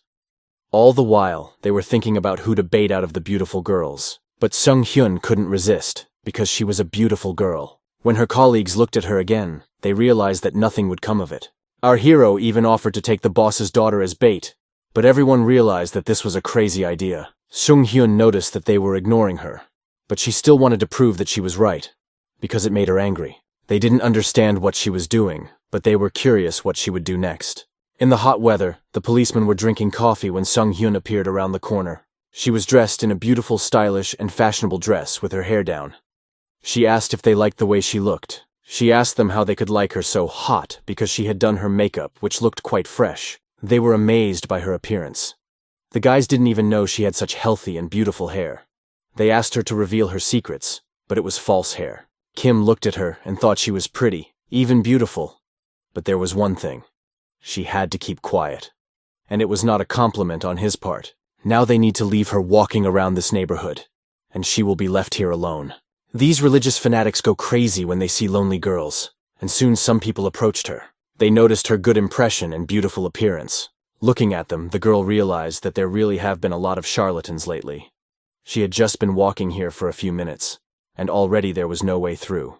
They introduced themselves as members of some pseudo-religion who were just studying religion. They watched her for a while, seeing her potential. They thought she would be very successful at work and asked permission to talk to her. What are undercover cops supposed to do? Of course, the girl agreed to talk to them, and everything went exactly as her colleague had described. If she meets them, she needs to start listening to them. They will offer to go for coffee or to go to a diner, and at first she should go along with them. After a while, these religious fanatics will say that they have no money, and everything happened exactly as the guy said. They ask the girl to pay, so the girl starts paying for them, although she doesn't really like it. After she pays, they start thinking that she is a simple, naive girl. After that, they start a long and boring conversation. They will talk her up. For half an hour they would talk nonsense to her, and the girl would agree with them all the time, even though she knew it was heresy. When they stopped talking nonsense, they suggested that they go to pray, because they wanted to take her to their lair. They filled her head with the idea that it was heaven, and she agreed, realizing that everything was going according to plan. They fell for the bait very easily. Following them to their lair, she had already walked several blocks. Her legs started to hurt. Who knew that their lair was so far away? After a while, they brought her to a place in the slums and pointed to a door, saying it was here. When she went inside, these kind people pushed her forward, telling her to go straight ahead. Our heroine, of course, thanked them for such hospitality, but it was quite strange. As she walked inside, she noticed a girl with green hair who had a green maple leaf around her neck. She saw that some mysterious ritual was taking place here, similar to a cruel, shameful sectarianism. The corpse of a murdered boy was lying on the carpet, and the girls were all tied up with their eyes closed. The green-eyed girl looked at her with a deadly cold gaze. It seems that she will not have a chance to get out because the door slammed loudly, and these kind people were no longer so kind. Like dogs breaking off the chain, they abruptly started running at the girl, trying to break her. Surrounding her from all sides and grabbing her with their hands, they began showing their true face as abnormal people shrouded in stupid beliefs. But Sung-hyun began to use her own techniques during the attack, and immediately broke the arm of one of the women. And she knocked out this man with a kick, knocking him down. All the people who were performing the ceremony looked at her, amazed that she could not be taken so easily. They noticed that they had brought a rather bold girl. After she scattered them, Seong-hyun realized that even she hadn't expected this and said, "All that training has paid off." Looking at what was happening around her, Sung-hyun asked, "What kind of human trafficking is this?" But she was told that it was just a process of reuniting with him. The green-haired girl looked at Sung-hyun with a maniacal gaze and put her brass knuckles on her hand, which was not just brass knuckles, but also had 4 knives. The undercover police officer pulled out a stun gun to confront her. The moment they saw that she was armed with a stun gun, they wondered where she got it. As soon as she was about to pull the trigger, the green-haired girl threw a black cloak over her to prevent her from firing the shot. And at the moment when the cloak wrapped around her pistol, she hit it with all her might with her brass knuckles, cutting it open. Shrapnel and dust blinded our heroine's eyes, and she could only see the silhouette of the girl running toward her. As she waved her brass knuckles, she realized that Seon-hyun was a policewoman, and she wanted to kill her more than anything. Suddenly, a sharp boot slams into her face, dealing a severe blow to her insolent expression. The green-haired girl falls to the ground like a stone, and the big men involved notice that something has gone wrong. Kim had been following her all along and saved her from a situation that was getting out of hand. After looking around, he realized that these charlatans were using their practices to deceive people. They lure people into their lair and destroy them. He pointed his police baton at them and asked them if they knew what dogma and morality were. Sung-hyun was extremely happy to see Kim, who had saved her from these crazy fanatics who wanted to kill her. The green-haired girl stood up and said that according to the rules of morality, you cannot beat women, especially her. But Kim smiled when he saw that they were aware of the violation of all moral principles, and that punishment was due. To make this green-haired rebel understand a little bit about morality, Kim taught her a personal lesson by hitting her hard in the face. He was going to punish these filthy cultists with his truncheon, and he swung. He finished off this wretch who had committed irreparable acts. It seemed to Kim that after the Phoenix operation his senses became more acute, and he got used to his body. And every day his speed and strength only increased. These scoundrels, seeing what Kim did to this green-haired girl, were so impressed that they just stood there and did nothing. This, of course, angered the girl, who ordered them all to attack at once, but Kim held the baton firmly in his hands. As soon as these scoundrels approached him, he quickly showed them who was right. Showing them the language of power, he scattered these big men in different directions. For him, these ignorant people were no problem, and soon they all got what they deserved. They were lying on the floor with broken faces, beaten by our hero's baton. Kim quickly returned to form, and Seung-hyun, watching his actions, was simply amazed at how he scattered everyone. The green-haired girl was beaten up enough and looked at the guy, not understanding why he came. Kim looked at Seung-hyun and wondered why she hadn't stunned any, and decided that he would make her practice more. After he finished off the green-haired rascal, he asked his colleague to call for reinforcements to get everyone out of here, but she was so scared that she couldn't even move, asking the guy to help her. Despite this, he asked her not to exaggerate. Given her femininity, she was still able to neutralize the two. Kim, of course, noticed this and praised her for her achievements, holding out his hand in acknowledgement. She was a real good girl. He took her in his arms and carried her out of the room. The girl asked what he was doing, but for a moment she told him to pick her up. She did not ask him to pick her up like that, and it was very confusing for her. After this incident, Kim reported it to the commander, who asked them not to engage in amateurish behavior. They did catch them, but they didn't even warn him. At least they were prepared. Kim replied that he had told him, but he wouldn't have let him go. Working with such an adventurer, the general realized that no matter how much he said, he would still go on the mission.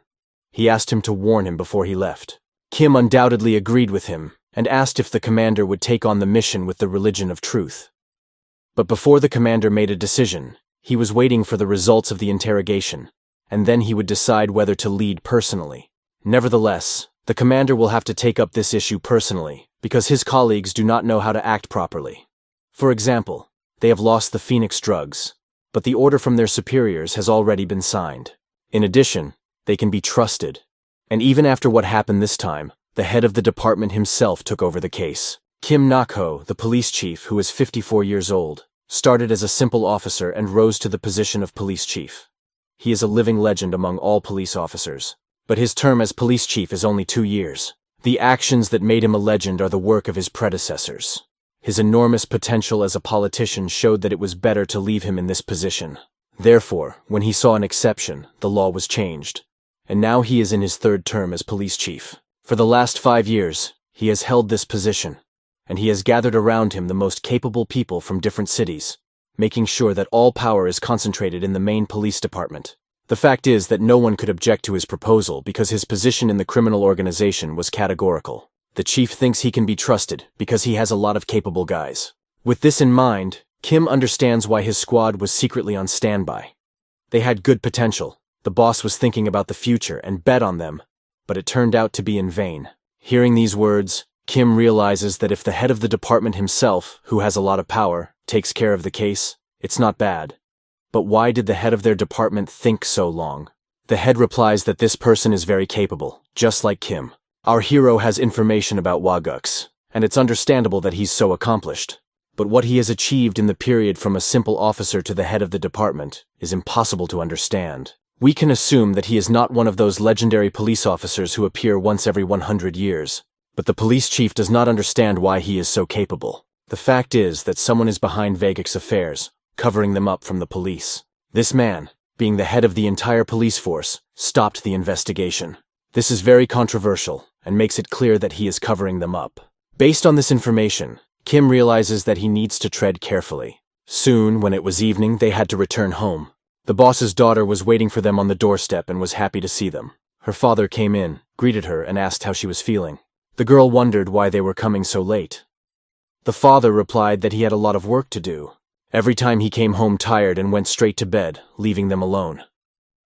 As soon as his father went to bed and they were alone, Kim noticed why this girl was smiling so sincerely. She simply said that she was very happy that he was living with them. Her father often talked about him and his moving in with them. After her mother died, her father lost interest in everything. But one day Kim appeared in his life, and he started talking about him. One day, holding his daughter's hands, he told her that before she died, her mother had told him something important. She asked him to finish the job. All this time he could not fulfill his promise, but now, looking at it all, He is sure that now he will succeed and everything will work out. Of course, she doesn't know what these tasks are, but she is glad that her father has a desire to live and a desire to achieve something that is stronger than his previous aspirations and gives his soul and life meaning. Looking at her young, beautiful face, Kim assured her that she should not worry because they would definitely succeed in this business. But the girl said a phrase, "Promise me that you will bring up old memories." The girl stood right in front of him and said, "Promise me that." Like Phoenix in his younger days, they made a promise, and this girl reminded him of her. He looked at her calmly, and yet he decided to promise, holding out his little finger to seal it. The girl asked, "What is this little finger? What does it mean?" Kim was amazed that she didn't know that this is what you do when you make a promise. Seeing this, the boss's daughter started laughing, admitting that the guy was so cute, but these words sounded like a knife to Kim's heart. He could not be nice at all. Looking at her with contempt, he could not agree with this definition. The next day, the head of the department, Hong Jun, came to his superiors. He was informed that the matter had been resolved, and indeed, it was related to the true religion. They managed to find out everything. The location of the organization, the methods of committing crimes, and it was just incredible. The commander was amazed because everything was done very quickly.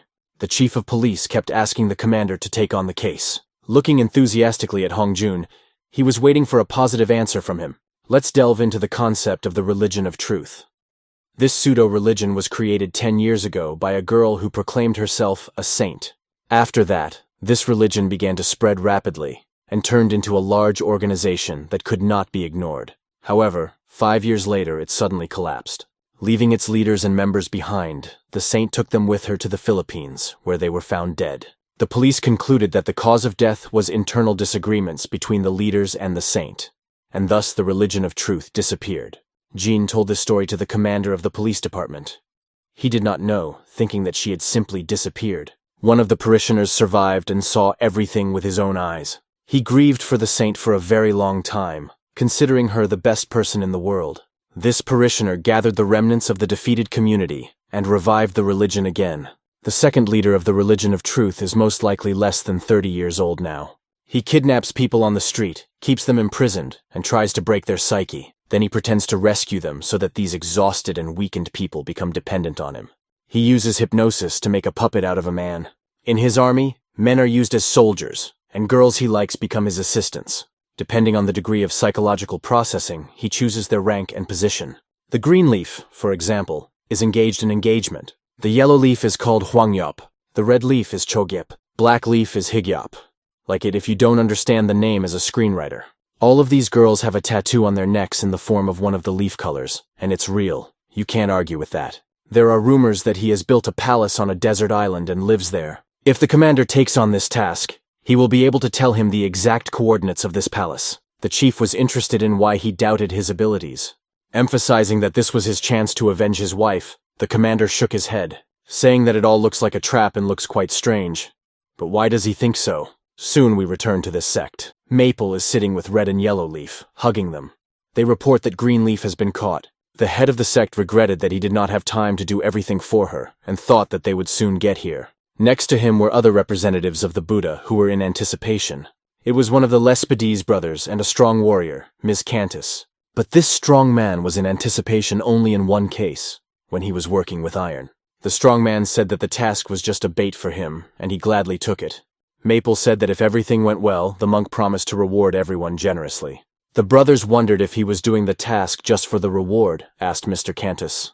Maple thought there was nothing wrong with wanting a reward. He was surprised that he and the other guy had teamed up. But the point was that they would be doing the task together. Maple thought that only Miss Cantus and Wild Cherry would participate in the task, and he never imagined that they would take on the same task together. But if this task affects his business, it will have consequences for the other participants.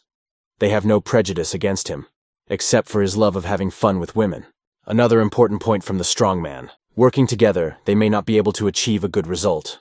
This sounded quite interesting coming from their mouths. But for some reason, Mr. Cantus took up the case. For him, it was just an order.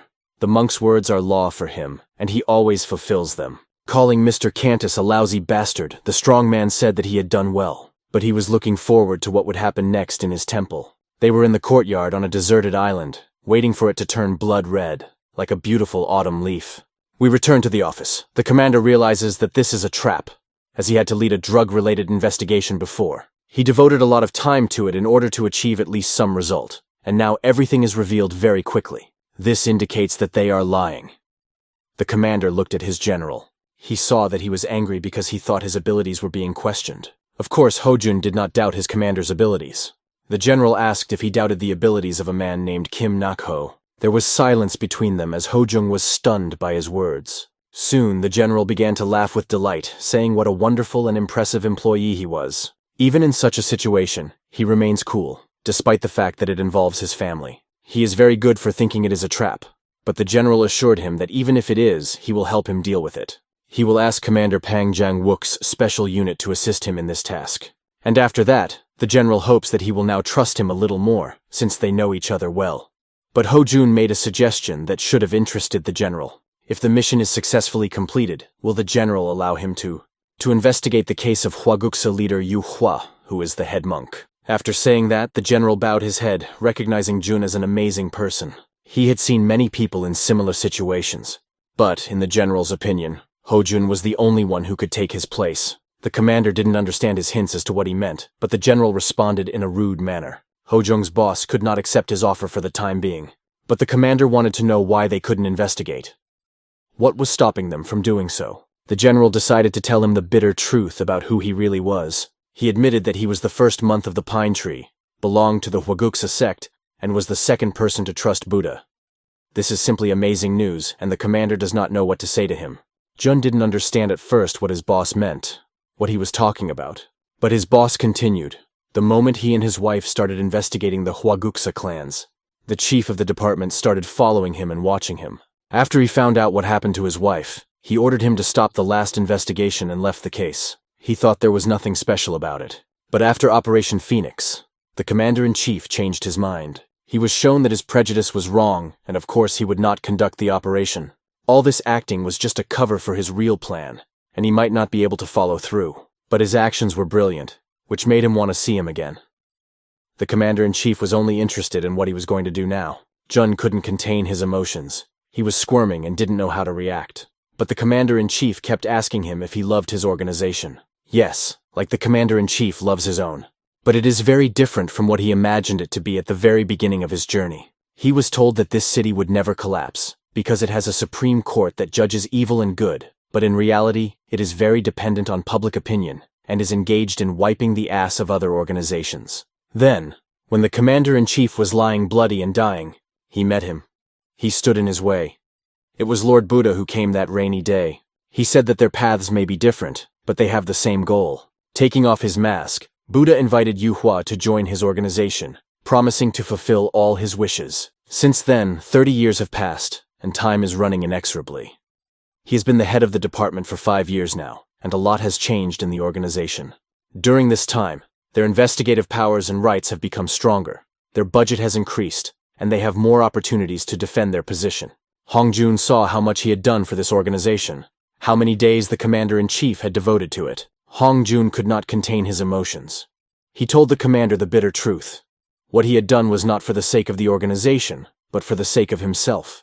Yu Hua has never made a mistake, because you are the core of the organization. He only had 1 year left to serve, and he could have stayed longer if he had been told. But it was his time, and he had more important things to think about. That's why he turned his attention to Hojun as his successor. Because you don't give up your beliefs and have an honest character, the commander-in-chief likes you very much. He sees himself in you as a young man. Hojung shouted to his face that Yunhua is difficult to control, and that's why he wants to put him in an official position so that he can be more easily managed. There is no way he will become a corrupt cop like his commander-in-chief. But Yunhua tried to get the policeman to understand in a quiet, eerie voice.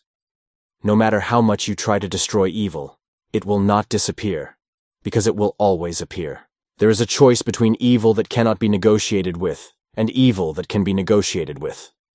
As an honest man, he chose the latter, and if he were in his place, he would have chosen the same.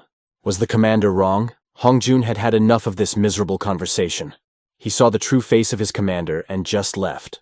As he was leaving the office, his commander said that he could respond to his proposal next time. Why was he so outraged? Because the commander-in-chief had only answered his question about his goals. He really wants real peace to come to his country, and that's all he wants. But Hongjun couldn't believe him anymore. Not a single word he said. He had forgotten a very important detail, a folder with information about the clans that the commander could swear to. And all the while, the commander kept telling him that he had to avenge his wife, as if he was trapping him and seducing Hongjun. The real name of the operation is cleaning up the fallen leaves. Does this man like the name? Hongjun didn't listen to his stupid talk because he knew who he was dealing with. But the commander's psychological attacks did not stop. He kept telling him that he appreciated him, and therefore asked him not to ignore his words. With his maneuvers, he buried himself deeply, and made a mockery of himself in the eyes of the other officers. On his way out, Hongjun tried to remain calm in front of his superior, but he realized that his mind was in real chaos. Now, after this truth, there were many questions in his mind, but the conclusion was simple. Everything was hopeless, and there was nothing he could do, not knowing how to confront it. As usual, he came home in the evening, and he didn't even have a face on him. Kim noticed that he had stayed late at work and that something was bothering him. Judging by the commander's appearance, he was very drunk. He was so drunk that he could barely stand up. It was very reckless of him, as someone could have tried to kill him. He had to go home right away, and he was drinking in uniform, so he went completely crazy. But after Kim took him in his arms and wanted to take him to his room to sleep, the commander told him that he had met his boss today. The guy realized what kind of big shot he was talking about, and was amazed that he had survived. He couldn't believe how the boss had survived after learning who the real members of Sasna were, because he had been hiding behind a mask all this time. The commander told Kim the startling news that the head of the department himself was the boss. This was simply stunning information for our hero. He did not expect such a maneuver, and asked the commander to tell him more. The operation to destroy Hwagox is cancelled, Hongjun said. Hearing these words, Kim wondered if the commander had lost his mind, but he realized that it was obvious from the beginning that they would not win the battle. The cursed Buddha had been holding everything in his hands and manipulating them all along, even though they didn't realize it. But the commander had a folder in his hands which he took, and it caught our hero's attention. After a hard night when the commander got drunk, he woke up in his bed with a severe headache. As soon as he takes his hand away, he sees two guys with wide open eyes looking right at him and breathing in his face. He explodes, shouting what they were doing here and what was going on. The guys were policemen, asked by Kim to guard the commander because he was worried that he hadn't woken up for a long time. But when they asked where Kim was, they didn't know what to say, because he didn't tell them anything. However, he asked them to tell the commander only one thing. If everything is in their hands and they think they control everything, now is a great chance to grab it. In perfect uniform, wearing a black suit, Senior Officer Kim Ken-soo was on full alert as he took over the operation under the new name of Cleaning Up the Fallen Leaves. This was the beginning of his solo outing. His colleague also asked to go with him on the mission and whined in his ear. The first thing that surprised our hero was where she came from and what was going on. To the first question, she answered that when she was a decoy, they downloaded an app to keep track of her location. She accidentally checked to see if the app was working, and her location appeared there. This confused our hero a bit. He thought it was a setup. Soon, Kim received an incoming call from a slave. The guy picked up the call, and the slave asked where he was now. The antagonist replied that he was going to the island, and when he returned he could not answer because he had bought a used boat from a fisherman for bullion. The man turned to the officer, as this was no longer a joke. He came to his aid and wished him to be careful and good luck. Kim was very glad that the commander pulled himself together. Otherwise, he would not have been happy after this mission. The commander said that we will assume that he did not hear anything, but this girl was standing in front of him with undying interest. She wanted to know who it was, but he was not going to talk to her for long. He had to go. With tears in her eyes, the girl ran after him and asked him to take her with him. She explained that these fanatics hunt pretty girls, and she could be useful again as bait, especially since she had clothes and cosmetics with her. But the guy let her go home to rest. The girl was worried about why he was giving separate tasks to his colleagues. Are they better than her? In a calm tone, Kim replied that they were stronger than her, the more experience they had, and she was still far from them. But the more tasks she performs, the more experience she gains. Where else can she get it? What's the purpose of your going on the mission? Kim asked. Do you want a promotion? Confused, she replied that she was also a member of the team and wanted to be useful. She felt as if she was an outcast. With hope in her eyes, she told him that maybe she would do well again, and he would pick her up again and praise her. She hoped so. She admitted that the last time he praised her, she wanted to confess her feelings to him. But our hero raised his hand, stopping her. For her sake, he hit her with all his strength on the neck so that she lost consciousness. He left her to rest on the shore of the port, and he set sail for the island. He couldn't risk it, because the mission was very dangerous. His police secretary comes to the chief's office and asks him to call Officer Penjun. Delighted with this information, he happily orders him to be sent there. Sitting in his chair, he realizes that everything is going according to their plan. Everything is as he knew it would be. He had persuaded him for a long time, and he of course responded to his trap. Taking a petal in his hand, he tells the orchid if it listens to him, because it is a pine tree trap, and he will be there in about 3 hours. Of course, the orchid will promptly relay this information to Maple. Sitting down at his chair, the general realizes that it has finally begun. He even breathes a sigh of relief. He realizes that the Lespedes clan and Miss Cantus are very strong warriors. If they face off against Hong Jun and Baek Jong-un, it won't just be an exciting battle. It will be incredibly interesting, said Kim Nak-ho, a representative of the sectarian faith, January Pine. At the moment he proposed this plan to the monk, he didn't care who won. If Maple wins, then his plan has worked, and he will be able to gain even more trust from the monk. And if Hong Jun wins, then his position as police chief will be further strengthened.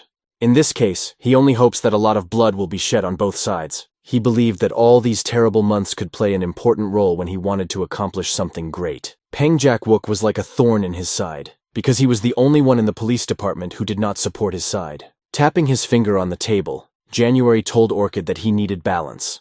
If the scales tipped to one side, everything would become obvious. Soon after, Iris contacted Sosna because he had an important message. He said that there were about 3 hours left before the police arrived. But why is he calling? It's interesting because there were still about 3 hours left before the police arrived. Maple's men, who were in the ambush, reported that everyone in the ambush was dead. At this point, Sosna realizes that something has gone wrong and they are in great danger. But after thinking for a minute, he realized that this upstart was a cunning fox. He pretended to be weak, but all the time he was acting behind his back. He began to like Hong Jun very much. He thought that he had sent his team before he was informed, and asked him to tell Maple only one thing: that he was sorry. Thinking to himself, he realizes that he had been gathering the team in secret from him. Soon, bad news came again. The people who survived and participated in the battle with this man reported that it was not a team. It was just one crazy person who was not acting according to the plan. And at that moment, Sosna was speechless. He couldn't believe his ears. Was it really him? He thought about Kim. He knew that he was difficult, but not to this extent. This is a serious violation of the plan. The commander realizes that he will have to turn to a backup. He looks at the phone and is about to restore the balance. In the autumn forest, among the scattered corpses, Kim is standing with a knife in his hand, picking up the phone. He was ordered to wait for the special forces on the island. But why is he here? He realizes that the special forces won't help him. They will delay everything again. But the commander emphasizes that this time he needs Junwook's special forces. They are masters of their craft among the existing units. They are the most trained and strongest, and this commander enters his unit. He announces a new task to them. This legendary commander has been waiting for a mission for a long time, because his team hasn't done anything like this for a long time, and Jang Yeon is excited. The man with the red hair, Park Jun-ho, was impressed because they hadn't been assigned anything for a long time, and this was something cool. His colleague named Sang-ho asked him not to say that, and a girl named Kim Ah-yeon just kept quiet, because it was her remedial task. Their team is the strongest, and they will move forward at all costs, because they are a special forces unit. Despite the tense relations in the team, he decides to complete the mission on his own, avoiding conflicts with those who are too militant. Hu Jin, who takes on the role of leader, tells how he was injured during clashes with followers of the religion of truth when he was working as a hitman. And Klyon, from the first lineup, is recognized as one of the strongest warriors he has known throughout his career. Nowadays, her strength has waned considerably. But still, everyone she sends on missions is characterized by a high level of skill. The commander recalls the scoundrel who killed his wife and promises revenge, despite the fact that their interests with this person coincide. Since they both strive for the same result, the commander demands obedience and compliance with his orders. He strives for the perfect execution of the task without any losses, as he has developed a detailed plan of action. Soon, the SWAT team arrives at the mission site on a speedboat and meets with Officer Kensu. The police commanders meet him right on the island, happy to welcome him because they have heard many good things about him. A healthy man with a cigarette in his mouth introduces himself as the commander of the squad, Pong Jacques. But Kim noticed that he was being followed by several other people he did not expect to see. Among them was Sang-Hu, who seemed to have just woken up but had already joined the mission, despite the fact that Kim did not want to take her with him. They reminded him that this was his team, and he could not abandon his comrades, especially at a critical moment. While the girl said that he had abandoned her, emphasizing the importance of teamwork in the mission. The guy with red hair, seeing Kim, asked again if he was the one who had once covered up a drug dealer. But his colleague reminded him of the need to follow the chain of command and not to use informal appeals to higher officials, regardless of personal emotions. The same red-haired man noted that Kim had left his people in trouble, accusing him of lack of leadership. Kim replied that they were useless, asking why they should be brought along, but the red-haired man wanted to know why they were abandoned, and his colleague Sang-Hoo expressed his dissatisfaction with Kim. As soon as they arrived on the island, the red-haired man immediately began to pester Kim, while his colleague tried to calm him down and urged him to watch his language. Our hero looked around at everyone present, and involuntarily thought that it would be better to complete the mission on his own than to argue with these losers. Behind him, an old friend approached him and asked him to be patient. He was glad to see her. It was Kim, who had always been distinguished by her good manners. So much so that our hero did not even recognize her at first. The boy stood silently, while the red-haired man continued his provocations, preparing for a quarrel. Seeing this, the squad leader came over and asked him decisively, "Are you going to start a fight during an important mission?" At the same time, the commander realized that his subordinate had his own reasons for such behavior. The commander's words silenced everyone, because they needed to focus on the task at hand. Kim noticed that the team members were listening well to their boss, but he had no intention of obeying. The commander smoked cigarette after cigarette and thought about the next steps. Looking at the entire team, it became clear that they were all ready for action. After establishing communication with the command center via radio, he set up the correct frequency to avoid being overheard. As soon as Kim made contact with Commander John, they began a briefing on the details of the mission. Their target is located in the Grand Temple, which is in the middle of the island in a 3-story building. On the first floor is a staircase. Flanking it is a dining room and a passageway to the basement. On the second floor is a huge ceremony hall where management meetings are held. On the third floor is the office of the sect head, where all the key events take place. Once they get there, they plan to immediately lure their targets inside. They will try to go deeper into the building, and when the enemies are trapped, they plan to surround them from different sides to effectively destroy them. To do this, they need to divide into teams, and each group must go in a different direction. Some to the left room, others to the right, and others to the basement. The commander with the cigarette asked if there were any information errors in the plan, to which John replied that there were no errors because he had personally checked all the information. While listening to the report, Kim realizes that the senior officer had long ago said he would not take the case. But in the meantime, he was secretly investigating. There is an important detail that needs to be clarified and that everyone should be warned about. There is a suspicion that they may have such a powerful force that there is definitely something there. Over the radio, he says that everyone should first sort out their area and then prepare for the next attack together.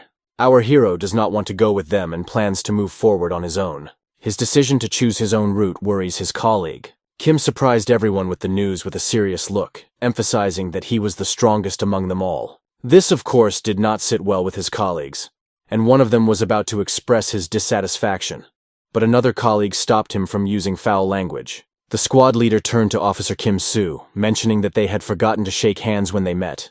And since it was forgotten, he suggested that they do it right now. It was a kind of psychological test, and the moment he shook the commander's hand, he was stunned by his strength. He unquestioningly sends Officer Kim straight ahead. The commander's order is binding. If he says so, it must be done. He in turn will try to back him up while he climbs up. As he finishes his cigarette, the commander hopes that everything will go according to plan. Yahello accepts his order, realizing the need to act. However, very soon, in a state of shock, they realize that something is not going according to plan. The red-haired officer begins to search through the bag he needed for the mission, and realizes that instead of the necessary equipment, there are fishing rods. The commander realizes that they have received the wrong suitcase, and this is very bad, because now they need to contact the carrier. His colleague calls the carrier, but he doesn't even pick up the phone. He just picked up the phone and continues to listen to music without answering the phone. The commander realizes that this is just an incredible joke mistake. Probably someone decided to play a joke. But it is a pretty cruel joke. Soon after, the commander of the General Police, Sosna, receives a report that all the belongings of the arriving special forces have been switched. Sosna thanks his colleagues for carrying out his order, because everything had been planned by the chief of the Marine Police, who had close ties to the commander of the General Police. After hanging up the phone, Sosna thinks everything is going according to plan. He realizes that this is overkill, but if he wants to keep the balance, he needs to take extreme measures. We return to Maple's temple, where he waves his hypnotic pendant, claiming that God exists. He has seen it himself once, so he can speak about it with confidence. He speaks to a large audience who listen to him mesmerized, and tells them that those who believe will be saved, and those who do not believe will face great punishment. The hypnosis spreads to everyone present. He addresses his army of believers, saying that heretics are now coming here to do harm, and they need to win. Since they all believe in God, they must go and defend their faith. These people, like zombies, repeat that they believe and will do all his bidding. Sitting divided by color in the large temple, Kalen says that after this battle is over, they will be even closer to God. His brothers begin to realize that the madness in Kalen's words is beginning to take hold of the believers. One of the woodsman brothers realizes that it is better to believe in himself. Meanwhile, the wedge leaves turn into crimson autumn foliage. The insanity of Kalen's hypnosis penetrates the people. Kalen clogs their minds, instilling in them his beliefs and justifying their stupid actions by saying that they are doing everything for God. Soon the police SWAT team breaks into the building, dispersing Kalen's army. As they approach the huge temple, they see that everything is very expensive and luxurious, and it towers over the other buildings. Holding on to each other confidently, they realize that they need to start cleaning up the fallen leaves. That's the name of this mission, and they begin. The doors of this huge madhouse have opened. Our hero and his team go inside and see a lot of people. The commandos who came in and looked around are amazed at the number of people. No one expected that there would be so many of them. It was not just a crowd, but a whole army dressed in white suits, as if from a madhouse. The commander warned that many of the parishioners had been brainwashed, and when they fall under hypnosis, they seem to fall into their own reality. Some are dressed in white clothes, others in green or red. The officers remember the commander's words that if they are wearing white, they are ordinary people, and they should be careful not to hurt anyone. After these words, Kim is not going to hesitate or cause harm. He is ready to act and runs alone into the crowd. They didn't even realize what had happened because his speed and actions were unpredictable. He jumped above the crowd, pushing off the stairs. Like a ninja from a movie, he kicked one of the parishioners right in the face so that he could meet the real God. His fellow cultists did not realize anything when their comrade began to fall to the ground. One of the commandos shouted at him that his actions looked stupid. After all, these are ordinary people, and you have to remember that you can't hit them so hard. But Kim understands this well. One of the commandos approaches the commander and says that Kim can't do it alone. Holding a cigarette in his mouth, the commander still doesn't understand why they are not at their positions yet, but are just watching. Everyone needs to go to their positions. The decision of his colleague Hong Jun turned out to be quite correct. He placed men in white on the stairs leading to the second floor to try to lure the enemy in as deep as possible. In the neighboring rooms and in the basement, he planned to surround us with parishioners in colored clothes. He was watching his actions with a tablet. By watching and controlling everything, he understands how they will act and what to expect from them. He sends his men to their positions, but it seems strange to him that everything is going too smoothly. He decides to check the documents that were handed over instead of just assuming. Hong Jun has been trying to find evidence related to the Hwaguksa clan all along, and now he checks the materials Kim gave him. He made sure that there were no mistakes in the materials, and proceeded to execute his plan. Now they will not go up to the second floor altogether. They will split into different teams, and each will head to a different point. They even know the location of the secret door. In small teams, they scattered in 2 to different points. Seung-jae realizes that something is wrong because Hong Jun's plan is centered on the basement. Moreover, the leaked information has made him doubt his plans. He captures a policewoman with the call sign Green Leaves and hypnotizes her into revealing information as bait. However, Hong Jun received the information not from Greenleaf, but from Pine. This seems strange to Clint, because the hypnosis might not have worked. But in that case, he wouldn't have been able to find out the information. Only the monk and Iris knew that Sosna was in the police force, even inside the temple. Maple only knew that he had spread his information to the police. Because of this, Maple realized that everything was not going according to plan, as they had completely different plans for the top. He approaches his old friends, the moons of Celepedia and Miscanthus, telling them that this is no joke. Although they know why they came here, Clint's thoughts were wrong and he realized it. Respedi told him what was happening to him, calling him an idiot, because they had come here not just to hang out, but on business. But still, Maple started attacking them, as if they didn't know and were pretending to be stupid. Maple realized that all this would end with the destruction of him and his team, because in his opinion, this is the monk's order. Maple doesn't understand why he doesn't blaspheme like the first Maple did. But his brother Lispedici cannot understand what kind of nonsense he is talking about. Nevertheless, Clun begins to scream nervously in fear. He has always been obedient and silent, serving only the monk.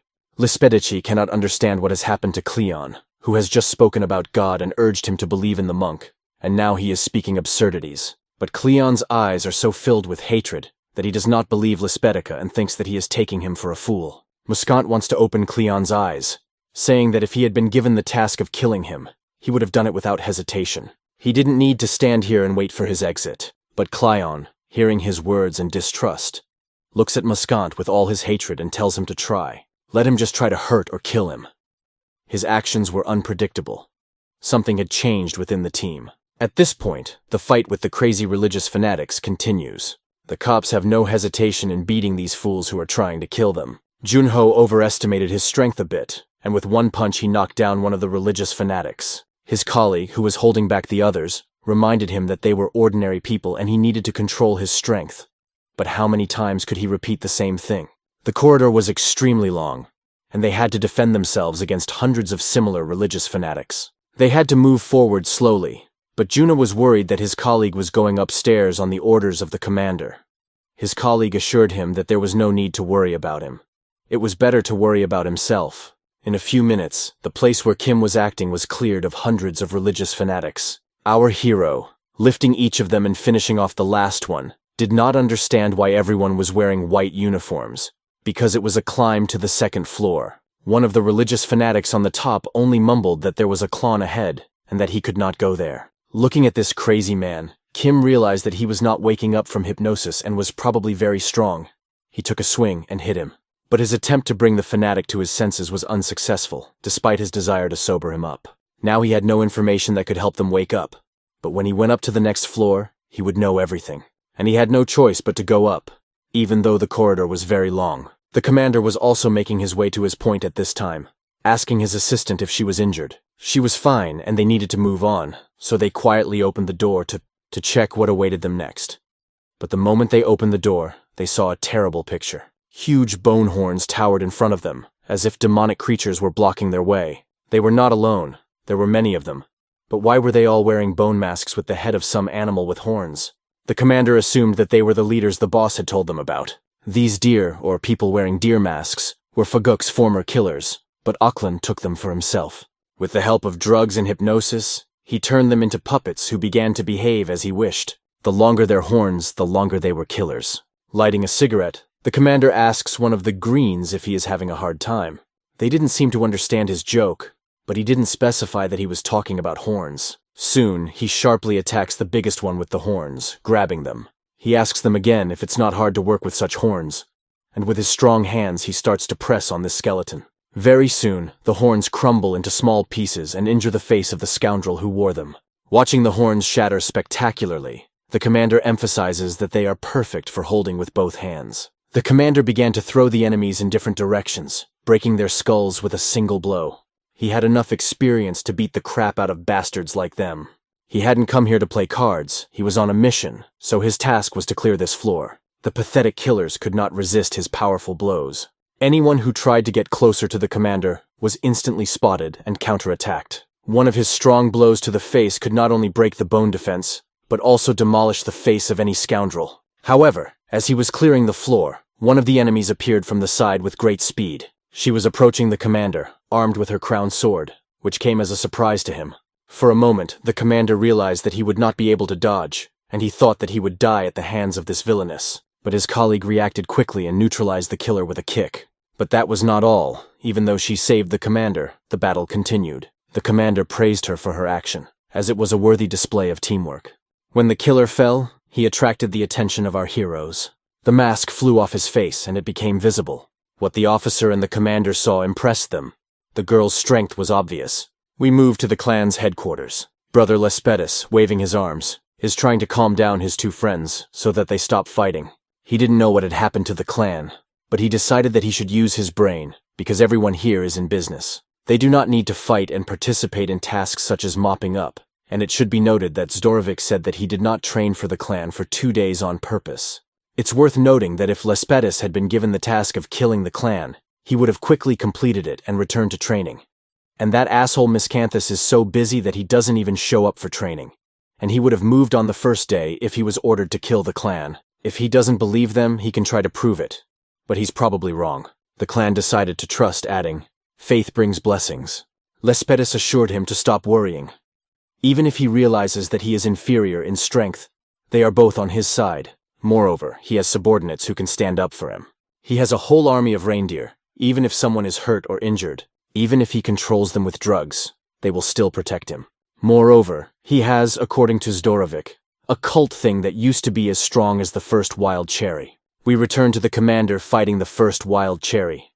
The girl realizes that she has been hit hard, but there is not a single scratch on her. The so-called wild cherry was so drugged that she didn't care. Taking her iconic sword, she rushed to attack. Although the commander was able to dodge her blow, he didn't even realize how quickly she climbed on his back, holding the sharp blade near his neck. She wanted to kill the commander without a single drop of emotion, but he grabbed her sword with his hand. The commander threw her aside, showing that no one could match his strength.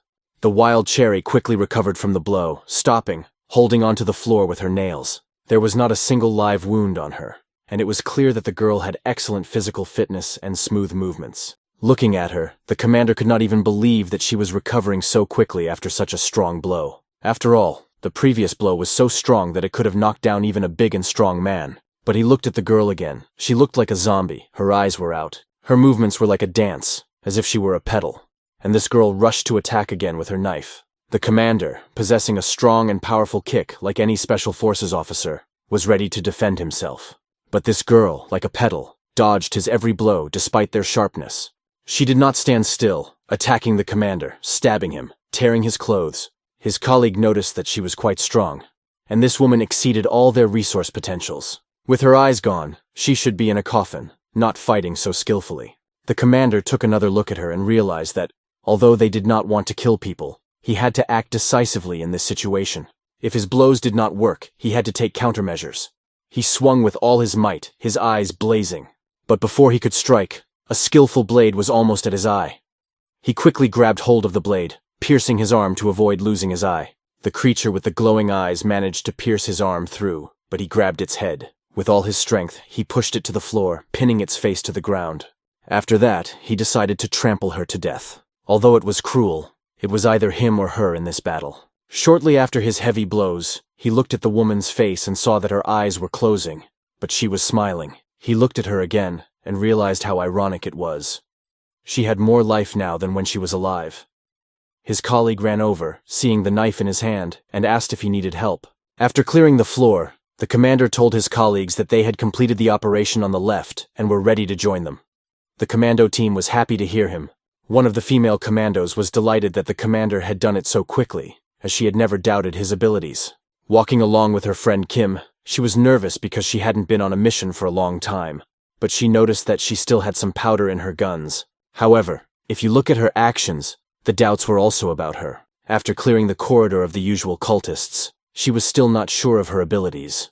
Her body felt numb because she hadn't fully warmed up, and she told her colleague that she used to be able to complete tasks much faster. Kim's friend turned to Seonbeni and asked if she was even in the special forces, to which Seonbeni replied with a modest smile that she was not part of the special forces, but why was she so strong?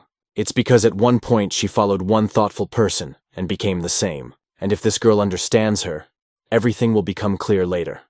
However, Hongsu did not understand what she was hinting at, even though Sungbin put her hand on her, thinking she was cute enough. Soon, the next team of commandos also dealt with the cultists on the first floor. They had put a lot of effort into dealing with these enemies, and if they still had weapons, it would have been even cooler. John Ho used very rude language, which the environmentalist didn't like, so he asked him not to use it. The ecologist didn't like that John Ho swore all the time. He explained that he should use swear words only when necessary, otherwise he would become a cow. But John Ho was already tired of these boring lectures. Soon the one who told him not to swear started swearing himself. He opened his mouth wide and said, "Fuck you." John Ho was curious about what was behind the door that had so shocked his friend. When they got closer, they saw girls standing there. The girls were quite cute, incredibly beautiful, and their appearance almost made the guys deaf from their own screams. The commandos were even embarrassed to see such beautiful girls in such an abnormal place. But it meant that they had to fight them. Because even though they were cute, they were not on their side. Red Fox and Yellowleaf were always by Maple's side, helping him with everything. They had been raised as assassins in a temple all their lives, and Maple received them from a monk as a reward. They began to serve him from that moment on, giving him their whole lives. A colleague of John's says that he really likes these girls and doesn't want to beat them. John replies that he would rather kill himself. The girls notice that this guy knows a lot about girls. And, of course, no one can dislike such beauties. If we look back at the history of their existence, Maple has always brainwashed them since childhood. Yellow Maple and Red Fox took up their weapons and were ready to fight the aliens. They didn't need these miserable boys, because they already had a master. These girls were very loyal to Maple and would not change sides for any money. John decided that he could try to engage in a dialogue with them. And he approached these two beautiful ladies, asking them to put down their weapons and surrender. He assured them that if they did so, they would not be beaten because they were girls. But soon, a red whip with knives on the ends flew toward one of the special forces. It suddenly struck near them, and one of them did not have time to dodge, and he was simply cut to pieces. The girls saw that the special forces not only talked, but also knew how to fight.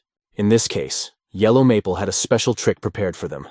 She started her grinder and rushed at one of them. She swung her sword at the guy, but he dodged it. John was amazed by the girls' agility and realized that they were armed, but they came to them unarmed. He suggested to his colleague Sanho that they quickly flee the scene, as they were in an unequal battle. But when he looked back, he realized that his colleague had not even moved.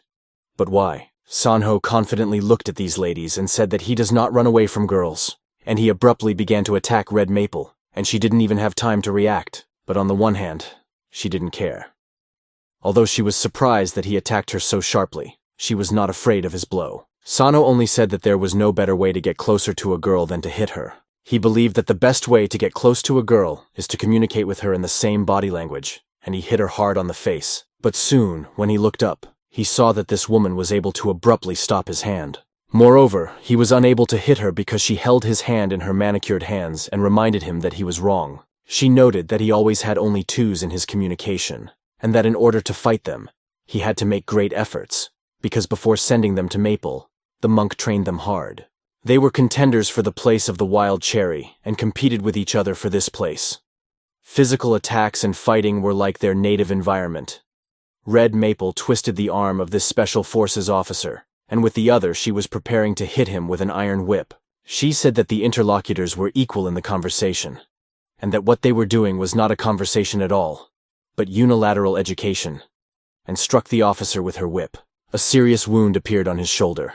He made a mistake and got injured, which caused him unbearable pain. To make matters worse, Yellow Maple started her grinder and rushed in to stab him.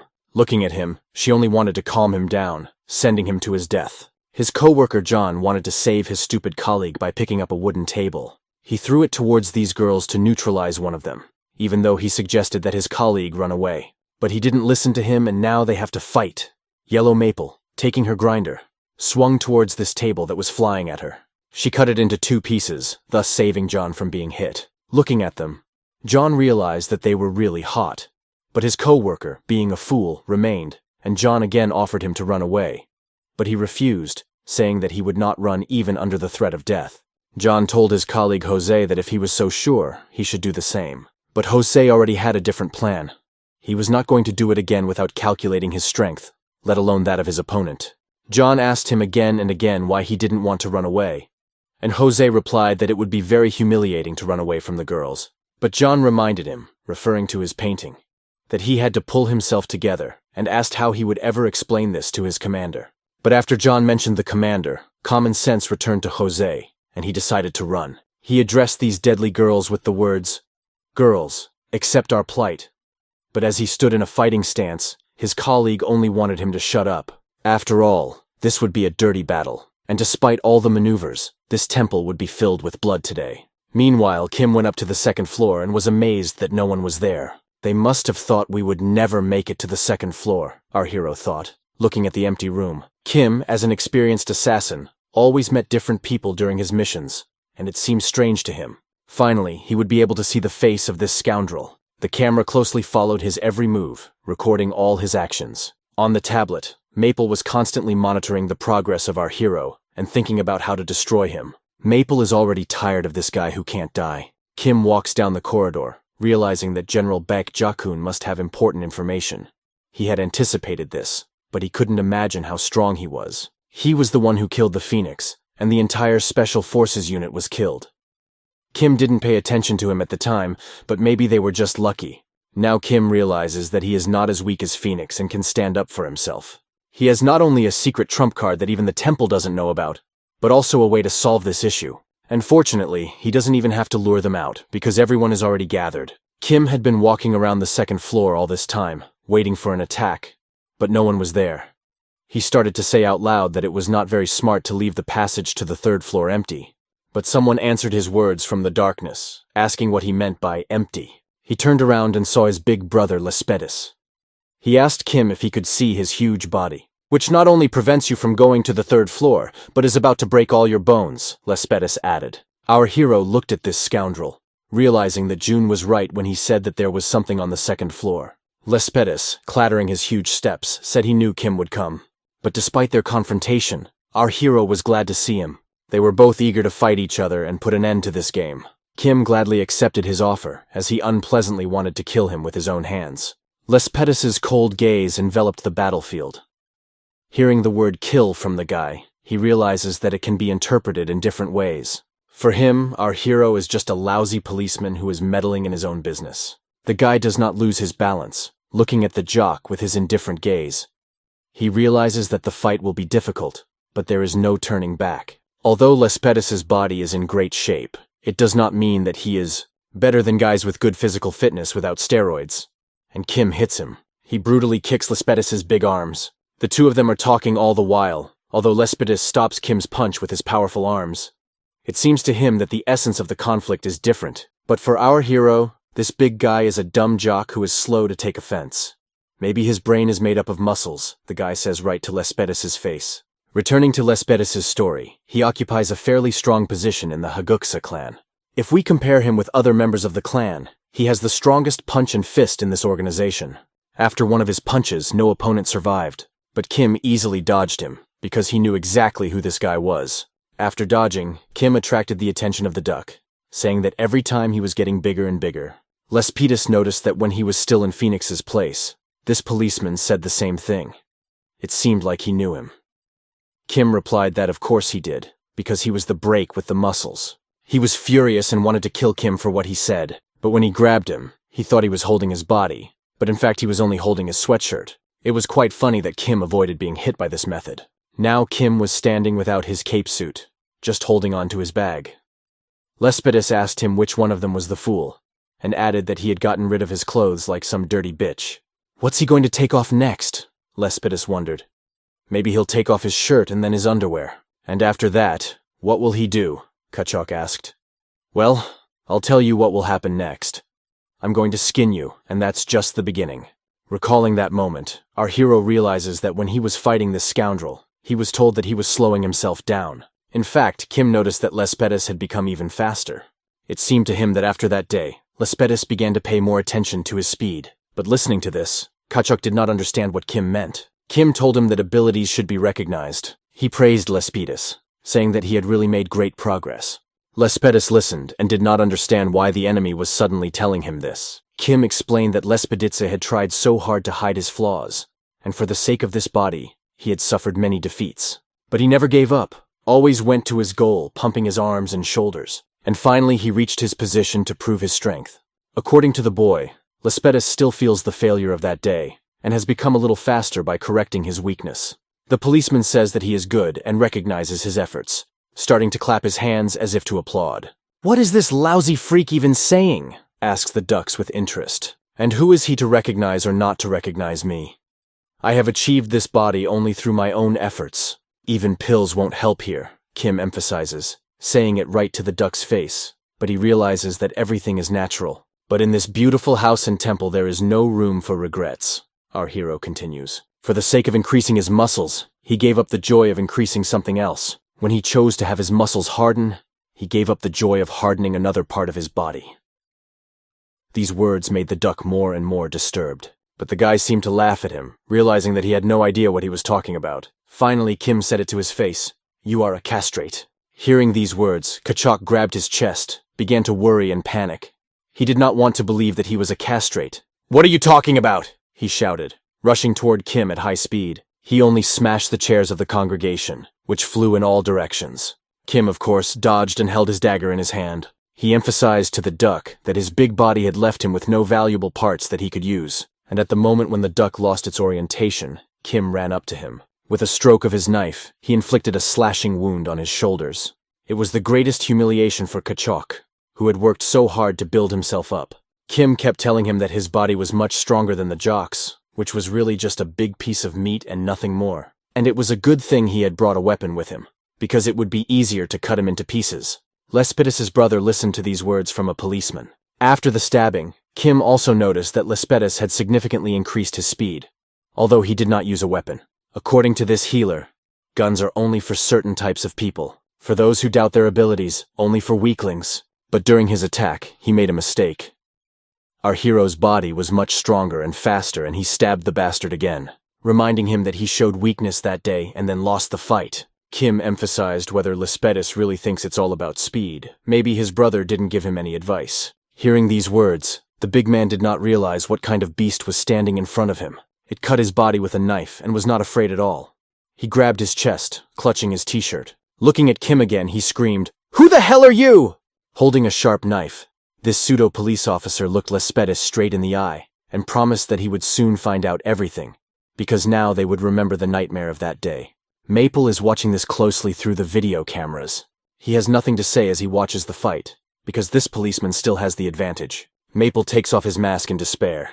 He puts it down next to him because he is shocked to realize that he's not just facing some pathetic policeman. In fact, he will have to fight Big Juan himself, whom everyone thought was dead. Lespedeza felt a lot of pressure in this short fight. It was the same pressure as from the first 250-kilo bench press. Together with his brother, thanks to this pressure, he survived in the hunger room. When they couldn't get out of there, they managed to do something incredible with their efforts. They managed to kill April and Yulia by taking their places. It was a human victory over a physical disadvantage. It was an effort to which they were devoted, training all the time and working tirelessly. Only these efforts helped the brothers survive and succeed in the criminal world. Their whole life was one continuous suffering that they had to go through. That's why they felt hatred for some people. They hated Phoenix, even though she was one of them. She became strong with the help of drugs, which they could not even imagine. And yet, one day, Yule suggested killing Phoenix. The other one replied that he didn't particularly like her, but there was no point in keeping her alive just for her looks. Even his brother noticed that he was very obsessed with women and needed to improve. But he could see that he hated them. But he said that he hated not only Phoenix, but other women as well. He doesn't like anyone who doesn't take care of their bodies. When he looks at this raghead Phoenix, he gets the feeling that all his efforts are in vain. His brother heard and understood him completely. After listening to the end, he agreed that it was better to just observe the situation. After that, the brothers tried to find a reason to kill Phoenix and secretly interfered with everything she did. Then she sat in the room holding her head and asked herself why she was getting into trouble every time.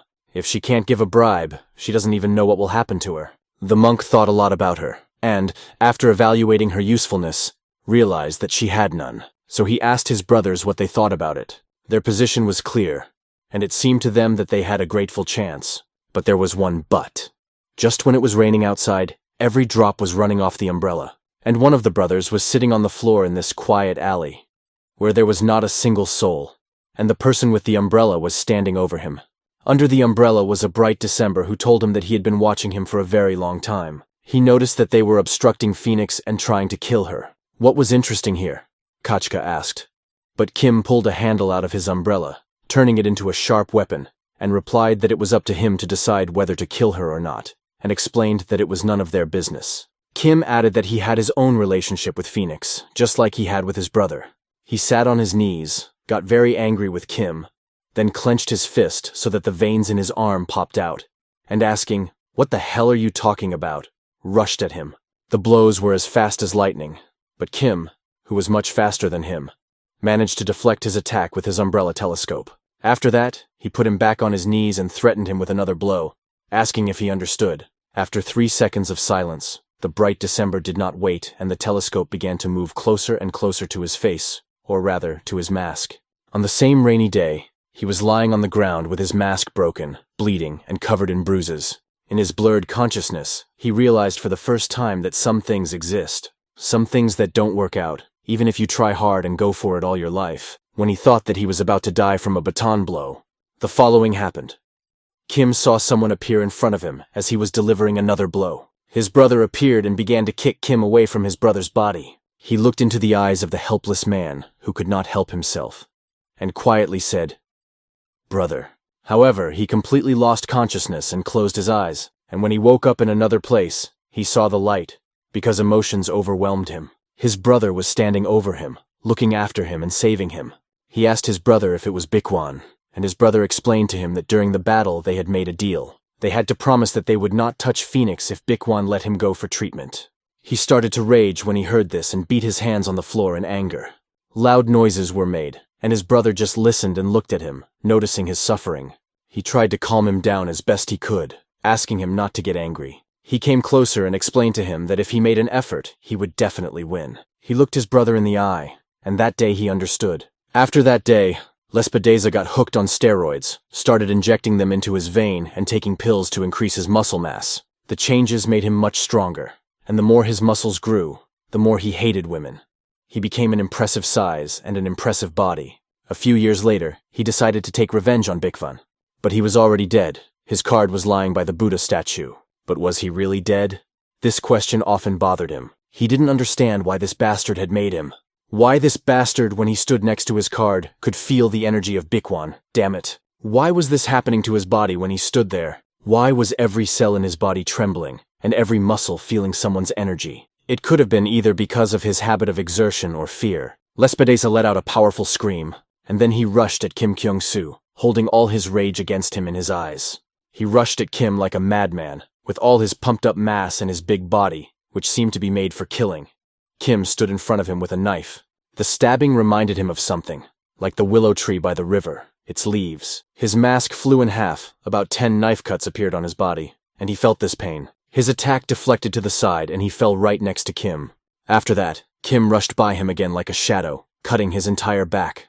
Standing with his back to him, Kim said that it was just muscles and speed. His technique hadn't changed in such a long time, and asked if he would go forward in the same way. He stood there, thinking about what was happening, and realized that he could lift as much weight as he wanted. He turned to Kim with the side of his face that wasn't masked, and told him that someday the moment would come when he would win. He was sure he would win, he just needed to grab it once. It was even funny. It felt like he thought he had 100 lives. Just one time he had to grab it, but there was no way he could escape from Kim's knife and speed. This made him angry, and he mightily shouted that once he only needed to lift. He was ready to lift this weight, this barbell. He was ready to lift it again and again and again, squeezing it from his chest. To squeeze it as long as he could, if he could lift it at all, pouring all the anger he had into it. His life could have ended with a broken mask and a knife cut on his neck that Kim had made. He was unable to do anything against Kim, and this knife passes the blade across his neck. His body takes a few steps back. After this fight, Kim told him that it was very weak, but the fact that his muscles had atrophied before the stabbing saved his life. Kim also asked him where his confidence had gone and why he was writhing so much. He had no confidence anymore. He was just holding his neck and did not understand anything. "What's wrong? Who are you?" he asked Kim. In response, he heard a counter-question. "Did Bikwan have any disciples?"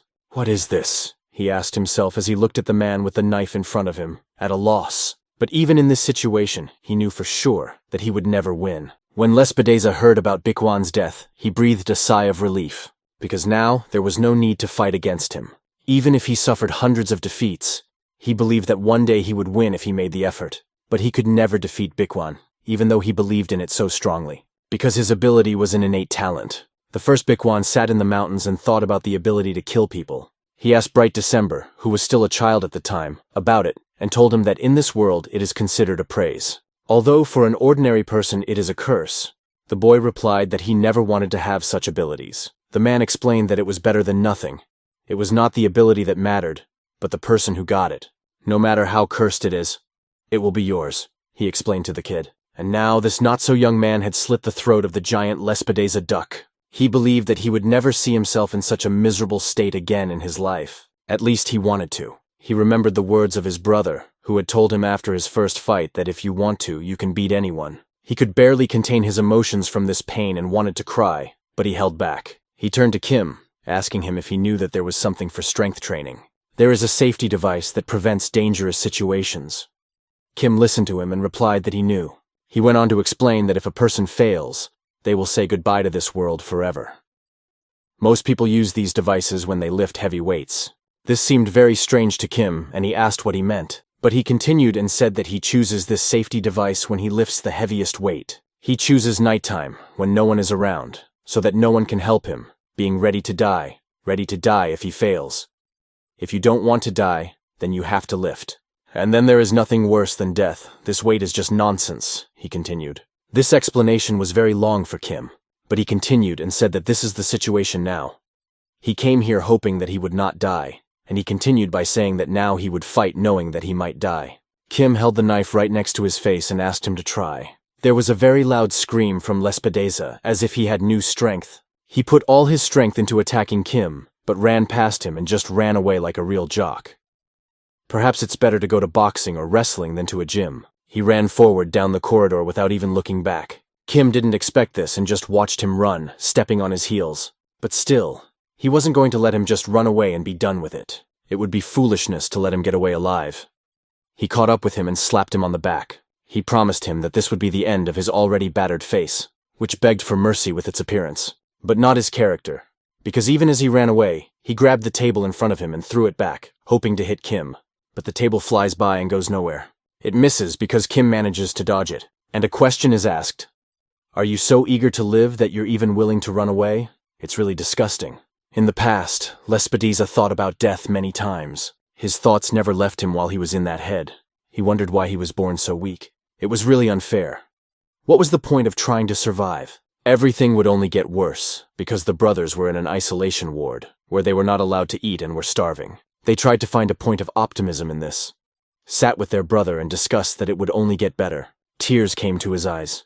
He approached his brother and told him that all this time they had been trying to do something to survive. But now it's really over, he added. In such sad conditions, they realized that trying to survive is not humiliating. Now you can understand why he started to run away and tried to save his life at any cost.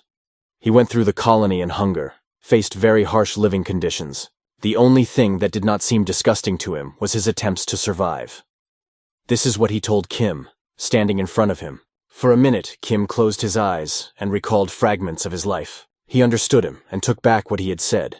But it did not change the fact that Kim wanted to end his life. He just heard those words and started running away. After him, Kim shouted that he would not succeed and that he should stop. He saw the big man flying out the window, breaking the glass with his muscles and large body. A large hole was left in the window on the second floor. Kim, knife in hand, immediately ran to it to look down. Looking carefully, he noticed that he had not been able to escape far. Because he had fallen from a great height, he could not immediately get up and run.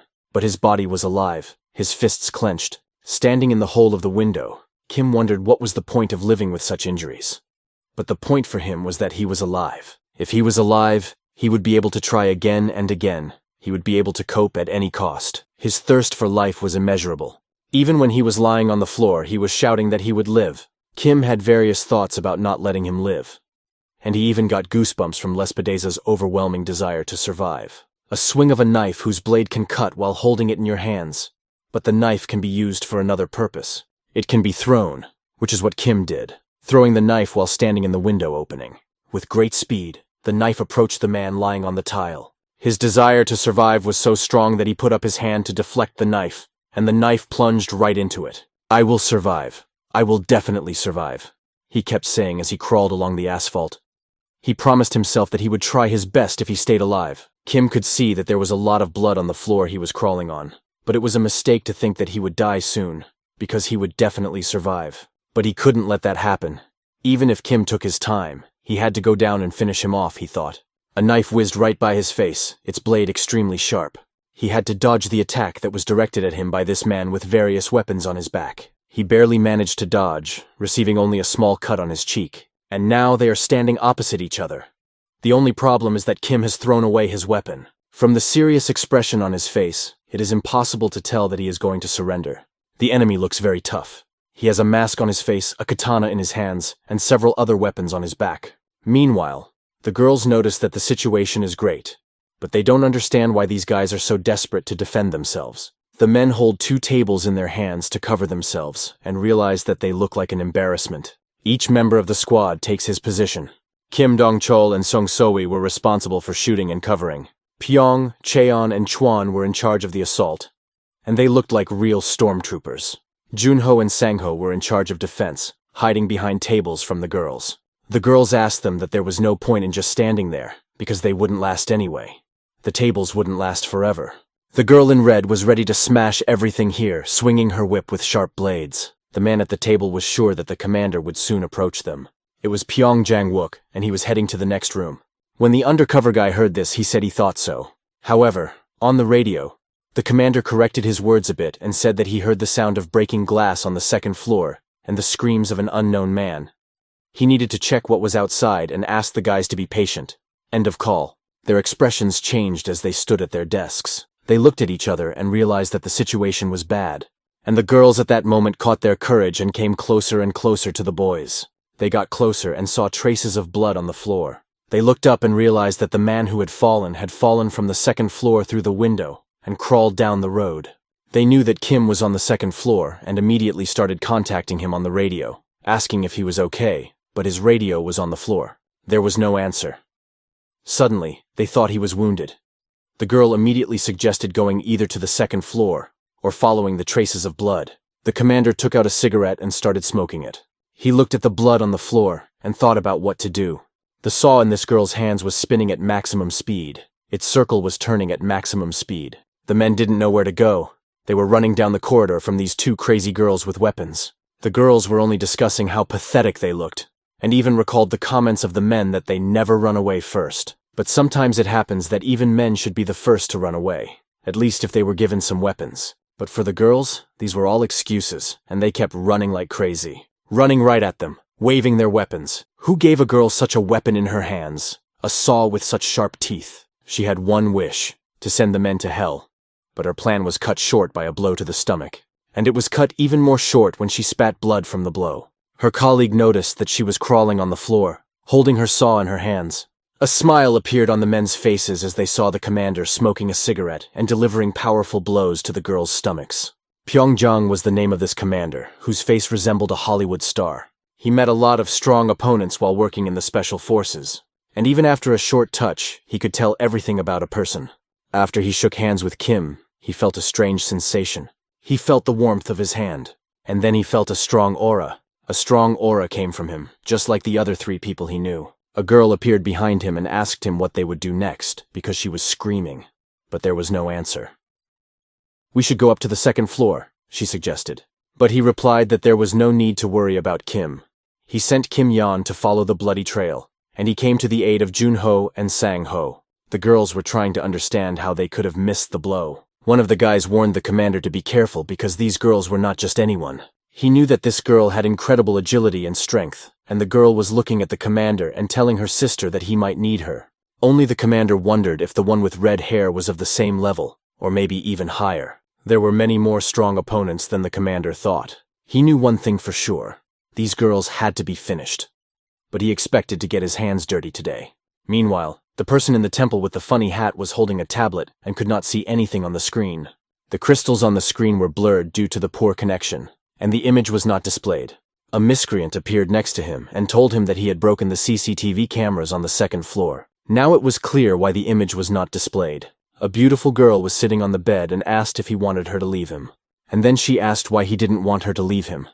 The guy, who had lost his head, told her that he loved her. You could see all the cunning in her eyes as she looked him straight in the eye. She got up from the bed, came closer to him, and he was sitting on his knees, begging her not to leave. And she asked him if he did not leave her, would he love her no matter what she did? He answered, "Yes, Saint, I will do whatever you want," looking into her eyes. This man had blood all over his face, especially in the mouth area. He was holding a bug in his hands, which was intact. But in a moment, with a squeeze of 2 fingers, he broke it. He was standing right on this red carpet. He picked up the cross that was hanging around his neck. But it was not just a cross, it was a key. He went to the small room behind and began to open the lock. Under the glass, he could see a very beautiful thing. Realizing that nothing could be done, he pressed the button. The boy and the girl looked at the scattered people they had already finished with, and it seemed to them that everything was over. The guy said it was time to go back, and as soon as he said these words, everything around him began to shake. Nobody understood what it was. The whole building started shaking, but it seems that the commander realized where the sound was coming from. The girls were also very scared and did not understand what was happening. In the room where the boys were, they thought it was an earthquake. But when they turned their heads to the right, they saw something. They saw a giant circle on the floor start to move to the side. They heard the sound of heels clicking, and a woman appeared in front of them. She came closer to them and began to look at them without saying anything. The boys could not understand who the hell she was. Then 3 more people appeared behind her, looking horrible and very scary. One had his whole face sewn up, another looked like a million-level ninja, and the third was a giant with a bald head. The girl just laughed, and she would say words. Maple is a black leaf, she would say. Maple and January were the only ones who were not originally part of Vaeguk. He himself gathered the remnants of the gang and infiltrated the lower levels of the clan. He vowed not to keep people he didn't know about with him. However, the trump card he was hiding from everyone has changed. These are the 3 apostles who died with the first Maple, but barely survived thanks to the second. There were 3 of them. Matthew, this big guy with earrings in his ears, Philip, who looked more like a ninja, and Yakov, who looked really scary because he had his whole face stitched up, which looked pretty creepy. "Who is this guy?" asked a girl standing behind me. She looked at this picture and could not understand. In front of her was a dark-haired girl with black lips, and behind her were these 3 ugly faces. The girl looked very dangerous and came closer. It was not in vain that she did so, because a very fast punch flew right into her chin. She was lucky that she managed to stop it with her hand. Only this girl realized that Maple had not called her here for them. She realized that there was something else upstairs. A swing of the leg, and this blow is sent straight to the head with a strong swing. She skillfully dodged, and their legs became tangled in each other. One of them fell to the ground as she was hit in the face in flight. "This is stupid," she said to Matthew, who was standing behind her. She explained that she had to hurry to meet Maple, and so she asked him.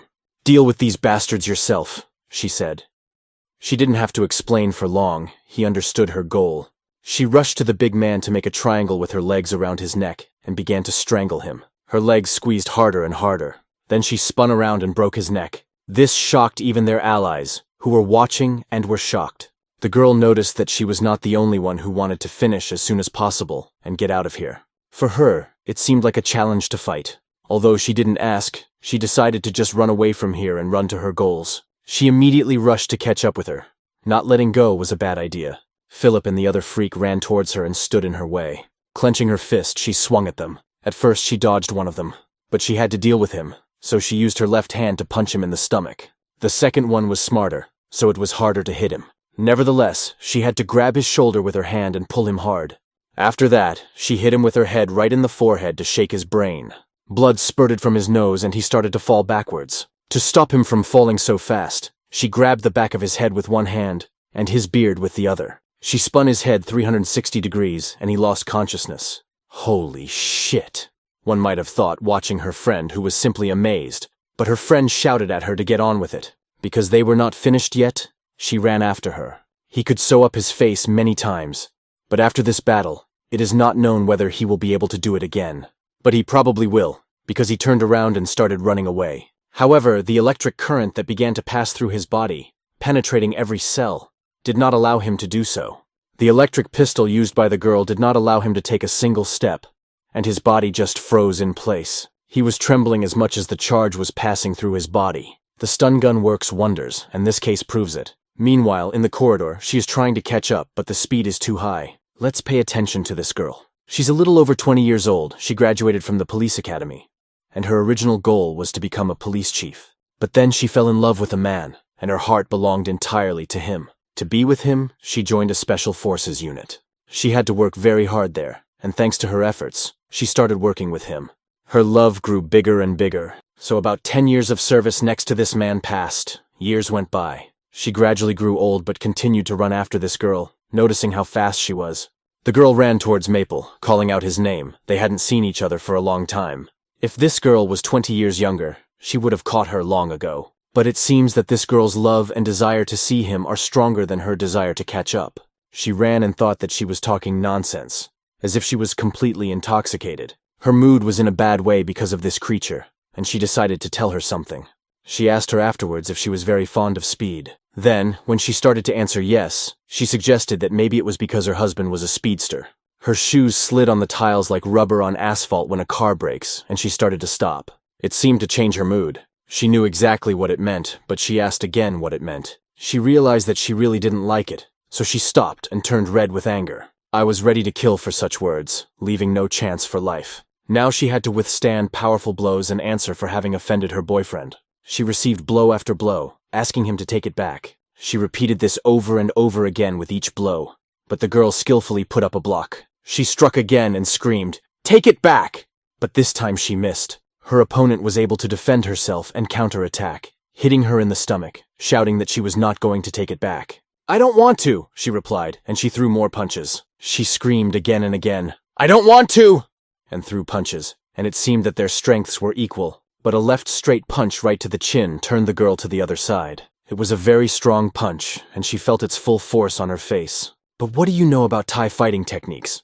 She elbowed him right in the chin. She showed that she didn't want to take it back and sent the black-haired beauty lying on the floor. Then she called her names for wearing lipstick like a corpse, and she continued to insult her boyfriend, calling him a dork and saying that she had adjusted to him.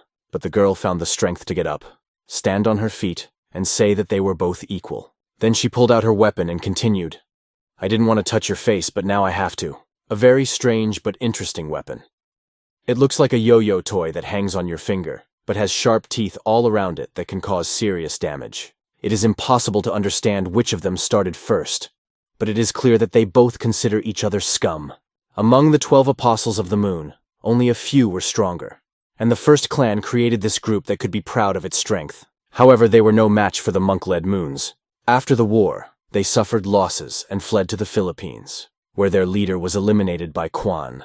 They continued to suffer defeats no matter what. Because of these defeats, they broke down, but even after that, she continues to fight, not giving up, but she gets kicked in the stomach. It is a precise kick right under the heart, which stops her breathing for 2 minutes. Despite all the defeats, they were getting stronger and stronger.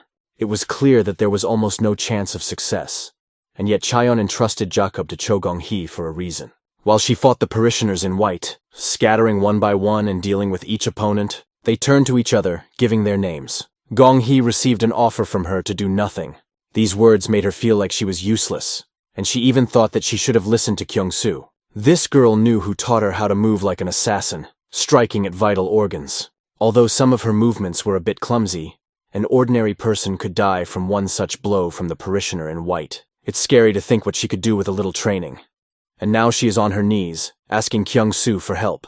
When she first saw his resilience in fighting injustice, she thought he was stupid. On the other hand, she thought he was brave. In the end, he managed to overcome all the difficulties. Looking at his resilience, she thought about how wonderful he was. She thought he was incredible and tried to stop her thoughts from going in that direction. But she couldn't stop so easily, and remembered again how he always beat her during training, but thought he had changed. Though it made sense to her when he praised her. Unlike Lee Sung and Hwang, who just made Cho Gun-hee learn his fighting style. She was smart enough to learn all of his techniques that he had given her. But physically, she couldn't hold out for long. It was very hard for her. Every training session, she forced herself to push herself beyond her limits. Kim helped her by telling her that wrestling is about strength of mind. He didn't say it gently, but forced her to stop whining and keep fighting. She knew she had a chance to change something, because he believed in her. Now she was up against a pretty strong opponent. She rushed at her with the remark that she should not give up in the fight against her. But at the first blow, it became clear how great the difference in their abilities was. Jacob dodged all her blows and was just waiting for the right moment to finish her off. All her blows were very clumsy. And then she remembered a phrase Kim had told her about fighting and fortitude. Jacob could not understand whether it was reality or illusion, but it seemed to him that Bi-kwan had appeared. Her movements resembled those that Jacob could not stand. They reminded Jacob of his mental disorder, and he felt as if Bi-kwan himself was standing over him. This was the last straw of his patience. He got up and ran in the other direction. The illusion had completely taken over his mind, and he couldn't understand what was happening. He just shouted that he didn't want anything. The girl looked at him and could not understand what was wrong with him. She definitely did not give up, but it seemed familiar to her. She saw a chance that she couldn't help but take, and she elbowed him several times in the spine. That's how she finished with Jacob, sending him to bed so he wouldn't be nervous. Then she saw something on the back of his head near his ear. Yes, it was his face. Lying with his nose in the ground, unconscious. She could not contain her joy and started jumping and shouting that she had won. She shouted her name and screamed that she had won. It was very funny and cute. This girl is a master at twirling weapons in her hands, ready to show all her skills. Maybe you shouldn't have offended her boyfriend. She throws this dangerous toy that can kill, and I barely managed to dodge it. But the first attack was not the end of it, and she is ready to strike again, looking directly into the eyes of the enemy. She noticed that the enemy was good at dodging and even complimented her. Looking at this weapon, she could not understand what it was. It would have been great if she had a weapon. But she didn't have time to think about it now, because the yo-yo was flying right by her face again. It is very difficult to react to a flexible weapon. It is even worse when it is very sharp, and the first cut appears on her leg. She also manages to joke around, asking the dodging girl what she's thinking about. "You're thinking about going to the next world soon," she joked. But her opponent was not afraid of death. She replied that, on the contrary, she was very happy about it. She knew that if she died, the commander would lay down his life to avenge her, and it seemed very romantic to her. She started to tell her enemy about it, but he realized that it was all fiction. Then she smiled and offered her to die anyway. Still, she took a stance, her spirits rose, and she was ready to fight. Meanwhile, Gulak, the size of her head, struck a strong blow. The blow was so powerful that the girl is thrown back, her head thrown back, and can see the color of her hair. His hand is about to grab his weapon.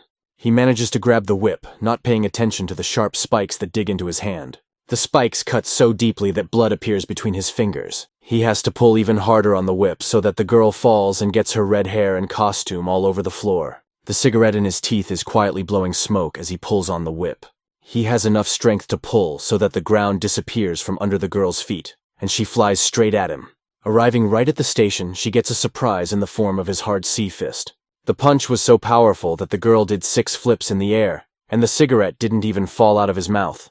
That's the level. Her sister rushed to her defense, but she ran into something much more interesting. The commander knocked her chin down with his knee. Even the boys were watching and saw how the commander threw his strength around during the fight.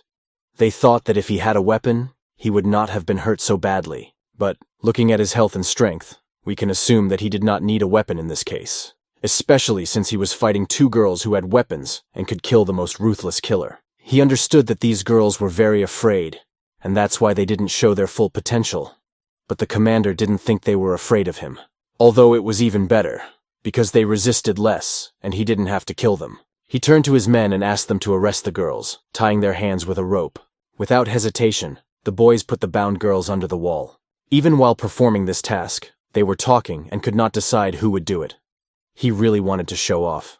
They even asked the commander to scold them when they got back to the base, but he was gentler and asked them not to fight. Then he said that it was time to go to Chaeon, and the guys noted that she hadn't been seen for a long time, assuming that a very strong enemy had met in the basement. But the commander knew that he shouldn't worry about her, because nothing would happen to her, as she could defend herself. He had no doubt in her strength, and then he heard a voice from the side calling out to him. It was the girl's open mouth, held by fingers with black manicures. Maple was holding the girl's hair. She was covered in cuts and unconscious, looking terrible. Holding her head, she imitated her voice, saying, "It's me." All 3 of them shouted her name, "Chaeon-senpai!" and rushed in her direction to show her that this was not the way to do things. The first blow came from a big guy who flew past her and hit the floor. They say that the ringing from the blow could be heard even in the street. However, she just enjoyed it, dodging each blow. Then she jumped back, still holding the girl's hair. The commander was sure that 1 blow would be enough to send her to the next world, and asked to let the girl go immediately. The guys listened to her indignation, saying something like, "Why are you so angry? You should be thankful." They should thank her for pulling the girl off the step. Then she said something interesting, noting that no one understands what's going on here right now. She asked the big man to come closer, threatening that if he did, she would kill the girl immediately. Her next actions were very strange. She began to put her hand into the girl's mouth completely. She tried to take out her tongue, thinking that the girl was trying to swallow it to die. She did not want to let the girl die alone, because she wanted to kill her personally. Suddenly, her body was pierced by an electric shock that hit her right in the shoulder and did not let go. Another girl fired a stun gun from the side. She approached so quietly that she could not be heard, in a great hurry after defeating Jacob. She turned her head and saw the new girl, but she turned her head in vain. For one of the officers began to beat her, although each blow flew past. In a magical evasion, she bent low, and the sneaker was already near her face. Then he gave her a nice makeover and threw her back hard. She bounced back like a rubber ball from this blow. The commander even praised him for such a precise blow. The guys rushed to the girl to check if she was okay. The captain ordered to take her away and take care of her treatment. The girl was ordered to go upstairs to Kim, but it was not over yet. One kick could not take her life. She managed to climb up and even get closer. The commander told the guys that they shouldn't worry about him. He would quickly finish here and come to them. She looked into his eyes and did not believe a word he said because she was confident in her abilities. His time in the Special Forces taught Pyongyang a lot about strong fighters. He also learned that everyone has their own fighting style. Some try to parasitize on the enemy's weak movements. Others, like venomous snakes, bite unexpectedly, hiding their claws. There are those who wait for the right moment to attack, and their style can be observed endlessly.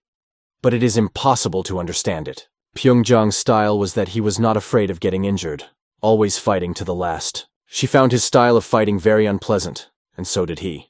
It seemed that he didn't care about his own body at all. His thoughtless jumping into battle seemed to be a big flaw, but that was just her opinion. He himself did not think his fighting style was a flaw.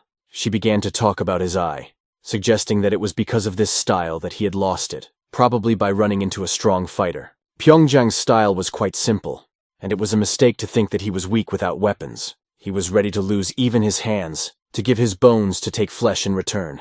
She was surprised that the man she loved turned out to be such a psycho. He didn't want to talk for a long time because there was no point, but he told her one thing. She wouldn't live long. However, her weapon was quite insidious, and she started spinning the yo-yo on her finger. He told her one more thing. Her boss Maple hadn't called her in because of him. He explained that there was someone stronger than him, and that someone was already on his way up. She could not believe that there was another strong fighter. She should have realized that the more strength, the more terrible the fighter. He also said that people like him train all their lives to gain strength. They train all their lives because they know that strength is all they have. After that, he threw himself at her with his fists, not letting the cigarette out of his mouth. She released the yo-yo with a clear motion right into his stomach, where it began to cut through his skin. But he didn't even pay attention to it, trying to hit her on the head with his fist from above. She put her hand up in time. The blow was so hard that her arm could barely stand it, trembling from the strain.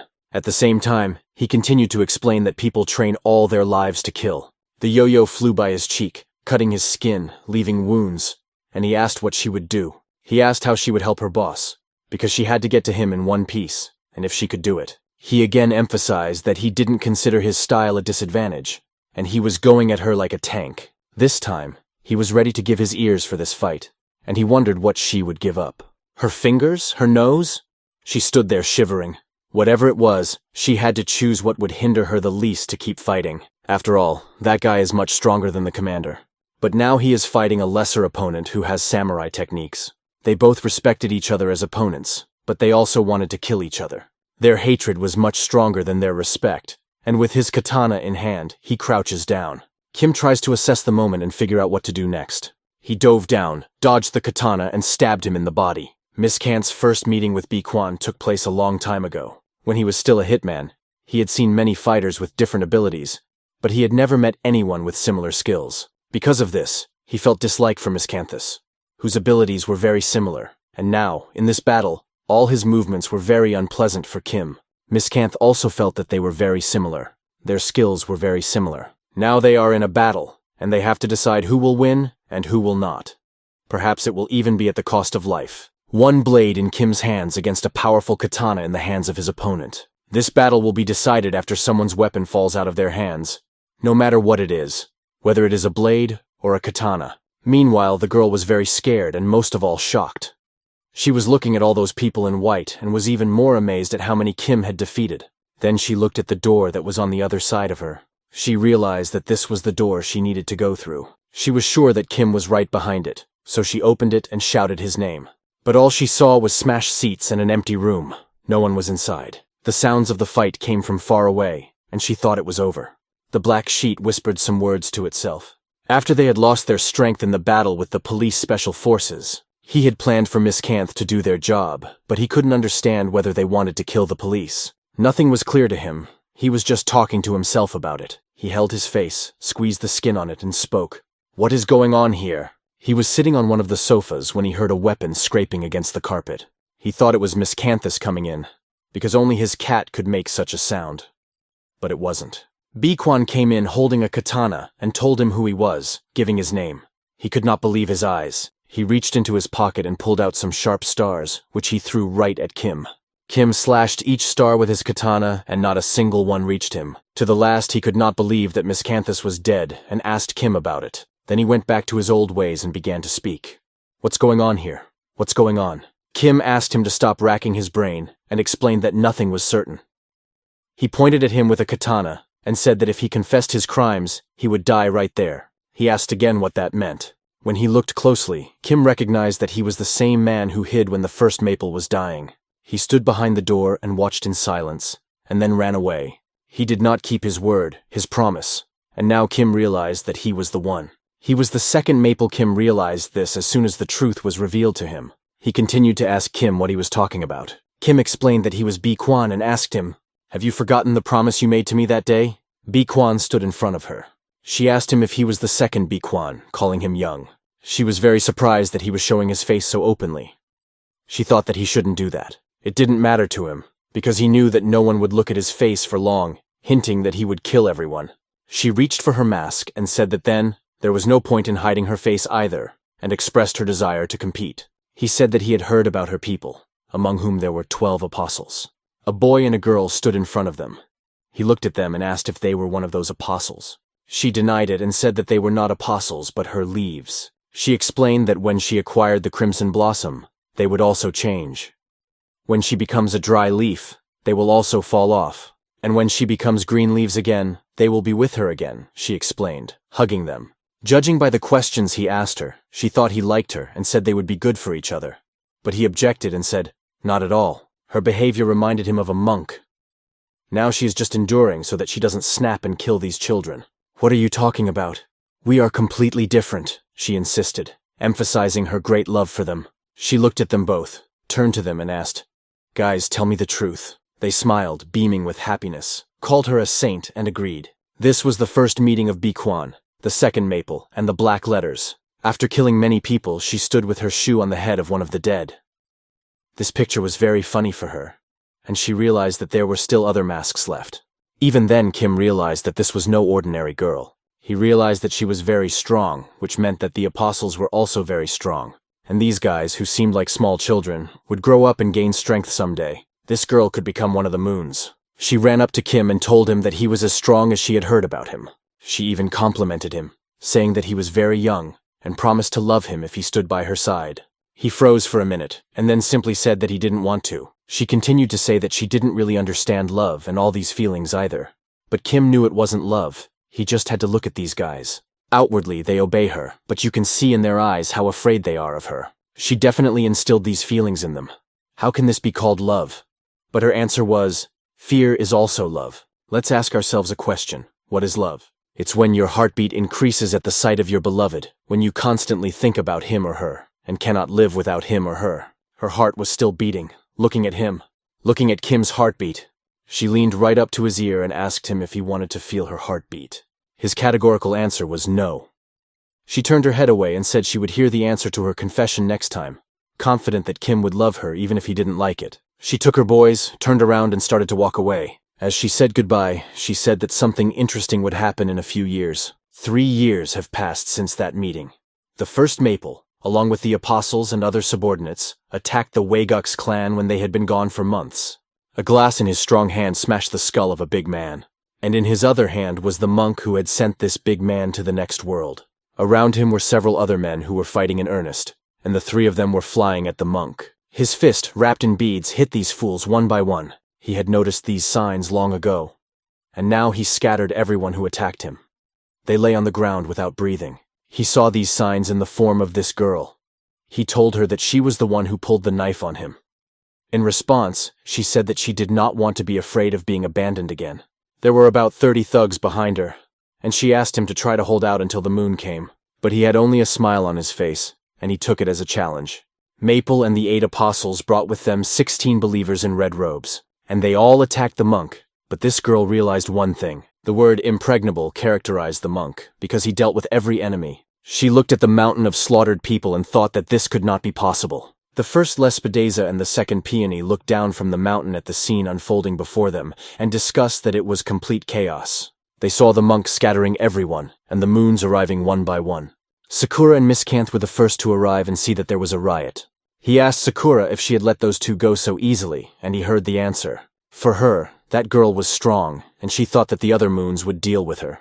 He explained to her that the girl was claiming her place, and asked her if that was why she was reacting that way. He explained that he was used to her, but he liked the applicant for the second Sakura's place. She asked him to shut up, as she believed that the second Bikwang would soon sweep him off his place as the stronger one. But he replied that they hadn't fought him yet, and he wouldn't take away the moon's place. After the defeat, Maple fled to the Philippines with the rest of the gang. She sat holding her head and couldn't understand why she lost. She bit her fingers and asked herself what she had missed. Then she shouted to the apostles, "Move, I told you, move!" She asked them if they were taking her words as a joke, or what was going on. And they were standing in front of a ruthless, murderous monk who asked her if she could move herself. The fear that the monk inspired was much deeper than her own fear. It was then that she realized it in that moment. She screamed at the top of her lungs in the room that she realized, and the boys came up to her and asked, "What's wrong, Ms. Maple?" She called them apostles and asked them to come closer. She realized that her love was not enough. The first Maple to lose the battle with Fagux, she began to instill in the apostles and believers an even greater sense of fear.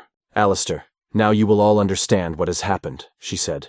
The first clergyman asked him to come closer. They realized what she was doing because she was holding a stick with a red-hot iron, and at the end of it was a seal in the form of a leaf. They were very scared to take this step because the metal was heated to 1000 degrees. She was obsessed with being loved no matter what, and ordered them to come quickly. After a while, the metal sheet cooled down, and it was already lying cold on the floor. She kept him on the bed after this difficult ritual for him. She wondered if he knew why she wanted to become a goddess, but he did not. She wanted to do this because she believed that God never leaves anyone behind. No matter what happened, she knew that the only thing she could rely on was God. She believed in only one thing, God.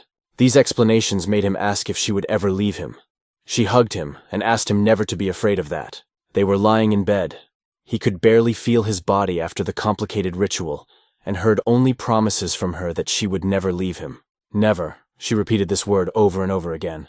Meanwhile, Jacob can barely stand the pain that grips his body. He shakes, and he clenches his teeth as hard as he can. A man in a black tuxedo stands before him, holding his miserable fate in his hands. This can be called the arrival of Bikwang. They met in these ruins, and the first clan was glad to see him, especially to meet Bikwang, who was also very happy, especially when he confirmed that the corpses of the apostles had begun to decompose.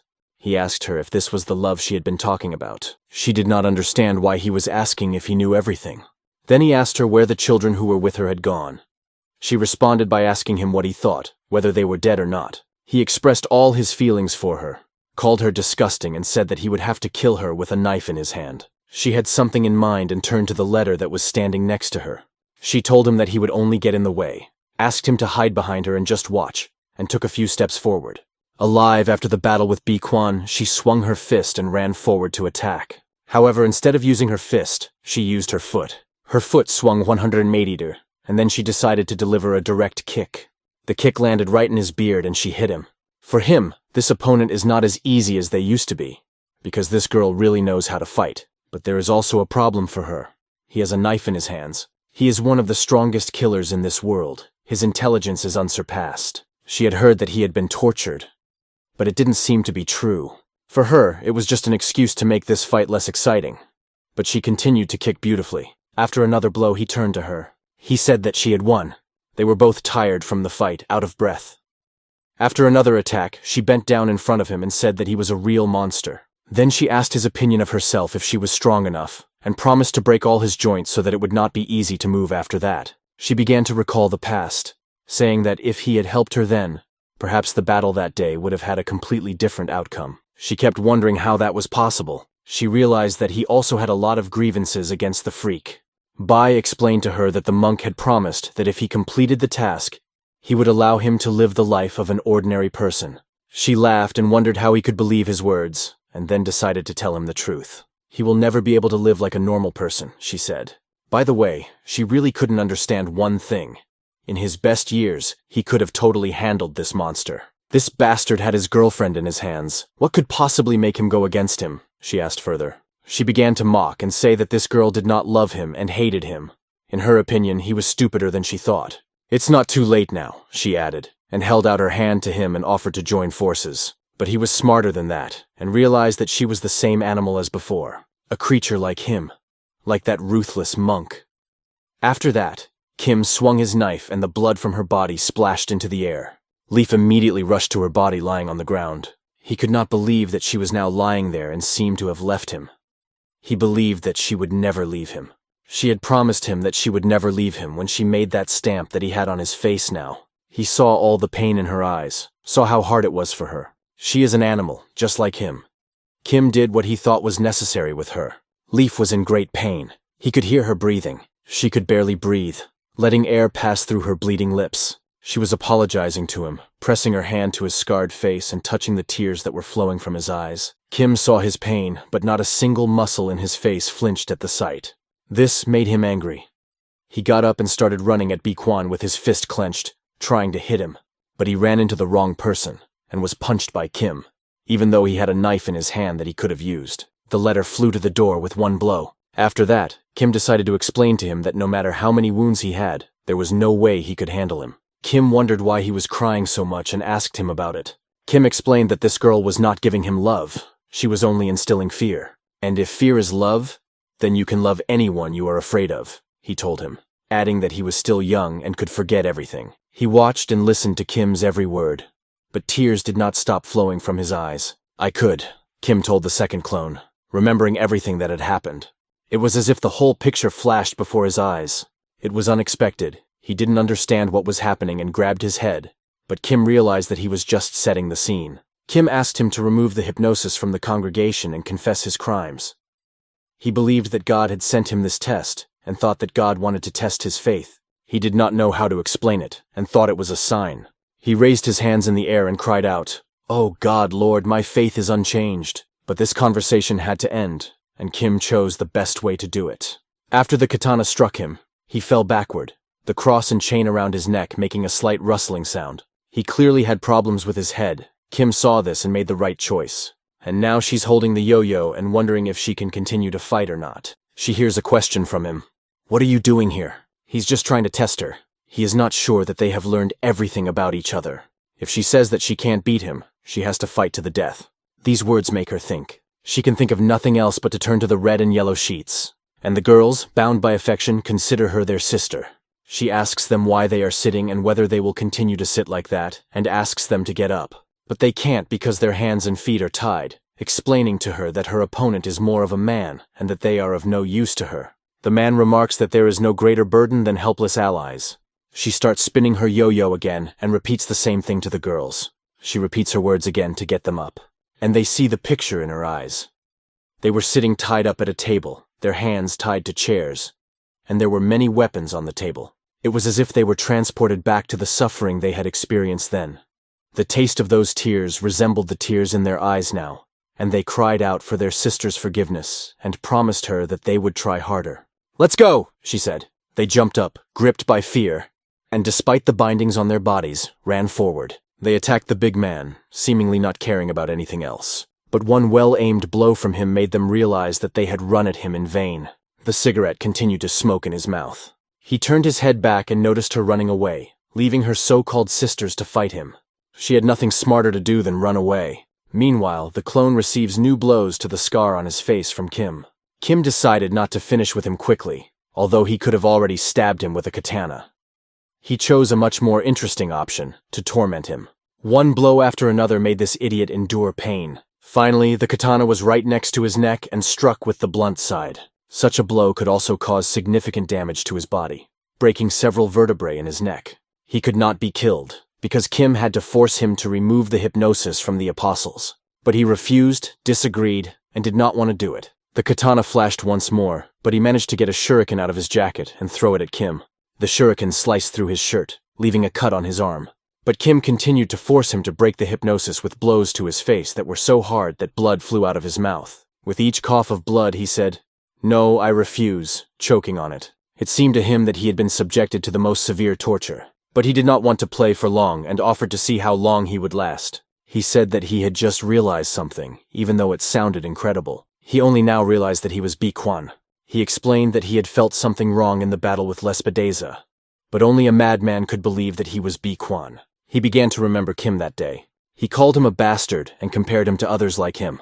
All he wanted to say was that he looked like a monk. The monk understood what he was saying and responded with 2 words: violence and fear. He said these 2 words because the monk solved things by using only violence and instilling fear. After that, he compared Kim to the monk, believing that he had learned to solve problems in the same way. He then said that Kim was trying to act in the same way, but Kim pointed out that he had a well-trained tongue and that he was the leader of a pseudo-religion.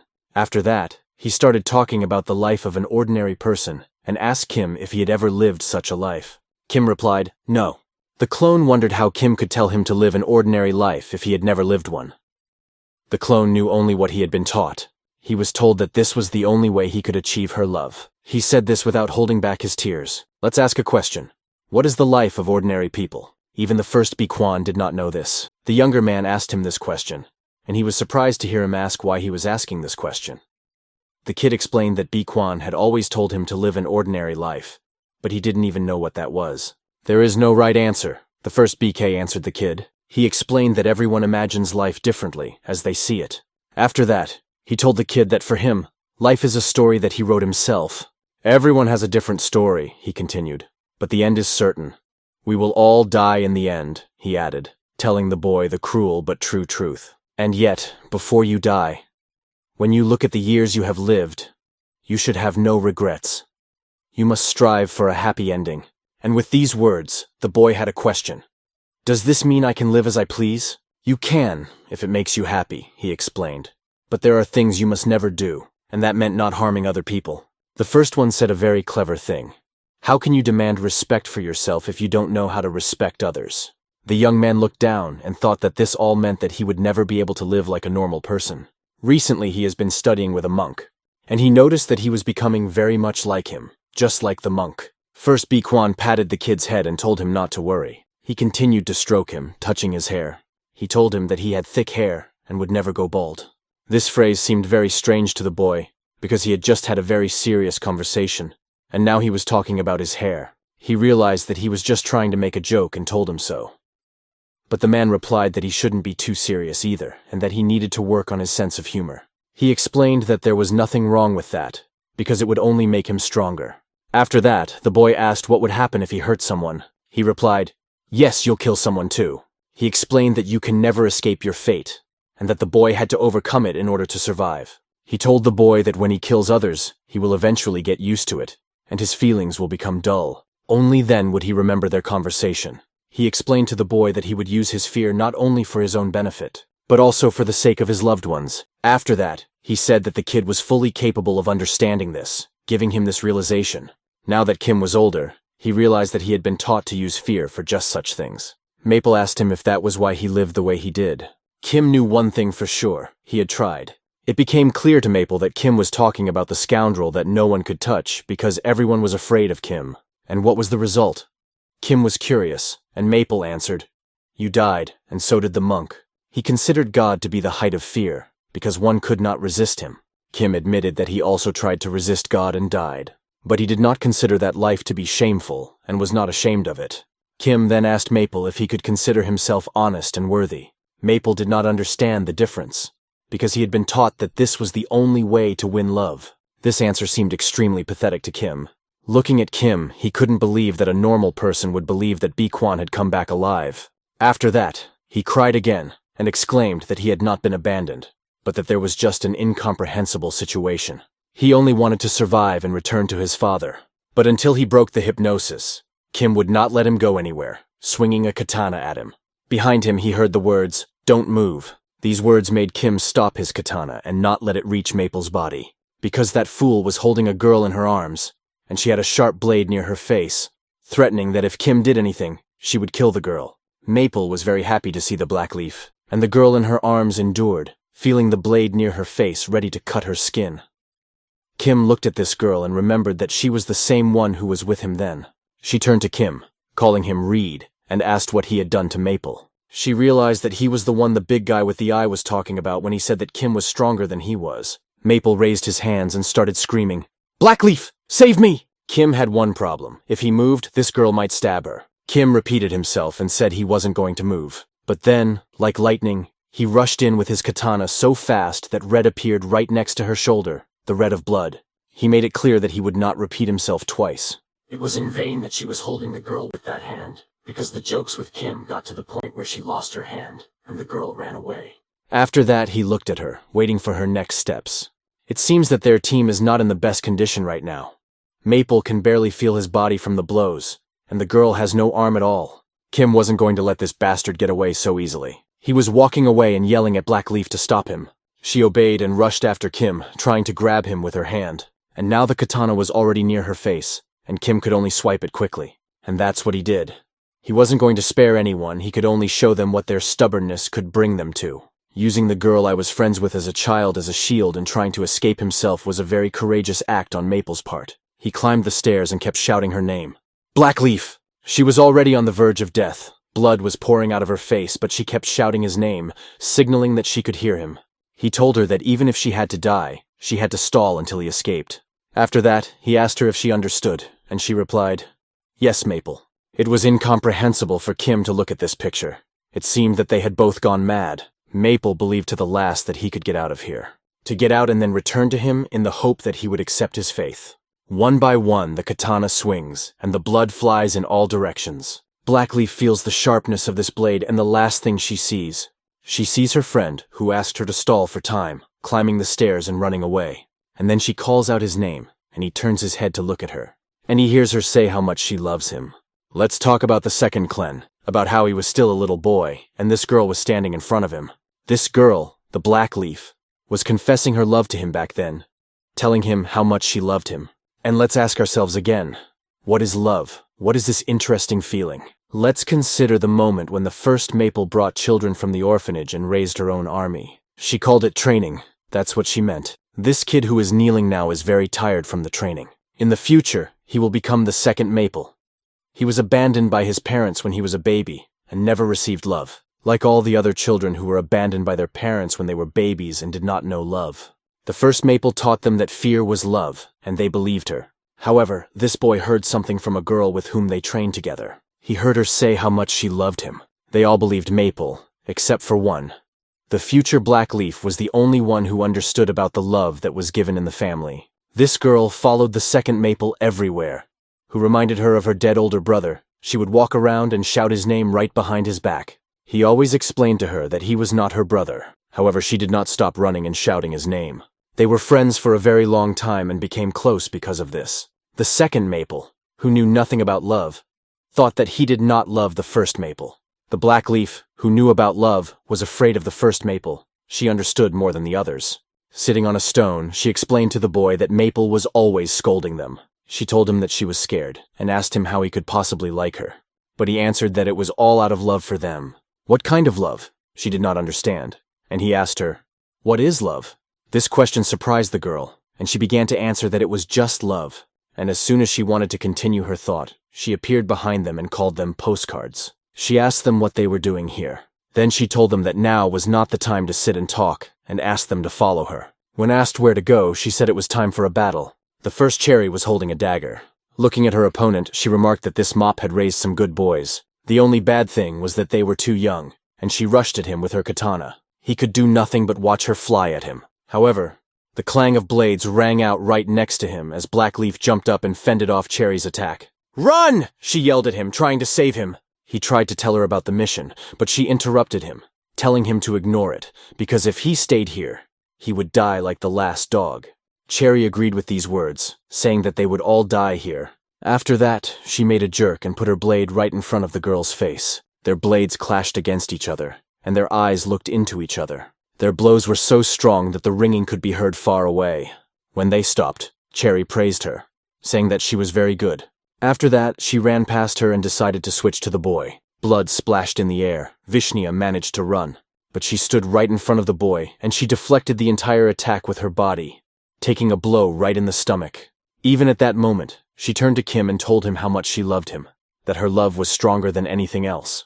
All that was left for Vishnia to do was to push for her to die. Cherry was explaining to the girl that she too had once been just as young and blooming. Her hand with the katana flinched, not inward, but in the other direction to pull the blade out. She liked these guys. Although she could finish them both off now, she decided to let them live. She asked them to get out of here before she changed her mind. Both of them suffered a lot at that moment. They sat there for some time. He even took off his shirt to bandage her stomach wound. He asked her why she did that. She explained that she had a brother whom he looked very much like. The brother tried to protect her from her father's beatings and died, saying in the end that he loved her very much. He said this as he was dying, and she remembered these words for the rest of her life. They were the most important to her. Maple told him to die in her place, but she could die in his place, and that's what she said at that moment. But he wasn't even her own brother, and she didn't understand why. Tears came to her eyes again. She started to cry and answered, "Why? Because I love you," she said. "What is love?" That day the guy realized it. She held the hot seal in the form of a leaf in front of the girl, forcing her to take it off.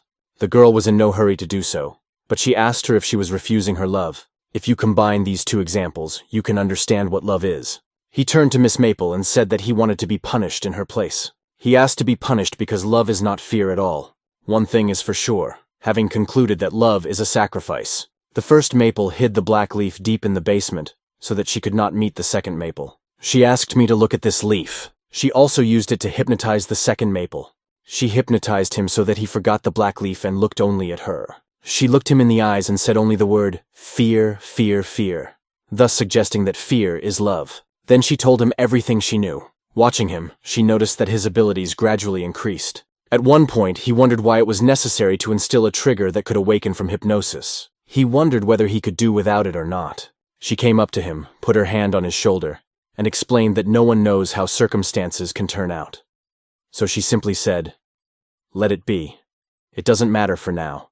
The trigger that the first Maple planted in the second to break the hypnosis was just one word she said to him. That word was "I'm sorry," and it was the key. Some time passed after the death of the first Maple, and the second Maple woke up from hypnosis and realized that he had to find the black leaf. He went straight to the cage where she was sitting in the dungeon, but he couldn't even hug her, because he realized one very terrible thing. He realized that he had become very much like the first Maple. He had become just like the one he was so afraid of. The second Maple decided to run away from this reality. The black leaf told him that wherever he went, it would follow him. Thus, the second Maple put himself under hypnosis. He decided to forget everything and live as he had been taught, to serve the one he feared so much, the one who embodied his fear. But, just as the first Maple had taught him, he laid down a trigger that could bring him out of hypnosis. This trigger was the word "I love you, Maple," and he began to recall every moment, everything he had experienced in his life. That battle with Cherry, those conversations with Black Leaf. At that moment it hit him. He froze, and just stood there in silence. He watched her fall, and the blood covered her body. Kim did not stop striking with his katana one after another. During the next blow, he turned his head to the left. He noticed Maple approaching him with loud screams, about to grab him.